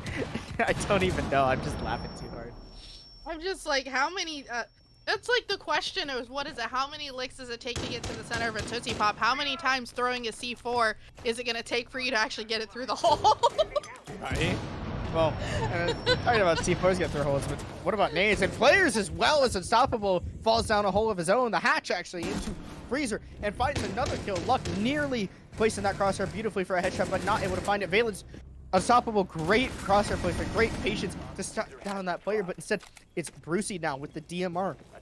Downs the fuse, able to get that player down, but guess what? The diffuser's got back up, but Brucey finds their way back into the bomb site. Guess what? Doesn't matter if your player's up, because they're dead again. Unstoppable, though, on for 4 in the round. Great job by them to just completely go on a tear, dropping into a Freezer, and Unstoppable has turned up. What's it? We're going to map 3. We're gonna go to map 3. At this point, If we match get point. If we get cursed by our producer saying it's infinite OT and we're gonna go map 3, I might cry. I'm Just a little just bit. gonna I'm go excited ahead and 'cause say it'd it. probably be a really good game, but I have a feeling. I got that feeling, you know? We're gonna say it. We're gonna say it. I've been saying it in our private chat, but I'm gonna say it verbally, and I guarantee you I'm gonna have a little voice in my ear going, what the hell? I think we have a Tofu 2.0 who just curses everything. I love our producer, I love our owner, but he curses everything. Well, I don't think Mr. Andrew took too kindly to that. But too bad, because guess what? They can't hear you, they can hear us, so we're gonna say whatever we want, and you can just type in the chat, you know? I love you, Andrew. I love you. Did he just mute so he could talk it straight? He might have. He might have. Or he was yelling. He might have been yelling. That's very possible. You know, Klims, I have a great idea for a content piece. You know Oh, how no, a this lot of scares me. teams you know how a lot of teams in Pro League record their comms and eventually like release it on YouTube? Oh my gosh. We he should just record what record production says in our production ears. comes. Oh no. Oh. Imagine. I feel like that would be absolutely fun, but you know, with select producers we work with, we have to be Well, careful sometimes. we're all so emotional, and so we see stuff that we're like, oh, that's so stupid, right? So then we don't want to hurt a team's feeling, but definitely there's some things that we see that we're like, what the heck? And Psychics, if you walk in with that shotgun, that's going to be some crazy stuff. Instead, looking to challenge the Moot here, who's playing that tight angle on front. This is a hard gunfight to actually win, really on both sides, but it's definitely more advantageous for the defender as Jose is trying to take out the sniper right now and actually does a little bit of damage on the Psychics. One of those stray pellets finding just a sliver of the shoulder of the Buck, but instead just a little bit of time wasted by the Mute, and still it's doing a great job considering Valence hasn't even found their way into Bakery yet. Yes, and we're seeing it again. Valence is all kind of like starting to really bunch up and start pushing in this four-man fashion. And the problem with that is, like we just saw in that previous round, C4s are a thing. So you have to be careful when you're bunching up like that. And Unstoppable. Okay, Unstoppable. You get up on that counter and you kill some people because two players immediately go off the board for Fraud Watch, and that is a problem now that, you know, we're moving into half of the round already being gone. But another problem I see is look at the drones that are left out for Valence. There's only 2 left at all. Great job shooting drones, but doesn't matter because your whole team is dead. ISO all on their own, able to drop down the hatch, but they've got to find 5 players right now. And the MX4 Storm is definitely a gun that can do it, but there's so many angles to fight, and now just drop down to a sliver of HP. Next, we're gonna go to map 3. We're going to Chalet because Valence is looking to find this last player who just cannot seem to find much to do here. Only a sliver of HP, and there's no point in saving. There's no point in stalling to talk it out because you're just going to talk it out in between maps anyway. ISO looking to do their best, but Unstoppable just goes huge this round, sending their team to map 3. A great map of Cafe and with the other side's map.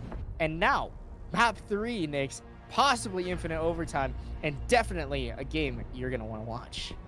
Here's the problem, though. This is a map that Valence has played and played well. They've played it on stream. Fraud Watch did their homework. This map can go either way. Hopefully it doesn't go to infinite overtime because I'm gonna have some words with a certain producer if it does. I'm waiting for the feedback in my ear, but I guarantee you he just face palmed and is shaking his head. But I know he wants to eventually go to bed. I eventually want to go to bed. I know Klims was yawning in map 1. No. So let's go ahead and send things off to a quick break. Let's get these players back in a lobby and let's go to Chalet. We'll be back in a couple minutes.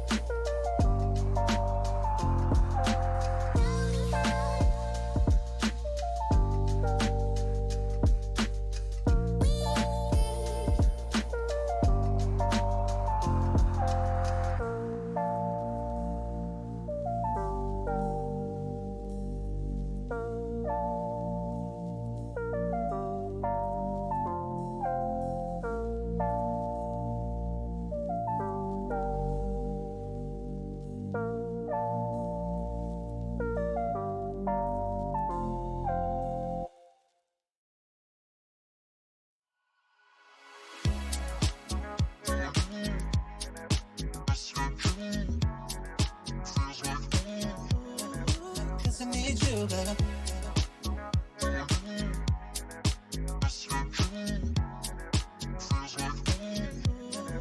Cause I need you, baby. If you text me, say you need me. Even if it ain't real, you're just missing me.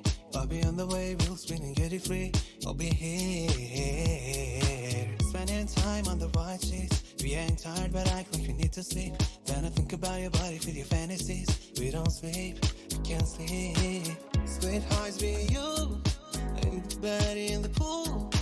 Moods on too. Tell me what you need, cause I need you, baby. I set the cards to red. Temperature 68. A bed made for two. Say what you need, cause I need you, baby. I can make it like a dream for you.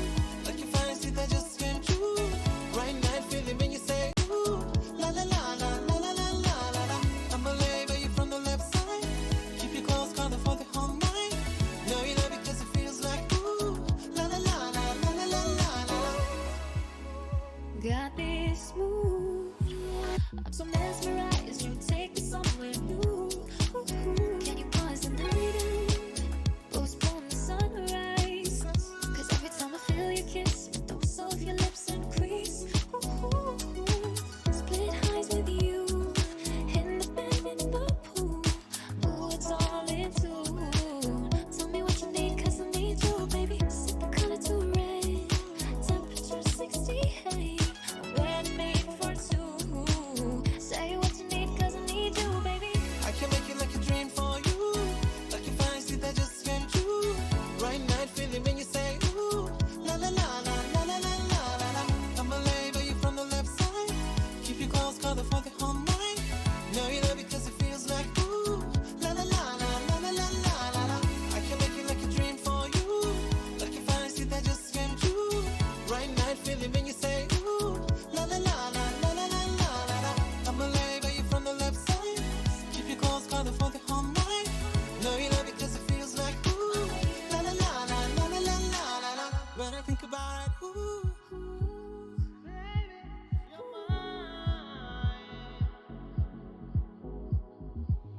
When I think about it, ooh.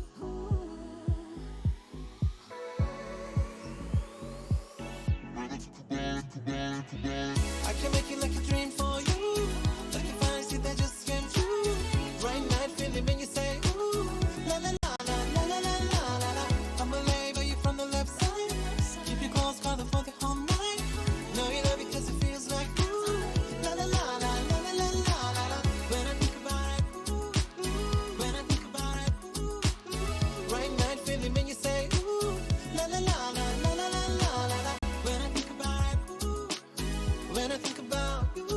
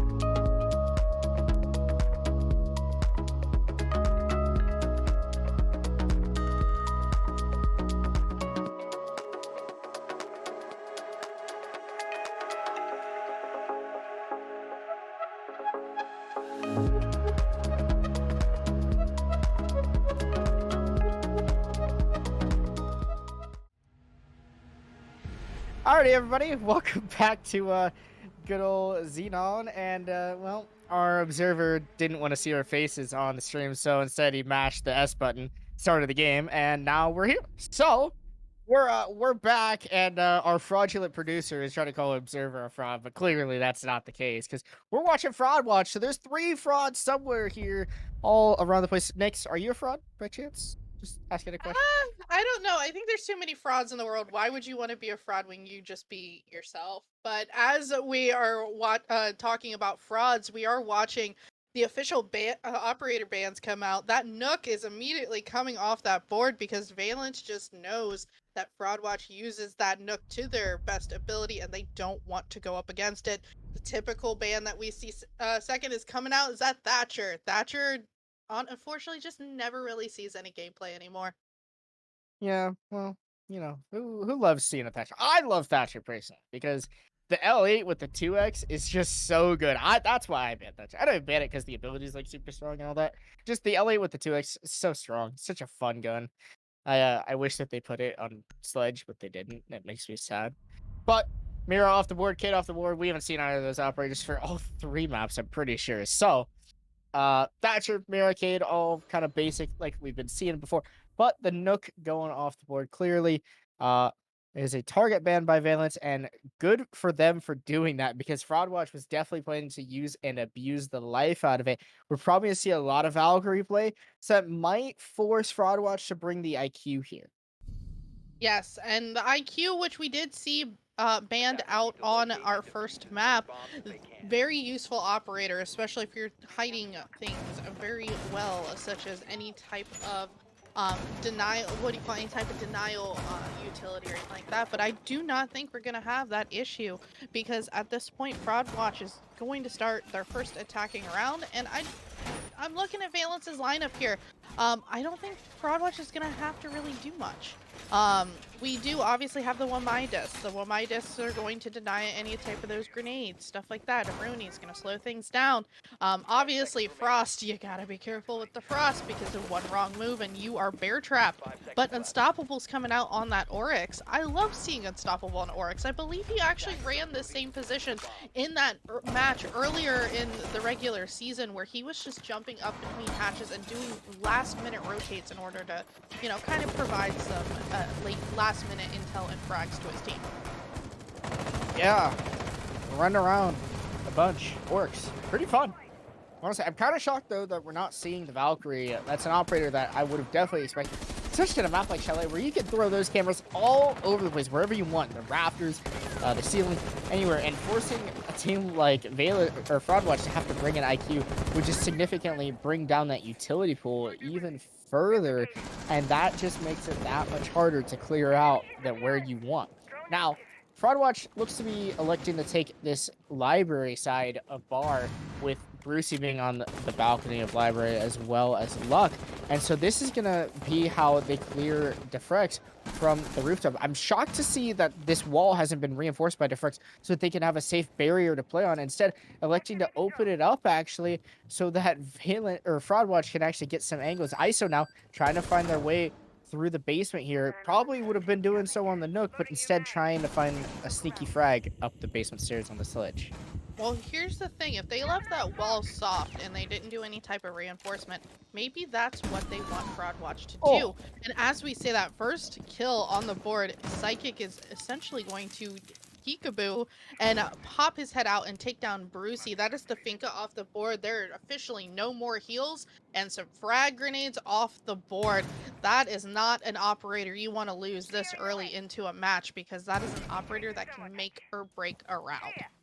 Psychics kicked off the round there with a great frag, and Unstoppable now is looking to actually lurk their way back across the map here. Hopefully no one's on that flank cam, but it seems like that they know exactly what Psychics or what the Unstoppable, the Oryx's plan is up to, and Bino looking to turn around. A sub has been brought in for the map, by the way. So Bino has taken the place of Jose. So Bino has, thank you, Andrew, our great, totally not fraudulent producer, has come into the game. So Bino is in here now, which is a strong player. And, you know, you got a sub, might as well use it. It's playoffs. Do anything you can, right? And here, we're starting to see a lot of frags go through. There's only about 30 seconds left. And currently, Frogwatch is just struggling to find their way into the bomb site. Look, throwing a couple flashbangs, ends up dropping into bar games here, and actually finds their way into a good spot to where they can start getting the plant down. Sturdy finds a couple frags. Bino as well, both able to get a frag, and now the coverage just has to be there. But Sinister walks up behind, gets a frag. Unstoppable wins their one as well. Now it's all down to the planter, but shut down by Sinister. Great job by them to shut down the round, defuse the bomb. Great defense by Valence, just buying enough time, getting those last couple players on the coverage and bringing that round back. We have to remember that this is a very strong map for Valence. Yes, it's been streamed before. Yes, Fraudwatch could had the potential to actually watch those, those stream archives, see how this team's going to play. But at the same time, if a team is this strong, this also may be one of those maps where they can just mid-round restrat and just kind of do things a little differently. But kitchen and dining is where we are up next.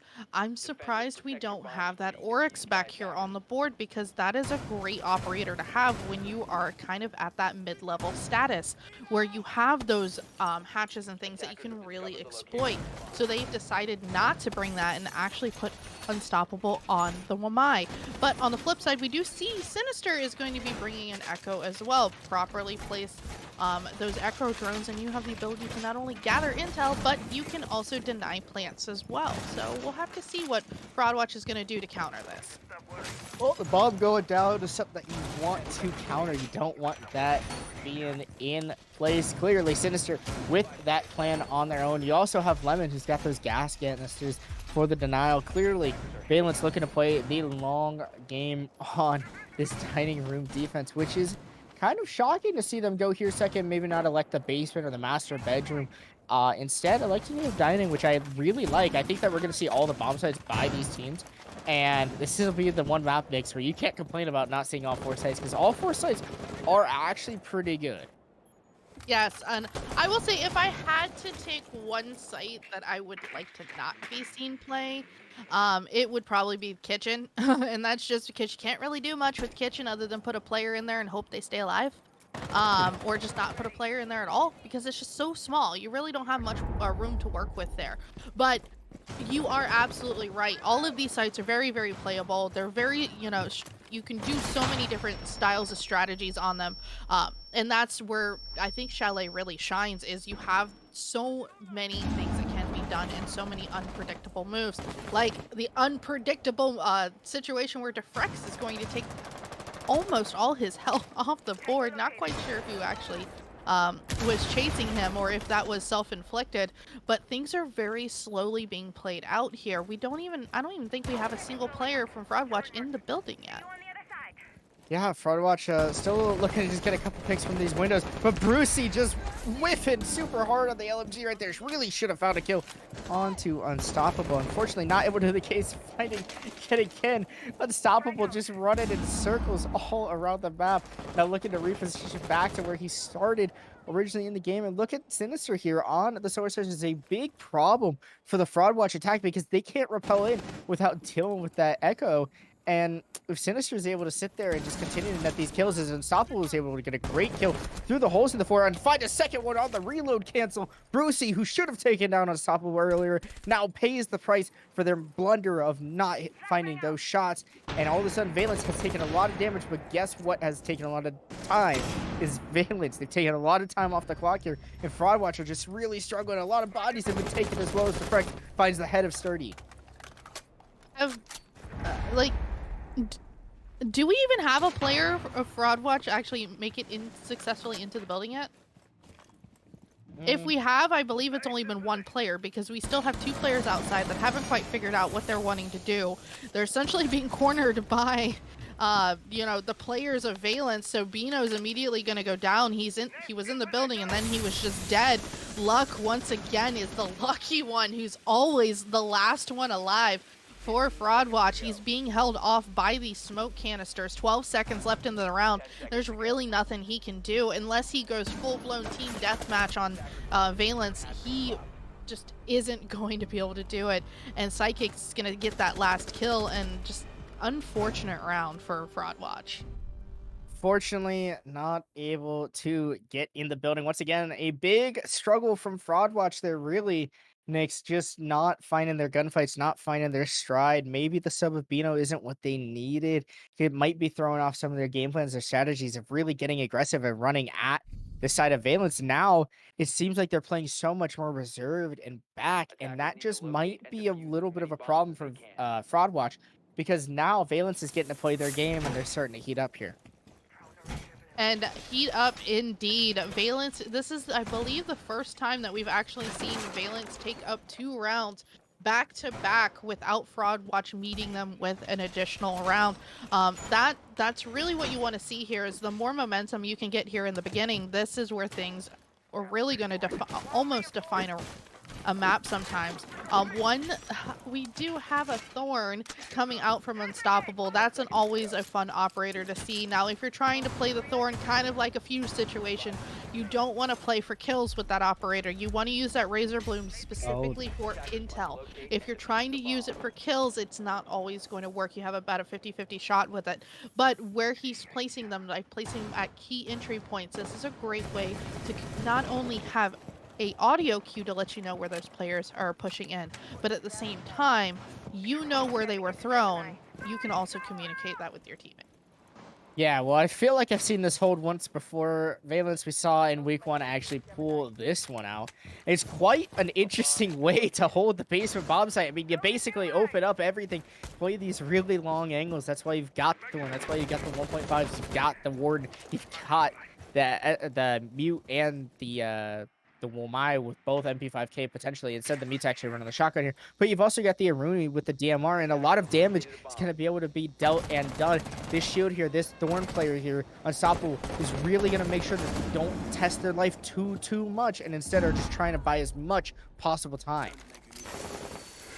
And honestly, time is not quite on either team's side at this point, as it is steadily ticking down second by second. We finally have a full breach. We have that double garage open, but Sinister is sitting here being very ever so patient. He knows a player's coming down those stairs, but at the same time, he's having to watch both sides of the situation because he could easily be swung on. So it does look like ISO's just going to abandon that stair approach because he knows a shotgun straight to the face is not a winnable situation. But Pino is slowly starting to push here. He wants to try to counteract ISO's back off from those stairs. If they can coordinate this, ISO can start pushing back towards those stairs and potentially put a pinch on this player who's in garage. The defense trying to waste some time upstairs, and Defrex actually falls off beautifully because guess who's going to be still lurking, looking for the Aruni? It's ISO. And Sturdy, they actually have no clue that Defrex has made their way into the bar area, and now Defrex, a little bit of timing there goes through, and I still don't think they actually know about the location of the Aruni. This could be extremely detrimental. You see the flashbang stuff there. Luck able to get 2 on the entry. ISO walks down the stairs, and the flank might be too late from Defrex. Psychic's now trying to fight a couple of the players back, able to find one onto ISO. The Twitch goes down, but Defrex still looking to get these players. Don't forget about that Yana that's in the back as well. Luck has been brought down to just 1 HP, but there's the Yana, a huge frag, and Sturdy as well, finding their way through the trench side and able to take down the last player. Nearly an amazing defense from Valence, but instead it's spun on the head because Defrex, the flank came a little bit too late, and Fraudwatch was able to find their entries into the bomb site and take the round. That was an absolute unfortunate situation. That came down to essentially communication. At that point, Defrex was just in the wrong spot at the wrong time. His teammates really needed to take the advantage of pressuring Defrex to get down there sooner, because as soon as you lose that player on the stairs, you lose a critical choke point, because that choke point can not only take that player coming in from the main entrance, but they can also attempt to take anybody pushing in through that double garage. Unfortunately, it just wasn't something that was made. I'm sure they're going to learn from the mistake, and I know they're going to correct it. As we're moving here now into round 4, we are going back into bar. This is a situation where things are going to get fairly fun to watch because this is a very wide open space. So we're going to see a lot of really cheeky angles and a lot of attempts at denying utility from further away from the site than you would normally have. Yeah, definitely. There's a very, very wide extension all the way into the kitchen area, as well as the top wall is getting opened up. Couple reinforcements still not being put down, which are some things that you could hide behind. Definitely that top mezzanine is one of the locations that we saw Defrex really struggling to hold on to earlier last time, but instead they're electing to go with the same try and true strat. Valence, they don't want to move from their defaults, which I think is really good of them. I like and respect that they hold their defaults just as they do. And their brand, I mean, they're a new roster, really. You know, they've got 4 out of 5 players have been together forever, but Sinister, you know, being a new player into this map, this team, this composition is definitely something that's going to change how they might hold some of these bomb sites. Yes, and things are slowly starting to kind of go into play on with Fraudwatch. Are throwing flashes in. They're wanting to get things kind of, you know, slowly moving. And Defrex is going to be once again that force that's going to attempt to hold that top floor, but Luck just knew exactly where to place his crosshairs because his teammate is communicating things properly. Sturdy, unfortunately, is downed but not out. I'm not quite sure how. Yep, must have went down by actual gun.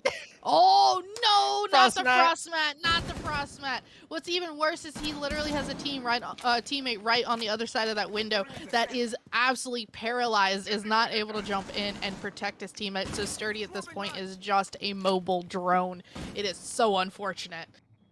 What an unfortunate spot to get down into. A possible adrenal surge was actually utilized to try to rest him, but now look at Bino. They're having to throw a nade just to get through this gate so that they're not taking any extra damage, which is really, really bad considering the fact that now that's one less nade you have to be able to clear someone like Psychics out of the mudroom, which is a very easy spot to roll a nade through. Sinister looking to get really aggressive here, very active on this flank, and if none of the Fraudwatch players are out of camp to watch for this flank, it might be what is needed. Unstoppable here might be able to find the one player at the bottom of the main stairs. Zofia goes down Sturdy. Great shot by Unstoppable. Bino finding the flank of a Sinister. That falls down. And now there's about 40 seconds here for Fraudwatch to find their executing the bomb site.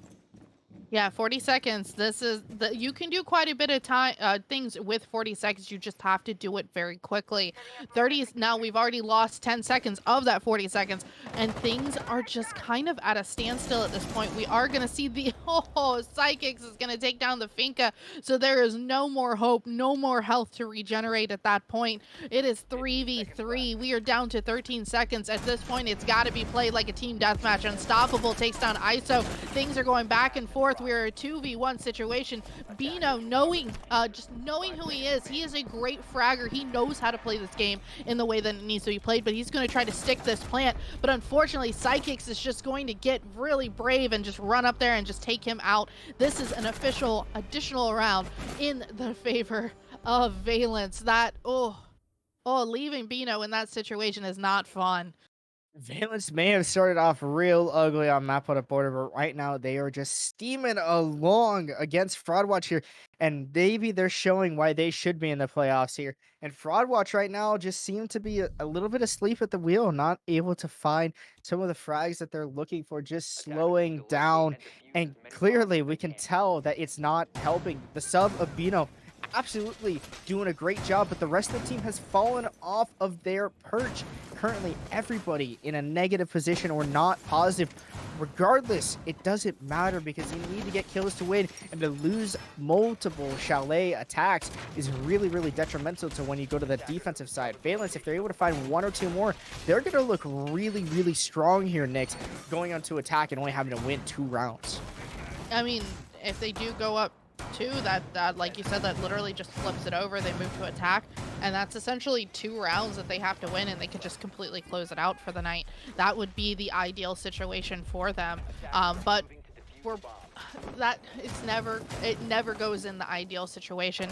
We generally do see sometimes teams like Fraudwatch just kind of like figure out exactly what needs to be done, and they end up bringing it back. However, when it comes to things like best of 3s, that's when you see those slow, methodical teams that have done their homework and who do the practices and put in the work in order to be as good of a team that they are. That's when these teams shine, because you have to go the distance.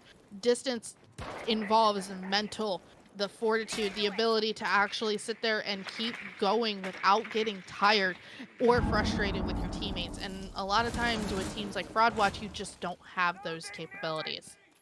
Definitely not. And right now, Fraudwatch needs to pull through every last bit of effort and energy. Yeah, they've got half the map still to go, but Nix, it's a point where it becomes too little too late. And right now, Fraudwatch looking to get some of the good intel that they have right now. Defrex, they do know that Casa is hanging out here in this corner, and Bino might be looking to get a nade kill here. Brucey playing the same spot on the windows, possibly looking for a frag, and Bino able to clear out Defrex. A great job by Fraudwatch, able to find one player, and now two. Unstoppable falls down as well, but Psychic's here in the closet on the shield, able to take down the Twitch. A great immediate refrag, and that's going to help Valence pull this 5-3 deficit back to 4-3.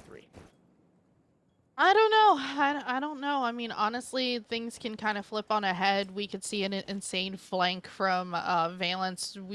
There's really any possibility here at this point, because we've seen some insane plays made by both of these teams, but we are going to see those smoke canisters start going out. We obviously want to start slowing down Fraudwatch even more, but as I say that, Bino just yeets a grenade and takes out an additional player from Valence. That brings it down to a 4v2. This is something that can be done, and it can be done well. Brucey has Psychic's number, so now it's officially a 4v1. This is where things are going to potentially go to a 4-2 split as we switch over to the attacking side for Valence. If I was Valence, honestly, I know the goal of the situation is to protect site, but you're about to go into the split. You're about to kind of like switch over. Just let the guy kill you and just, you know, clean site. Yeah, well, that was an interesting choice by the Echo. I'm not sure if that's what Sinister wanted to do, was to hop up onto the planter there, but maybe just trying to put yourself in a weird position might help out. Instead, unfortunately, no frags to come of it, and instead it leaves Valence to lose yet another round and Fraudwatch to gain their second, which is great if you're a fan of Fraudwatch. But if you're a fan of Valence, you're still looking pretty good. You're in a solid position here. If you find one more round, you're still looking like you had a really strong Chalet defensive half. And if you're Fraudwatch, well, you want to follow off the momentum of that round. It was a great aggressive round, and we're going back to the same bomb site. Valence hopefully is going to make a couple extra adjustments to try to see if they can hold it just a little bit better. Yeah, adjustments is what Valence is definitely going to need to do here, because at this point, like I said, 3v2, we go into a 4-2. It's still an ideal situation for either side.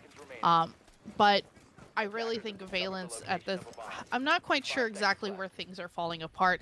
I do know Valence is a very repetitive team. They have a strat. They know it works. They play it over and over and over. Things really don't change that much. That's where teams like Fraudwatch have a little bit more of an advantage, because they do play things a little bit more, I don't want to use the word scatterbrained, but loosely, I guess would be the good word for it.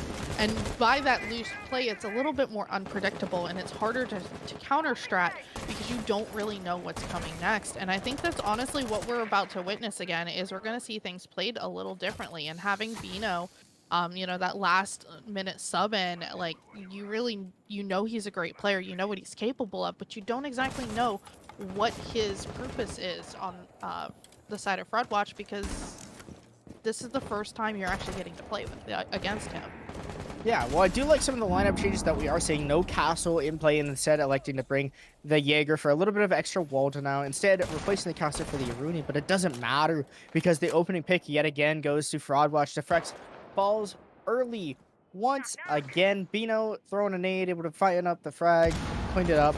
And a zombie on the aggressive hop-up, but unfortunately Unstoppable was just shut down entirely. And Psychics, yet again, the Jaeger lone upstairs, left all on their lonesome. Needs to probably get out of here and drop the hatch, but feels like that they need to get this frag. And still, the intel is just so good. The Jaeger with the swing and shut down by luck. And all of a sudden, Valence is in a 2v5 on their defense.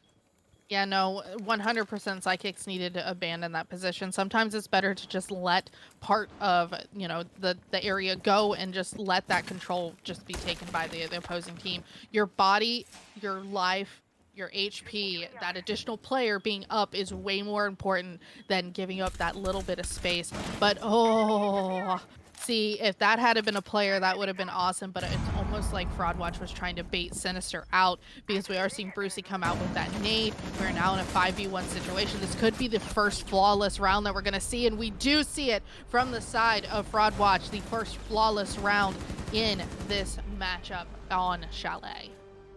Great job by Fraudwatch. I mean, a great round overall. Being led by Bino, I mean, really, they're just following off the picks of their sub here, and Bino has been just doing a great job of just clearing space and just really taking control of that top floor, and a great job by Fraudwatch overall. You know, expecting the aggressive plays from Valence, and Valence right now, it's not working, guys. You guys are being too aggressive. You're playing into Fraudwatch's hands, and that's not good. Fraudwatch is bringing these rounds back one by one, and now we're tied up going into the side swap, which means I think Knicks, whoever has the better side swap, like whoever has the better foot out the gate, is probably going to end up winning this map. I mean, honestly, that's what you would generally expect here. But first round that we're going to see Valence here on attack, one of the cool things that I do like seeing here is we are going to have Defrex out here on the Buck. The Buck is great. You send him all the way downstairs, use his ability with that skeleton key to open up what I like to call reverse verticals in order to get some cheeky angles from below. But we do also have Zero, which Zero, honestly, he's kind of like Fuse. He's not utilized as much as he should be across all maps, because he has the ability to use those what I like to call the SAM cams in order to gain great intel, but you can use those cams also to, you know, burn in a Rooney gate. You can also use them, they actually have a laser that they can shoot that can also take out utilities such as a mute jammer or a black eye camera, stuff like that. He has so much potential, and he's just so underutilized. I just love the flank watch capabilities of Zero, especially on this map, Chalet. Like, you can tuck those Argus cameras into a bunch of different random corners and great spots overall. Especially you can put 2, even because you get 4, right? So you can put them wherever the heck you want.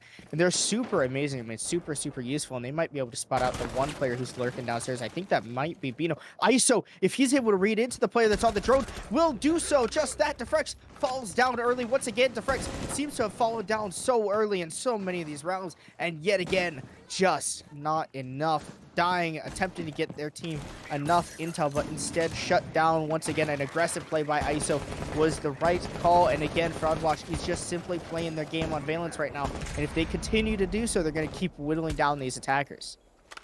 Yeah, and that, honestly, that Buck coming off the board the way that it did, I would have honestly liked to see the Buck kind of be played the way that we've been seeing it played more recently, by going on, you know, underneath, pushing, like, you know, creating those openings, taking Sinister with him with the Zero, and placing those cams in snarky little places that they can use for great intel to protect their teammates. But that is obviously not something we're going to see at this point. So hopefully they can learn from it, you know, next round, new round, keep going.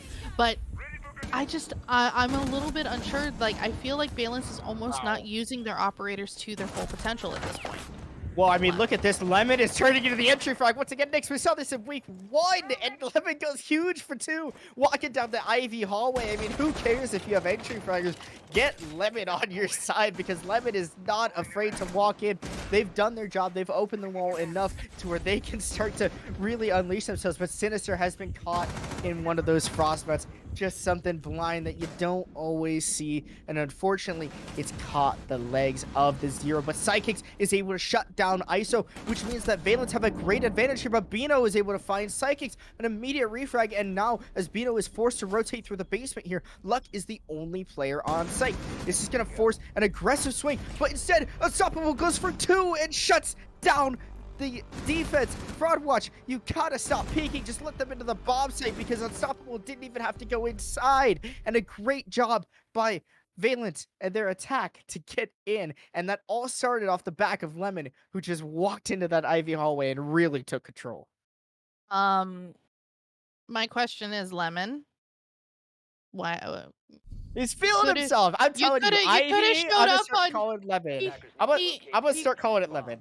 because Oh my god. he just walks in there. It doesn't matter if it's Ace or Habana or Thermite. It doesn't matter. Lemon just walks through Ivy, up blue, and will just get their frags, bro.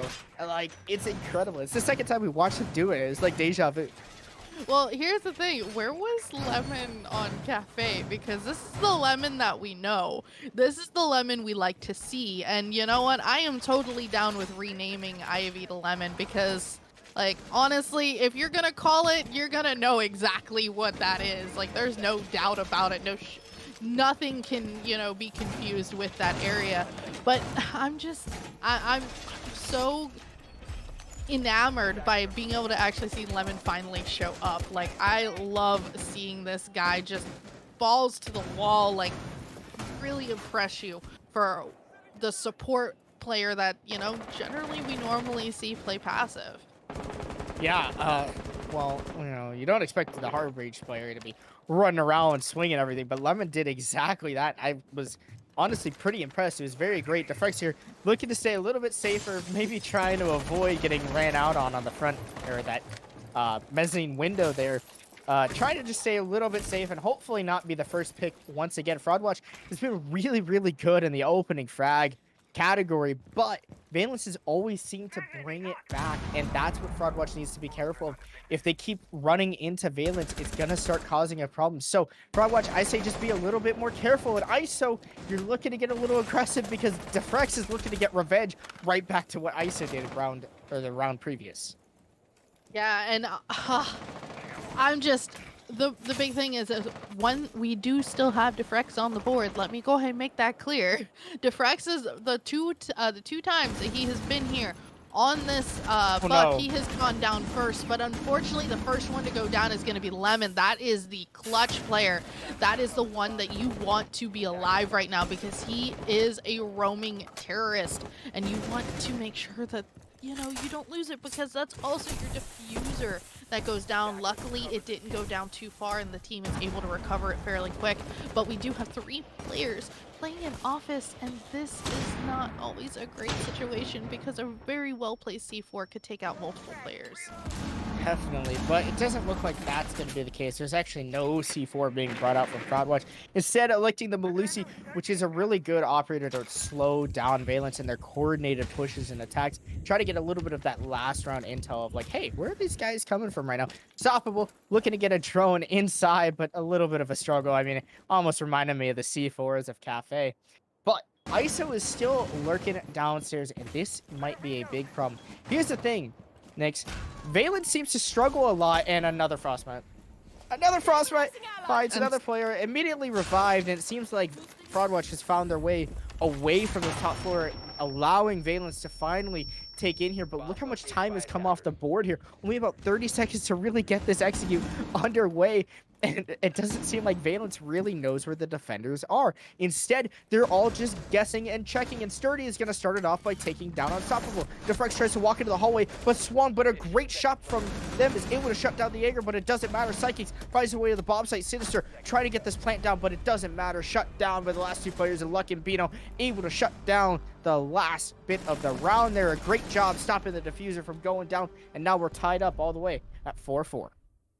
4-4. We are in round 9 at this point, and I really don't want to say it. I have a feeling we're in for the long haul. I'm blaming it on our producer once again. It's his fault. As he's in my ear going, it wasn't me, after I have physical proof that he has been talking about OT and how it's unlimited OT, and yes, I'm going to expose our producer. We're headed straight for it. But you know what? Honestly, I'm all for it. It's playoffs. You got everything to lose. You know what I mean? At this point, it's win or go home. So try as best as you can. And Fraud Battery. Go throw it on Twitter. Go throw it on Twitter. Fraud Battery. I mean, Tofu's gonna lose his job at this point. I know. Oh, no, we love Andrew. We love it. We gotta give him a hard time though, because the ones you hate on the most are the ones that are closest to you. So I mean, would we honestly spend time picking on our producer if we didn't like working with him? Limps, don't answer that. Limps, don't answer that. Yes, we would. So let's actually get back to talking about the more important thing here. We are now into round 9, and we have a glass here on the board. We have also 6 different smoke grenades here. So we do this could be a very ideal, rush here in a way. If they can get site open and get it open quickly, start dumping those smoke grenades in, you have the glass that can provide that overwatch and start picking any players off that are trying to use that smoke in their own way and provide coverage for them to do any type of swings or any type of pre-firing. So I have a feeling this is gonna go pretty quickly here in a second, and I don't know if it's gonna be in Valence's favor. Quick execute coming here from Valence. I mean, they got the glass down, they got the smokes, and Psychics here is actually looking to get really, really aggressive here. I mean, look how many drones have been thrown by Valence. 6 drones off the board, 8 if you want to count the 2 Twitch drones. Also part of the utility is actually on the floor right now. And guess what? This diffuser's going down, and Lemon's able to stick it. This is crazy good if you're a fan of Valence, because there's 40 seconds left, and Fraudwatch is going to have to fight tooth and nail. But look at the post plant being played by Valence super far back, all the way back down in the spawns, basically. Great nades coming through, great utility coming through, and with only 20 seconds left, really about 10 seconds to start getting out of the diffuser and hitting away. Instead, it seems like Fraudwatch doesn't know what they want to do. Bino able to get a great shot on player 2. Might find 3 here, but no. Lemon able to outduel them. The Jaeger finally gets shut down by Defrex. Just not enough time, not enough shots, but great shots by Bino, nearly pulling that one back. Instead, the vertical play ends up shutting it down. A great attack by Valence. Here's the problem that we saw, though, is we see literally a glass. A glass is throwing out his own smokes and providing his own coverage. You don't want to do that. You have 6 smoke grenades here on the board. You need to coordinate with another player and have those smoke grenades thrown out simultaneously as you're aiming down sights on that glass, because you don't want that glass at any point in time to be vulnerable. And when you're using utility like that, you leave yourself vulnerable. So that's something that I really feel like Valence needs to kind of like bring back, take it to the drawing board, and just kind of be like, okay, what could we have done differently here? That's one thing that I highly, highly suggest that they do, because it makes it easier for that glass to focus on his job, which is essentially kill player. But round 10, 5-4, producer, shut up. Stop cursing the match. But we are going to be moving into what's essentially what we're hoping to see is a couple rounds and closing out the night. Got Sinister back here on the 0, but we don't have the Bucks, so Defrex is opting to bring the Sledge this time.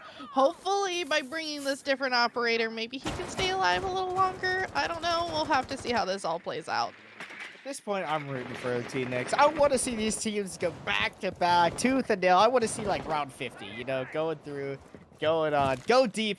So you want to torture our producer at this point? Yeah, because I want to give him a real hard time and a real good ribbon about how the game that he said was going to go quick went all the way. I mean, Fraudwatch wasn't even supposed to be in the playoffs, but due to a team disbanding, they ended up finding their way here, and now they found their way on a map 3 against a very promising team of Valence, who had a pretty solid season. From what I remember, all the players had played pretty darn well, and now they're finding themselves just barely on the back foot here, but they're starting to make good ground here. Good job holding down the defensive side here of Chalet. A minute has already been wasted off the clock, and as long as they can keep doing so, they're going to look real good and put themselves in a better position for the next map.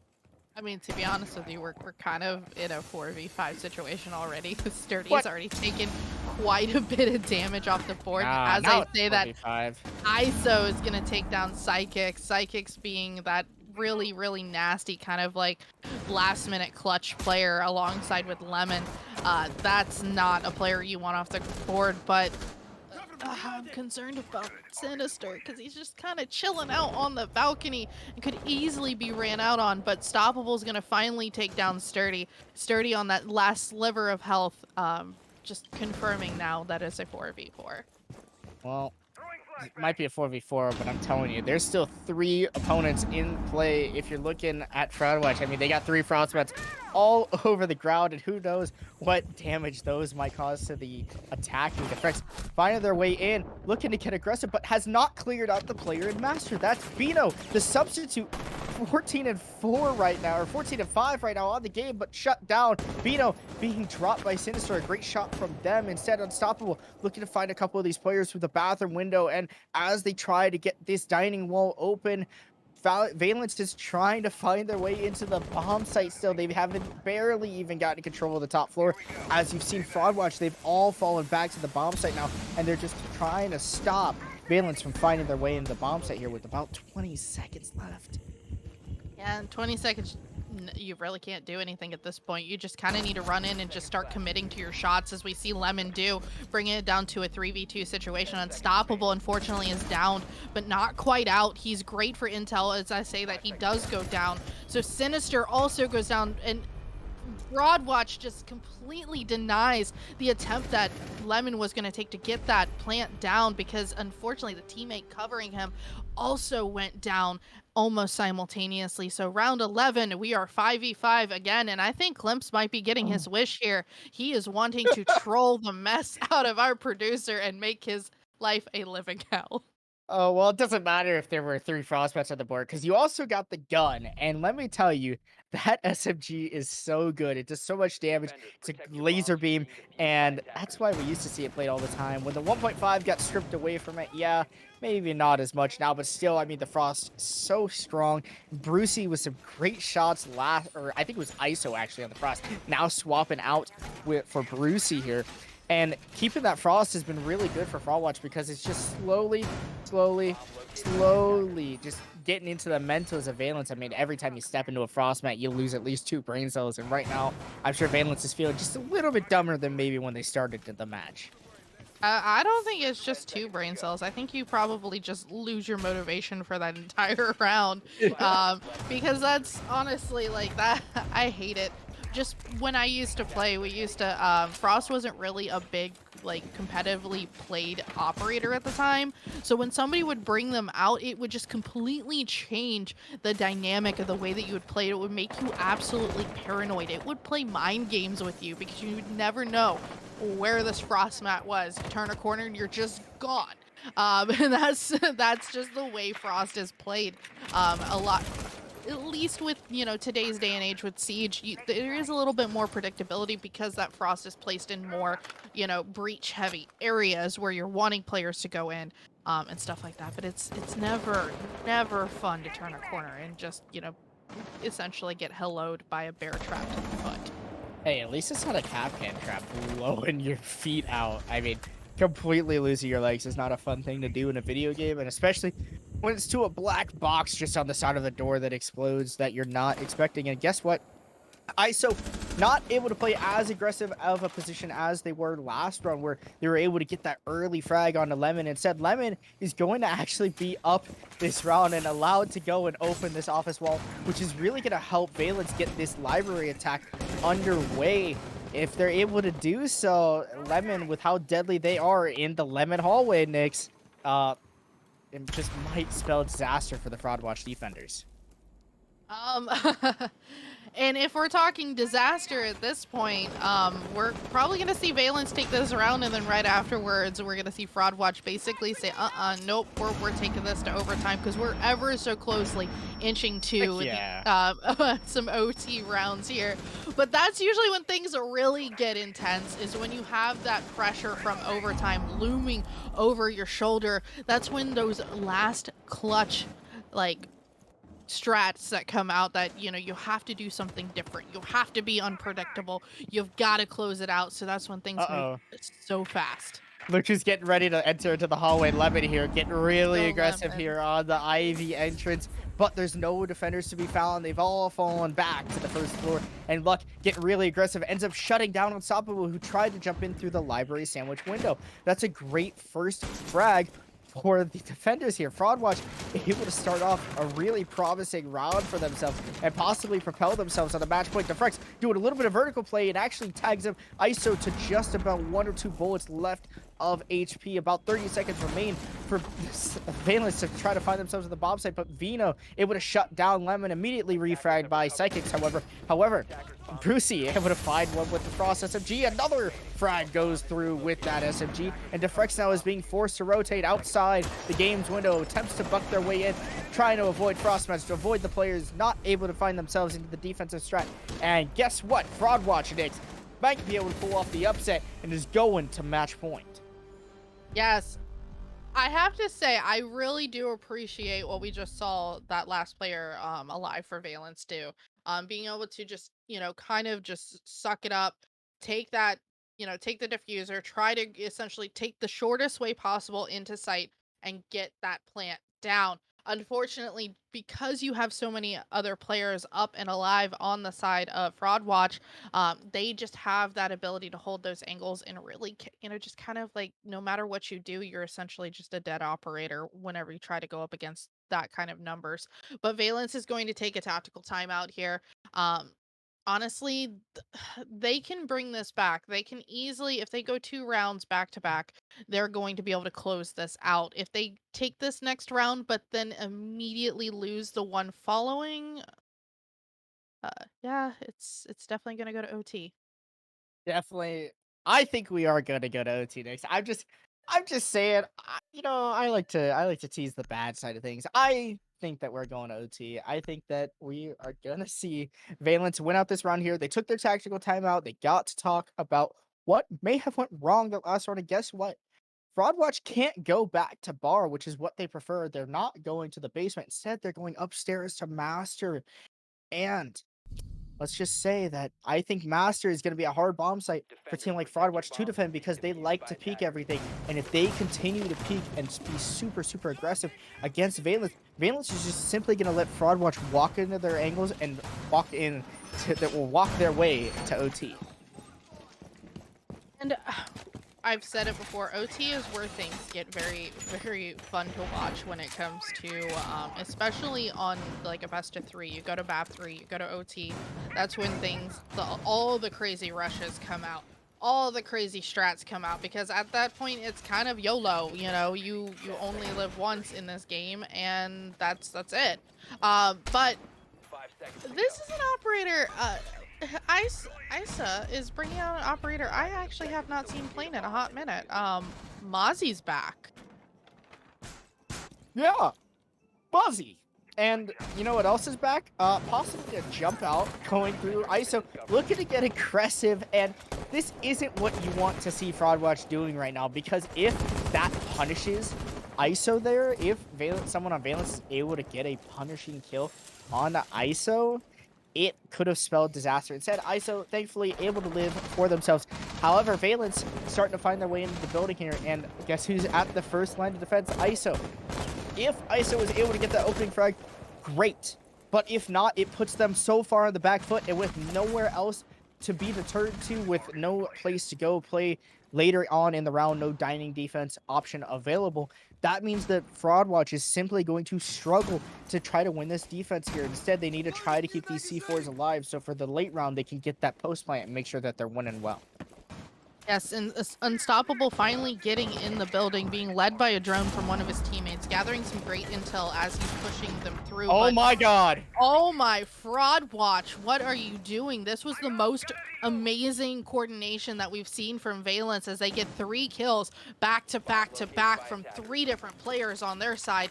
And this is 5v2. All they really need to do is just go in and kill 2 players. They have 1 minute and 30 seconds left to do it. Defrex is going to go in and start taking out some of this, I was actually thinking it was going to be the razor wire, but it looks like he's trying to flush that shield out from Piano, so that way Luck has nothing to hide behind. But he's chilling. He's ready to swing. Unfortunately, that swing does nothing, as he cannot hit the trigger. He cannot click fast enough to get a kill. Takes some damage while he's at it. I'm just, this is gonna come down to essentially just Valence just sticking to their guns and just taking these last 2 players out. They just can't be stupid about it. Valence is whittling down their time, but they're doing so smartly. I mean, they're just trying to slowly take their time. Sturdy with an aggressive swing. Luck as well. Try to find one, but Luck able to find one, but immediately refragged by Leviathans. Guess what, Nix? We're going to overtime on Chalet. Match point in playoffs. It is infinite overtime, ladies and gentlemen. So guess what? That means whoever wins has to win by 2, and we haven't seen a team go up by 2 rounds since, I think, 3-1? So... Yeah. The whole game has just, thanks for going to overtime. And, well, we might have a little bit of issues when it comes to the side choice of things. I think we might have a slightly goofed up lobby. And, we're going to see what goes on here. I assume we're probably going to see a rehost here. So, you guys might just have to wait just a little bit longer. So will we. Because I think that since Valence had the better RD from the first map, that they are going to get the side choice, and that is what's happening. We're going through our Rios. Sit tight. We will be, hanging out here at least for a minute. We're gonna talk about the game just a little bit, and as you can tell, Nix looks really excited that we're going to a Rios. No, right now. I'm just thinking of all the different ways that I could roast our producer in my head right now, Oh because yeah, he gonna get this it. one I'm just, and I quote, we're fine. Luck and Sturdy got this. As soon as he said that, Sturdy went down. This Sturdy man and is Luck cursed. Vlog. This man is cursed. Well, Well, indeed. I mean, it's going crazy. We're gonna be going into overtime. A short rehost, hopefully going our way. Hopefully getting in. Hopefully not as long as map 1. And I'm hoping that this game ends maybe a little bit sooner than we want to. But in the meantime, we'll be back. Just take a short break here. Get this lobby set up. Make sure everything's all tidy, nice, sweet, and clean. We'll see you guys in overtime on Chalet.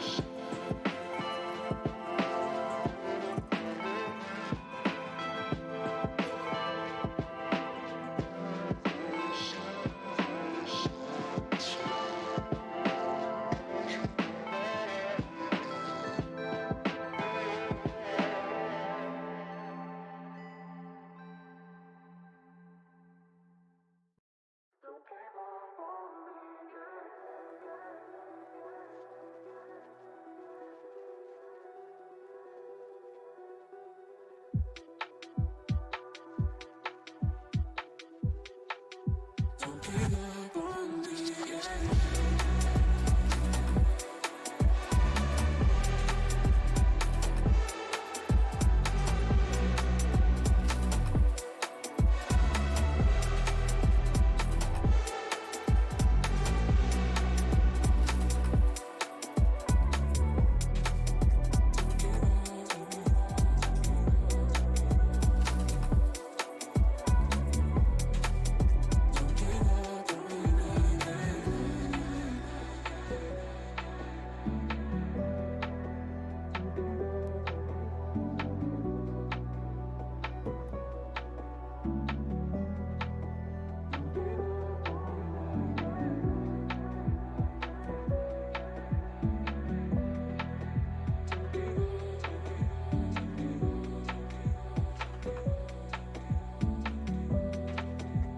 give up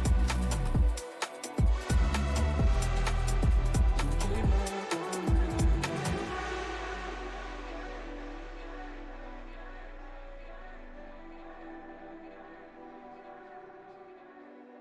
me, yeah. Don't give up on me, yeah.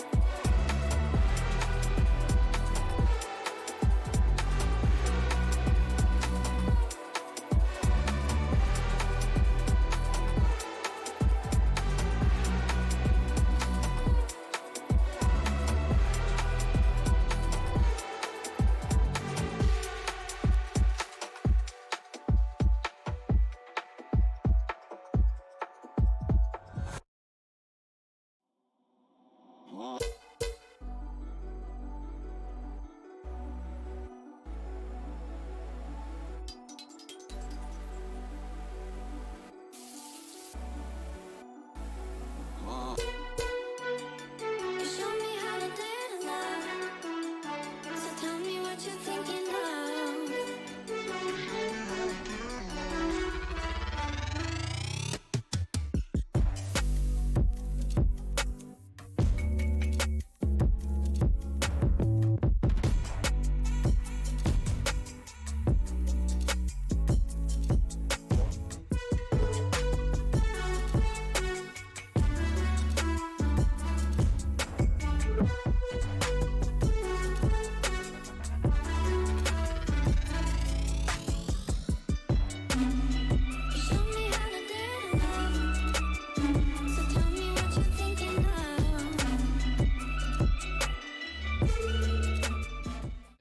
I got it.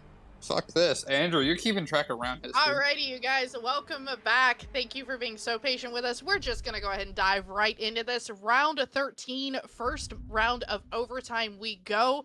And we have been roasting the heck out of our producer as we were waiting for this match to resume. I don't know how Klimps is feeling, but I'm ready to see some action. The caster curse is, it's like a B tier thing, right? And then there's the producer curse. And that just trumps everything. Like that's just S tier. And that's exactly what happened to us. We got the producer curse, and now we're in match point overtime. So the way infinite overtime works, for those of you that don't know, and hopefully the players and the teams are aware of this as well, is that you have to win by 2. And as it's gone for the whole map, the only 2-round lead that we had was at the very beginning. Which means that these teams, when they're swapping sides, they're going to have to try to find a spot where they can squeeze 2 rounds back-to-back side swap in. And that might be a little bit difficult here, Nix, because they can go whatever bomb site they want, be as comfortable as they want. They can do the same bomb site, I'm pretty sure, 5 times in a row if they really, really felt like it. The important word here is infinite. So they can go back to back, back to back to back, you know, one round after another for as We might be here all long as night. they want. Actually, who knows? We may be here for 2 days. Hopefully not. But things are, this is, like you said, they get to play their comfortable sites. They have essentially no rules when it comes to that. So first attacking side is going to be Fraud Watch. So they have done fairly well on this side as far as how they've been attacking. They've been able to bring things back and really make this their game. It's just all going to depend on if Valence can do these last minute kind of restrat situations where they can keep Fraud Watch from knowing what their next move. Indeed, and Unstoppable here in a very aggressive position in the kitchen dining area, looking to possibly find one of these early picks here onto Fraud Watch. Valence has really struggled in the opening frag department, Nix, and if they could start off on the hot foot, they'd probably be able to project themselves into a map win. Instead, however, it seems like it's not gone that way, and instead, Unstoppable was simply there just for a little bit of time waste, a little bit of time to now, but Defrex might be looking to get a C4 here into the office area with that mute looker down below. Yes, and opening up nice cheeky little areas in order Here for goes. Psychic to kind of start, you know, kind of watching things. We're going to see Defrex, he's going to get a double kill with a C4. Like I said, this is where things you're going to see a lot of really cheeky moves. Psychics is finally going to get a kill onto ISO, so this is ever closely going towards the side of Valence winning this round. Sturdy's not even in the building. He's just kind of chilling outside as that Ash. Bino is, as we could see in that all chat, he is ready to go. He is rare and he's ready to get some kills. But Unstoppable, he is on that Oryx. He is roaming around like a maniac, and he wants to make sure that nobody is going to be pushing into his site. Bino ends up completely abandoning that push. Sturdy still not inside the building. We have a minute left. Bino finally gets a kill on the side of Valence. That's Unstoppable immediately off the board, but it's something that we're going to have to see Bino really step up and get these additional kills, because I don't even think Fraud Watch doesn't even have the diffuser, do they? Well, diffuser's down stuck up top on the top floor, and currently Bino, who's trying to work their way through the 45 hallway, through that dining hallway, trying to find themselves near the bomb site, will not matter considering they don't have control of the diffuser. However, Sturdy might be looking to just gain that control or just go for huge kills, but instead Defrex able to play a good refrag. Great trades being played out by Valence, and they're able to take down the round and throw themselves on the match point here. However, don't forget that the sides are going to swap. We're going to a Fraud Watch defense. This now gives them the upper hand because they've been pretty good at their bar defenses as well.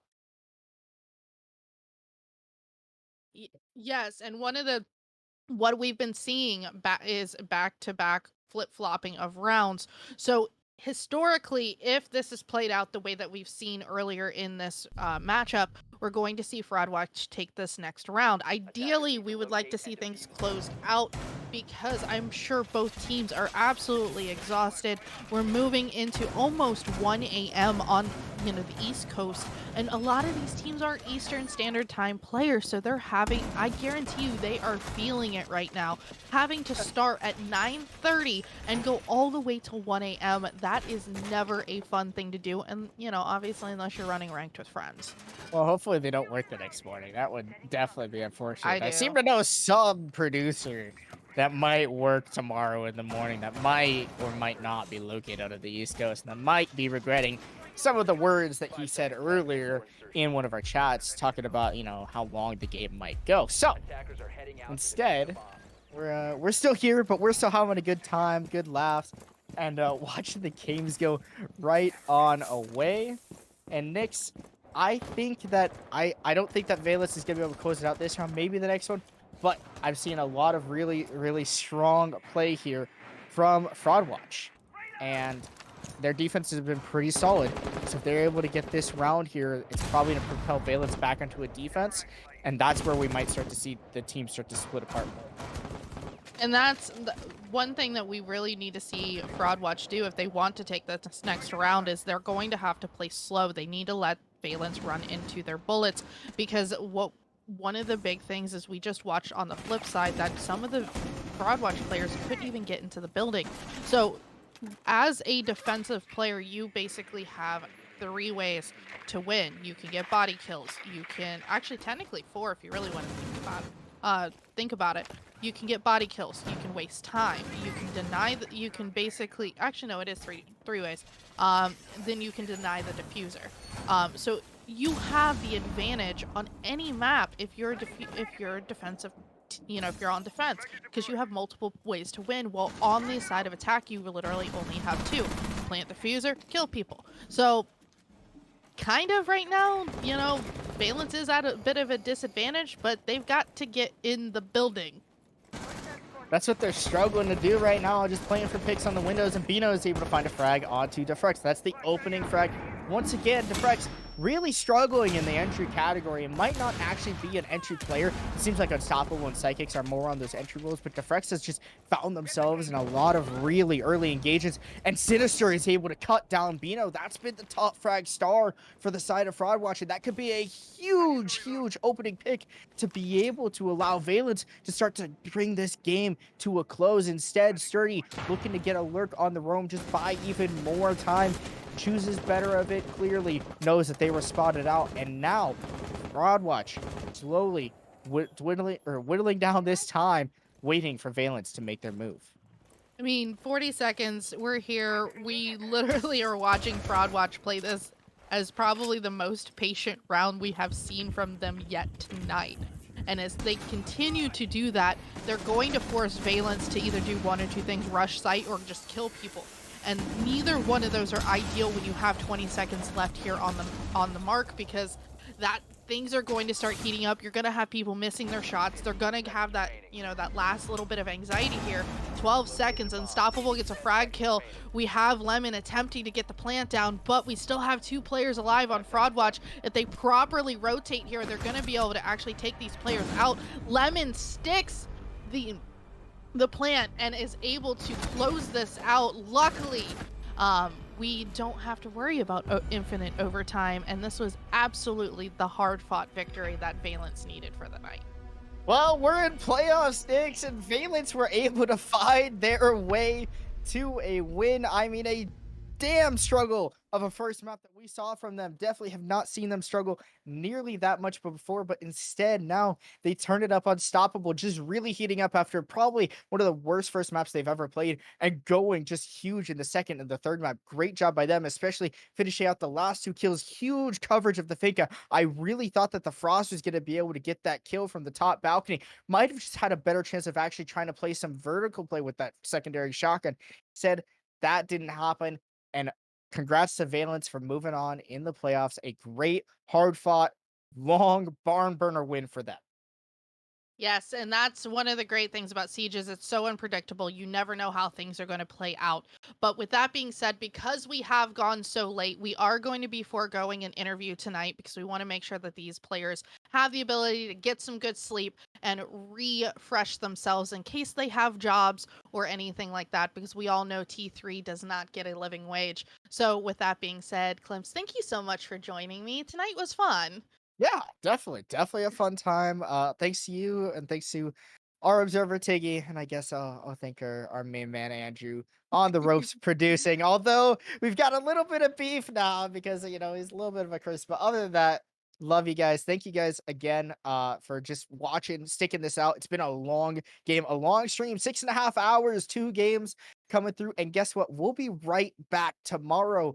Xenon Gaming Series coming back tomorrow. I think at 6 Eastern, 8:15 Eastern is the time. We will see you guys back with that stream. Yep.